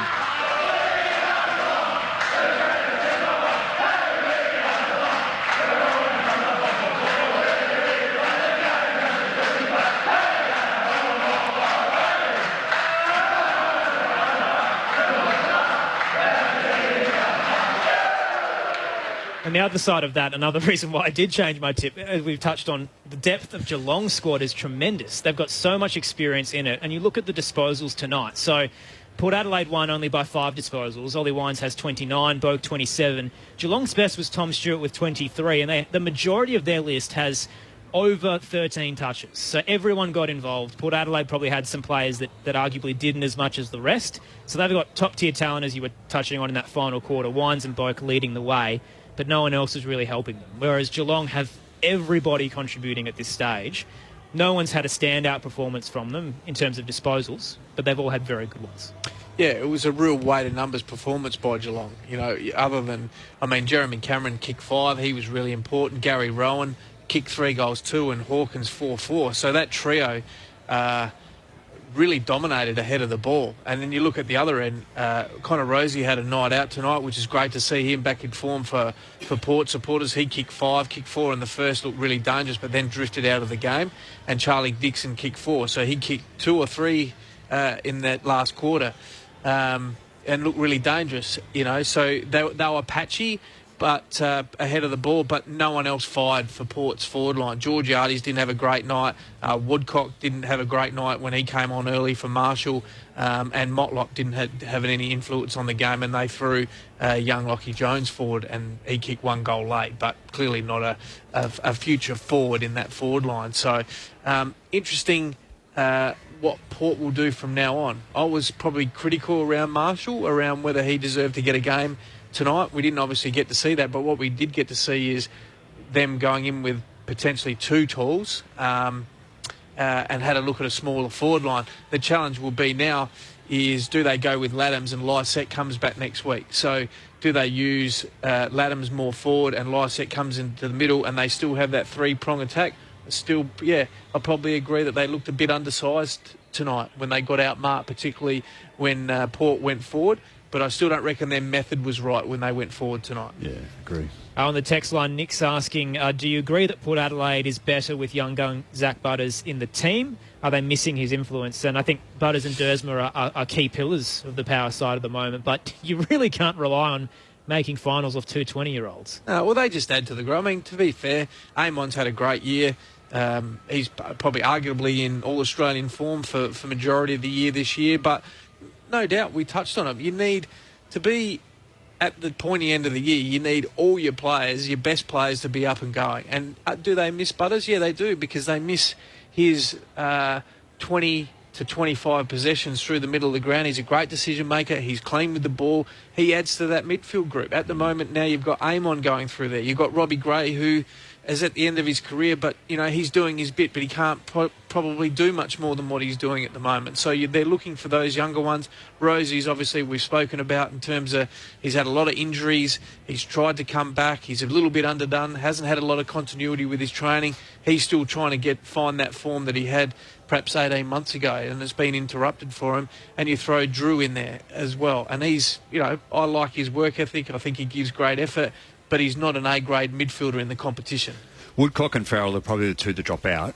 Butters and Dursman come into the side, so just the liveliness of what up there. I think Will Drew has done a lot in recent time to be able to hold his position and maybe be that tagger, and I thought he was potentially going to have a run with role tonight. It was a couple of other players that were really quiet tonight, which, they're going to happen from time to time, but it's, I think, to Campo's point, the method in which they went in tonight, they really struggled. And it wasn't because maybe they didn't have the height up there. They had the options to be able to go. It's the manner in which they used the football to go forward, which makes it really difficult. So, you've seen that Wines, Boak, Eamon, Houston, Gray had enough of the football in the middle of the ground. Ryan Burton's probably had one of his better nights too tonight, but they just weren't able to use it or execute it. Have a look at Carl Eamon. I mean, he's gone at 23% with 13 kicks tonight. That is so unlike him. He's normally going at 60, 70%. So for a bloke that uses the football normally very well, just the pressure of the game maybe. And a Geelong outlook, we touched on how strong their list is. It's probably the best team they've put out on the park this year because they've had injuries and suspensions. The last piece is Cam Guthrie. You add him in and essentially the 22 is locked. But we've seen them twice now, round one against Adelaide and now here against Port. Do you feel like they are worthy of the conversation of the Melbournes and the Western Bulldogs, or are they maybe just a little bit behind? They're right up there on tonight's performance with the cavalry that they've got coming. And, Dangerfield, first game back for 7 weeks, has, 18 possessions, 10 contested possessions and 7 clearances. He has an influence on the game. So you get Guthrie back through that midfield, adds a bit more depth. Looks like we'll have the chance to head into both rooms. So quickly we'll head down to the Port Adelaide camp firstly. A disappointing 21-point loss, and Ollie Wines can join us. So, Ollie, thanks for jumping on Grandstand AFL. No worries, guys. What did you take out of the loss tonight? What was really, I guess, the major concern? I think overall defensively we just weren't switched on throughout the night. We were able to get a 9-point lead 5 minutes into the last quarter, and then to give that up and lose by 4 odd goals is so disappointing. We had plenty of opportunities, but just defensively we broke down and we weren't able to play that front half game of footy that we like to. And the loss of Todd Marshall early, did that disrupt your forward line? Yeah, a little bit. Look, it didn't help that we kicked the ball to them a lot. That was probably one disappointing part of the night. We turned the ball over so many times and they punished us off that turnover. So missing that sort of extra tool down there probably did leave us a little bit short, but we just got to kick the ball better. Ollie, Scott Camperelli here. You touched on it, and you're right. From sitting up here in the radio box, it's obviously easier, but Geelong's ability to turn the ball over in your front half and then counter-attack off that. They kicked 11 goals from turnover and they kicked 8-2 out of your front half. That's obviously an area of concern for you moving forward. Yeah, certainly, and we knew that was their weapon. They're such a good intercept team. Some of those guys down there in the back line are first class at it. So for us to sort of, first of all, not dispose of the ball very well going inside 50, giving them the opportunity to intercept, and then defensively off that, we were very poor. As you said, you read those goals out that they kick from turnover. It's something that we usually pride ourselves on, limiting the opposition, and tonight we weren't able to. So was it more, Ollie, was it more based around your method going inside forward 50, or do you think it was more execution? Oh, look, it was a little bit of execution. We sort of didn't get our numbers right in the 50. We were sort of outnumbered there at times, and then on the other end, just defensively, we were lacking, and it has been a bit of a trend over the last month that when we do turn the ball over, we're not quick enough to react, and a good quality side like Geelong really punished us quickly off the turnover tonight. Ollie, thanks for joining us in the post-game, and best of luck for next week's contest. Cheers, guys. Thanks. That's Ollie Wines from the Port Adelaide room. So Geelong winners by 21 points to start round 13. We can bounce from one room to another. And Zach Tui can join us. Imagine that they're getting ready to rush out of South Australia. But Zach, congratulations on the win. G'day, guys. Yeah, it was a tough contest and trying conditions, but very happy with the result. I imagine you would have caught the back end of Ollie there a little bit. What did you make out of the contest tonight? What was, I guess, the key pillar in your victory? Yeah, look, they're clearly a quality side, and their midfield's very strong. And it was it was a bit of an arm wrestle in there, but there's periods when they were on top, and we found it very hard to get it out. And then it seemed to happen that as the game went on, we were able to wrestle momentum back in the back half of each quarter. Unfortunately, I thought we responded really well after they started the last quarter strongly. So really proud of the mids in particular, but everyone. Zach, Rod Jamis, I thought we spoke to Matty Knights pre-game, and the Sava Gataralia, it was actually really good tonight, certainly around the ground, but also in the middle of the ground when he needed to stand up, and the way that he actually just attacked the contest too when he went for his marks. Yeah, we love Sav. He's clearly got a heap of talent, and he's still refining his game in a few areas, but I thought his follow-up tonight was elite, and that's an area that he... he'll have most opposition ruckman covered in that area, and then when he launches at packs, you just don't want to be standing in front of him. So, I thought he was outstanding tonight. We know the depth of your midfield and the quality is there, and it's normally the skipper leads the way, and then there's Dangerfield and Mitch Duncan, and obviously Cam Guthrie's not there tonight. But I thought Brandon Parford's game slow to start, but then really got into the game. Yeah. Look, he's going to be a gun midfielder in the competition, much less in our team. He provides sort of ferocious contest when it's in his vicinity, and he's an elite tackler. So he complements the rest of that midfield very, very nicely. And there's no doubt in my mind he's going to be around for a very long time. Zach, Neil Cross here. Just since we're going around the grounds, just look at that forward line, and it looks so much better than it was last season with Jeremy Cameron, Gary Rowan and Tom Hawkins working together. When you've got those three options going forward, do you have a lot more confidence this season? Yeah, we had a lot of confidence going to our forward line last year, but, I mean, you're not wrong. You had Jeremy Cameron to any forward line, and it's going to increase your, willingness to bang it in there. And I'm just not sure if you're kind of an opposition defence who you're sending your number 1, 2 and 3 defenders to. So, look, they're a dominant trio on our team, and very, very lucky to have them because I thought they might have been the difference tonight. And speaking of tonight, how long have you got before you have to jump on a bus and then get out of here? Yeah, I'm not sure what the plan is. We're on the bus soon enough. We'll try and grab a quick bite, and then it's been an interesting day. Zach, it's your first win off the bye as well. I was going to ask, did you do anything different heading in? But obviously your preparation was a bit stunted coming to South Australia. But did Chris Scott make any changes to his approach this week? Yeah, we made some significant approaches to our preparation today, that's for sure. But no, look, I mean, overplayed a little bit, but it is there, that record after buys. And a lot of it is down to the fact that we just play quality teams after buys like Port Adelaide in Adelaide. So no, we didn't really speak too much about it. It was going to be a different sort of build-up to this week's game than any we've ever had before. So we just knuckle down and try to get the job done. It is such a star-studded group at Geelong at the moment, an average age of 28. You've got so many seasoned veterans in this squad. But what is the actual environment like with so many big names around them? Is there ego there? Is there a little bit of over-experience? How does it work when you've got so many players with so much knowledge getting ready for games? Yeah, it's a wonderful group, with the exception of Paddy. He's got an ego that could fill the MCG. But as far as the rest of them go, I like the rest of them. Look, mate, it's such a fun place to work. Honestly, it's I can't oversell Geelong as a club, and as a place to live, it's I consider myself very, very fortunate to be here, because it's a really healthy environment to be in at the minute. You've got the Western Bulldogs next Friday night. Do you have any idea of whether or not you may be able to play that in Victoria? No, I've got no idea. I'm not really sure anyone does. It's just the world we're in, but wherever we have to play, and we'll be ready. Zach, are you a Netflix or a book reader or an Xbox man while you're in lockdown? Well, as long as there's no follow-up questions, I'm a book reader. If there is any follow-up questions, yeah, I'm on Netflix. Well done tonight. What did you find yourself doing in the 3-hour lead-up when you were stuck here at the Adelaide Oval? Were you in the cricket nets, or Matthew Knights was saying a few players decided to watch some movies? Did you get your undisclosed book out? What was your plan?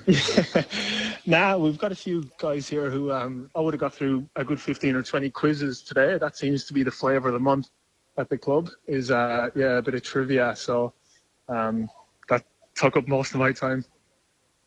Who was the winner? The big I was. If you really want to know, I went back to back. Hey, Zach, did I hear someone say there was chess? Someone had a chessboard out? Yeah, we've got a few chess players. Believe it or not, it's an incredibly low standard, but we play.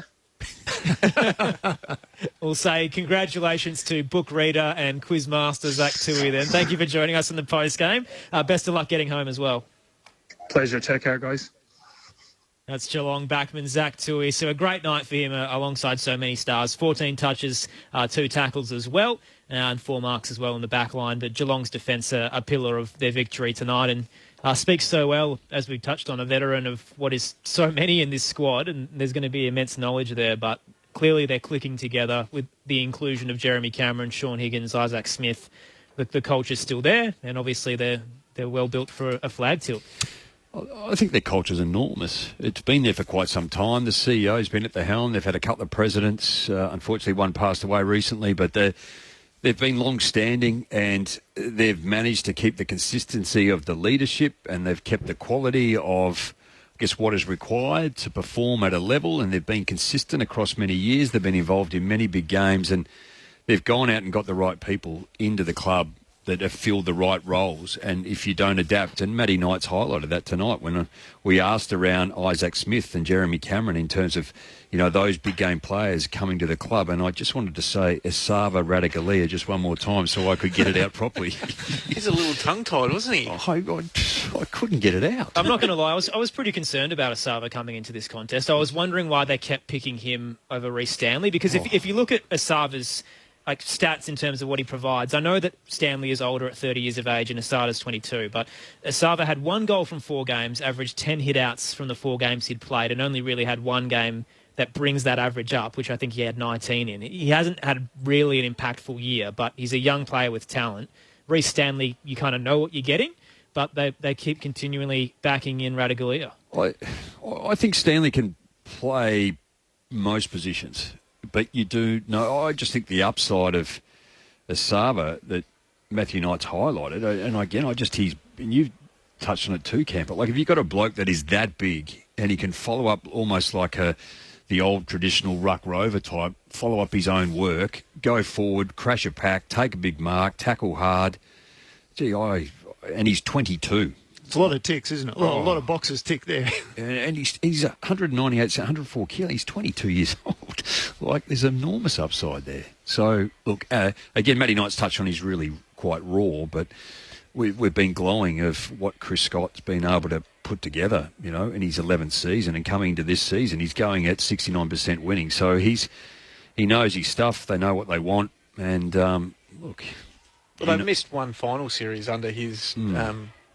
tutelage, hasn't he? Yeah. So, I mean, a lot of people are critical, perhaps with the list that he's had and had more, but, he's gone to prelim finals, he's gone to grand finals, I think he's even got the best winning record in anyone in the competition, even more than Clarkson and these guys. So you can never question what he's done over a long period of time, but, the knock on him is it probably needs to win another one, to be fair, in terms of what they've done. And yeah, they have put their eggs in one basket, but you can see they just look really unselfish, don't they? They're an unselfish team. They play well together. You can see there's synergy.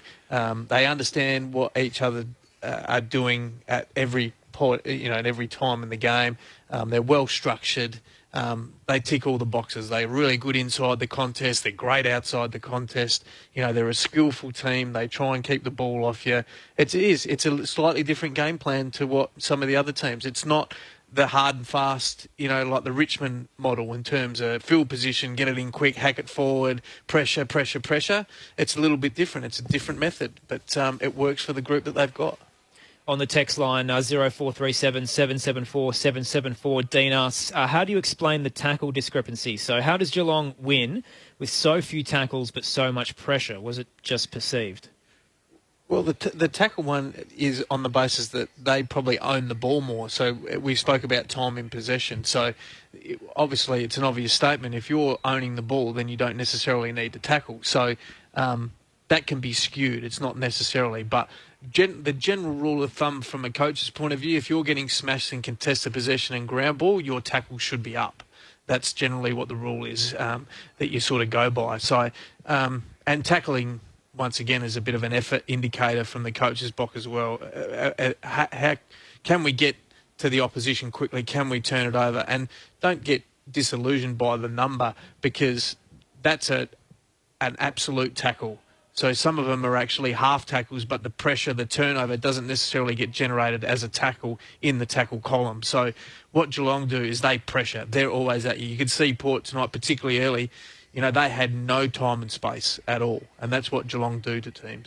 Also, Owen, and Bruce Rock in WA says, hey, fellas, it was the Tom and Jerry show tonight. It was messy at times, I think, in terms of the football out there, and there were obviously a lot of mistakes made. But I thought they were talking about Jamo and I. Maybe. I get a clarification on that one. You guys don't generally fight too often. Well, you gave us a clip early. We had to settle down. I had to after you completely ruined me on air when I said Geelong's back line's great, and you went, no, they're not. Terrible. Sorry, Aaron. Sorry. I'll hold you to that one. Another topic that I did mention that we'd try and touch on throughout the night, because it is the big news story of the week, and we're starting round 13, was Nathan Buckley's departure at the Collingwood Football Club as the head coach, the vacant position that's now there for next season.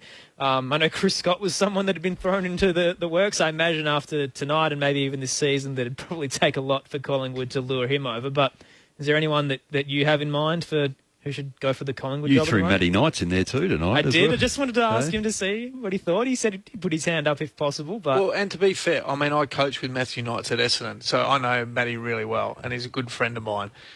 I was just a little unfortunate at the time that he was tough. He came in after Kevin Sheedy. Whoever took that role after Kevin Sheedy was going to be, after someone like Sheeds and what he's done in the game and in his standing, and for Nida to take over. He had some success there, Nida, and I loved working under him. But it was unfortunate circumstances towards the end. And he had a little bit of time off. He went away. He got the opportunity at Geelong, and he's loved his time down there. And what a great place to go and under Scotty in terms of how they go about culture and success and game plan. And he would have fine-tuned that over the last, 7 or 8 years. So he'd be one that you'd definitely be going to talk to, because he's been in that seat before. He's had experience. He's gone away. He would have learned a lot. How would I do things better the second time round? That's always important. You see Brett Ratton got another opportunity. You see some of these guys that have gone away and learnt a little bit more about how they go about things and change their way. I'd throw up Don Pike. Don Pike's too good not to be in an AFL club right now. That would be my assessment of it. He's gone up to Sydney. He's had a huge impact up there. They love him up there in terms of what they've done, from their ball movement side of things. You see how much they've grown up there. He's a great footy brain. He'd be someone that you'd look at. And then there's the obvious ones in Ross Lyon, who's obviously been out of the game for 12 to 18 months. And does he have the desire to get back into it again? One of the challenges as a club for Collingwood clearly know where they're at, and that Nathan wasn't going to be the coach to take them forward. So it would be what coach are they after, and then what are the assistants there, and what does the new coach bring in, and how long have the other assistants be there, and what can they add to be able to enhance that new coach? Do they know where they're at, though? I mean, they, I think, got their list work wrong in having to dump the players they dumped at the end of last season. They didn't manage to get their figures right. So do they know where they are exactly? Well, I think that's a bit of list management too. So it can't be just on. You know, you've got to be able to. The coach doesn't get involved in any of that. Oh no, I'm not saying they do. I'm just saying, just overall as a club, do you think they know? Well, I think the club's in a bit of a difficult position at the minute in terms of overall. You know, the board, they're looking to. You know, there's another ticket they want to split. They weren't able to get what they got right at the start. There's always been pressure on Nathan Buckley, and I think at times the club sabotaged the way that he's tried to get the club up and going, and now that's where the players are on field, off field.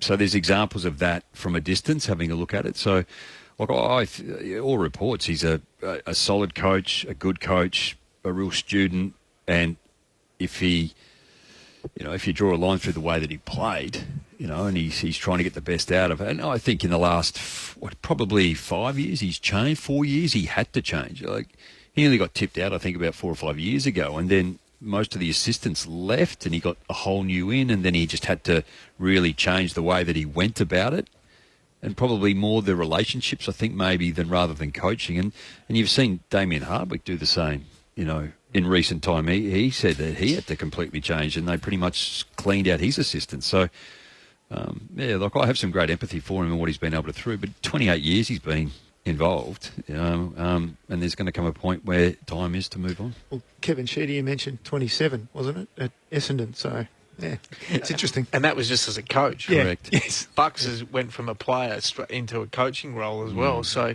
you know, some of the times you sit there and go, are they a bit stale? Do they need someone, you know, to come in there? And they've obviously got...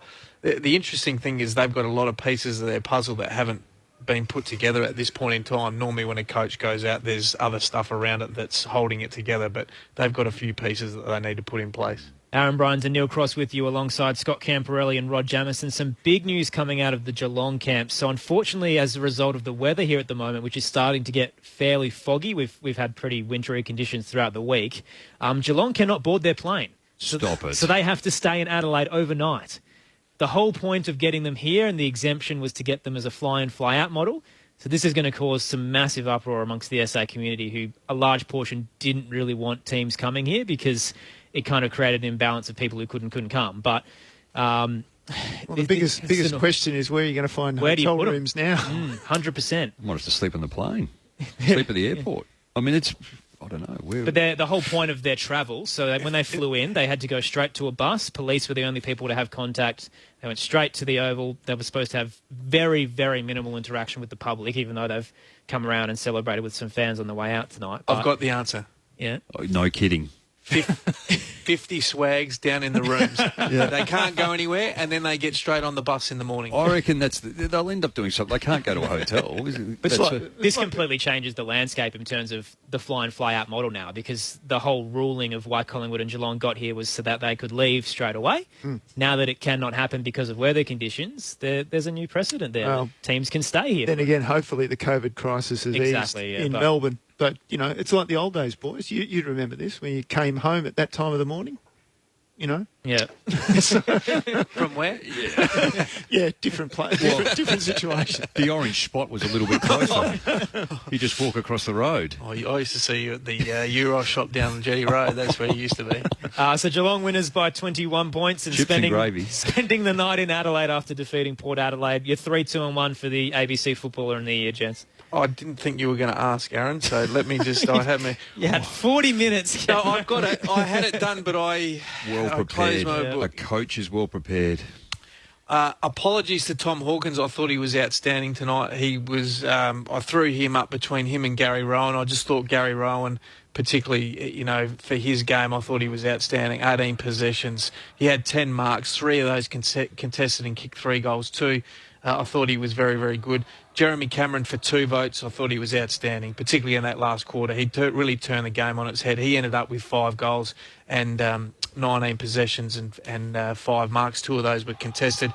And I thought the best player on the ground, and I hope you agree with me here, Jamo, Tom Stewart. I thought he was outstanding all night. The way he just played, he controlled that back half. He was really influential in terms of turning the ball over in that back 50. He controlled everything through there. He had 3 contested marks, 7 contested possessions, and I thought he was the best player on the ground. Yeah, look, and right from the outset too, didn't he? Just throughout the entire game, just found himself in the right position. And I know this is going to be a bit of an in-house, and I'll probably have to explain it later, but Cam Guthrie also deserves a mention too. And I'll tell you off air. You can't leave everyone like that, Jamo. Well, there was one night I had to do the 3-2-1, and I didn't give him 3 votes, and I left him out because there were so many other good players, and then He gave you some feedback. the SMS line just absolutely lit up. One of them said, "What, are you drunk?" So every time Geelong play in Adelaide, Andrea's in the back of the box. She's having a giggle too, right at this side. I always have to give Cam Guthrie a special mention. Rod Jamison, Scott Camperelli, thanks as always. And by the way, I'm not drunk. You do love Thanks beer, for the though. clarification. I do love beer, though. That's your weekly tick. Thanks to Neil Cross as well. Hopefully you enjoy the weekend after Origin Game 1. Thanks to Andrea Williamson, our tech. Thanks to Bridget Lacey back in the studio as well. Round 13 kicking off with Geelong defeating Port Adelaide by 21 points. Jeremy Cameron with 5 goals. Tom Hawkins with 4. The votes 3 to Tom Stewart, 2 to Cameron, 1 to Rowan. Tomorrow, round 13 continues the solitary game on the Friday night fixture at the SCG. Brett Sprigg, Clint Wilden, Ty Kennelly and Ryan O'Keefe to get you through it. It's Sydney up against Hawthorn. Coverage starting at 7:05 Eastern Standard Time. That's for Victorian and Tasmanian listeners. Our listeners in South Australia, WA and the Northern Territory on ABC Radio will be joining at around 7:30 Eastern. But a big game tomorrow between the Swans and the Hawks. A couple of big inclusions as well for Hawthorn. So they've got Jai Newcomb, who's the most recent mid-season draftee, playing in his first game. And also Jager O'Meara returns for the Hawks. A big game there. The rest of the round to follow up after that game. Just spread out all the way until Monday. We've got on Saturday, it'll be the Dockers up against the Suns, then the Saints up against Adelaide. On Sunday, we've got North Melbourne playing up against the Giants, and then West Coast against Richmond, and then the Queen's Birthday Clash on Monday to conclude round 13. The Demons up against Collingwood. Thanks for your company tonight. Congratulations to Geelong, winners by 21 points over Port Adelaide at the Adelaide Oval. Good night. Conversations. As a journalist in China, were you under surveillance by the state? Spend an hour in the life of someone else. We always worked on the assumption that the ABC Bureau office would be bugged. Someone who has seen and done remarkable things. So I didn't want to leave at all. I felt safe. And then at midnight, knock on the door, 7 state security police. Hear the latest conversations. Weekday mornings from 11 on ABC Radio. And follow on the ABC Listen app or wherever you get your podcasts. ABC Sport. ABC Sport.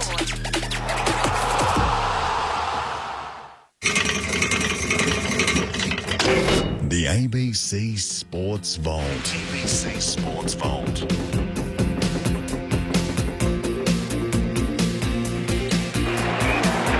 Yes, 2 deliveries to do. The period between 1984 and 1989 was very tough for Australian cricket. Playing an 11 series during that time, Australia managed to win just one, a home series against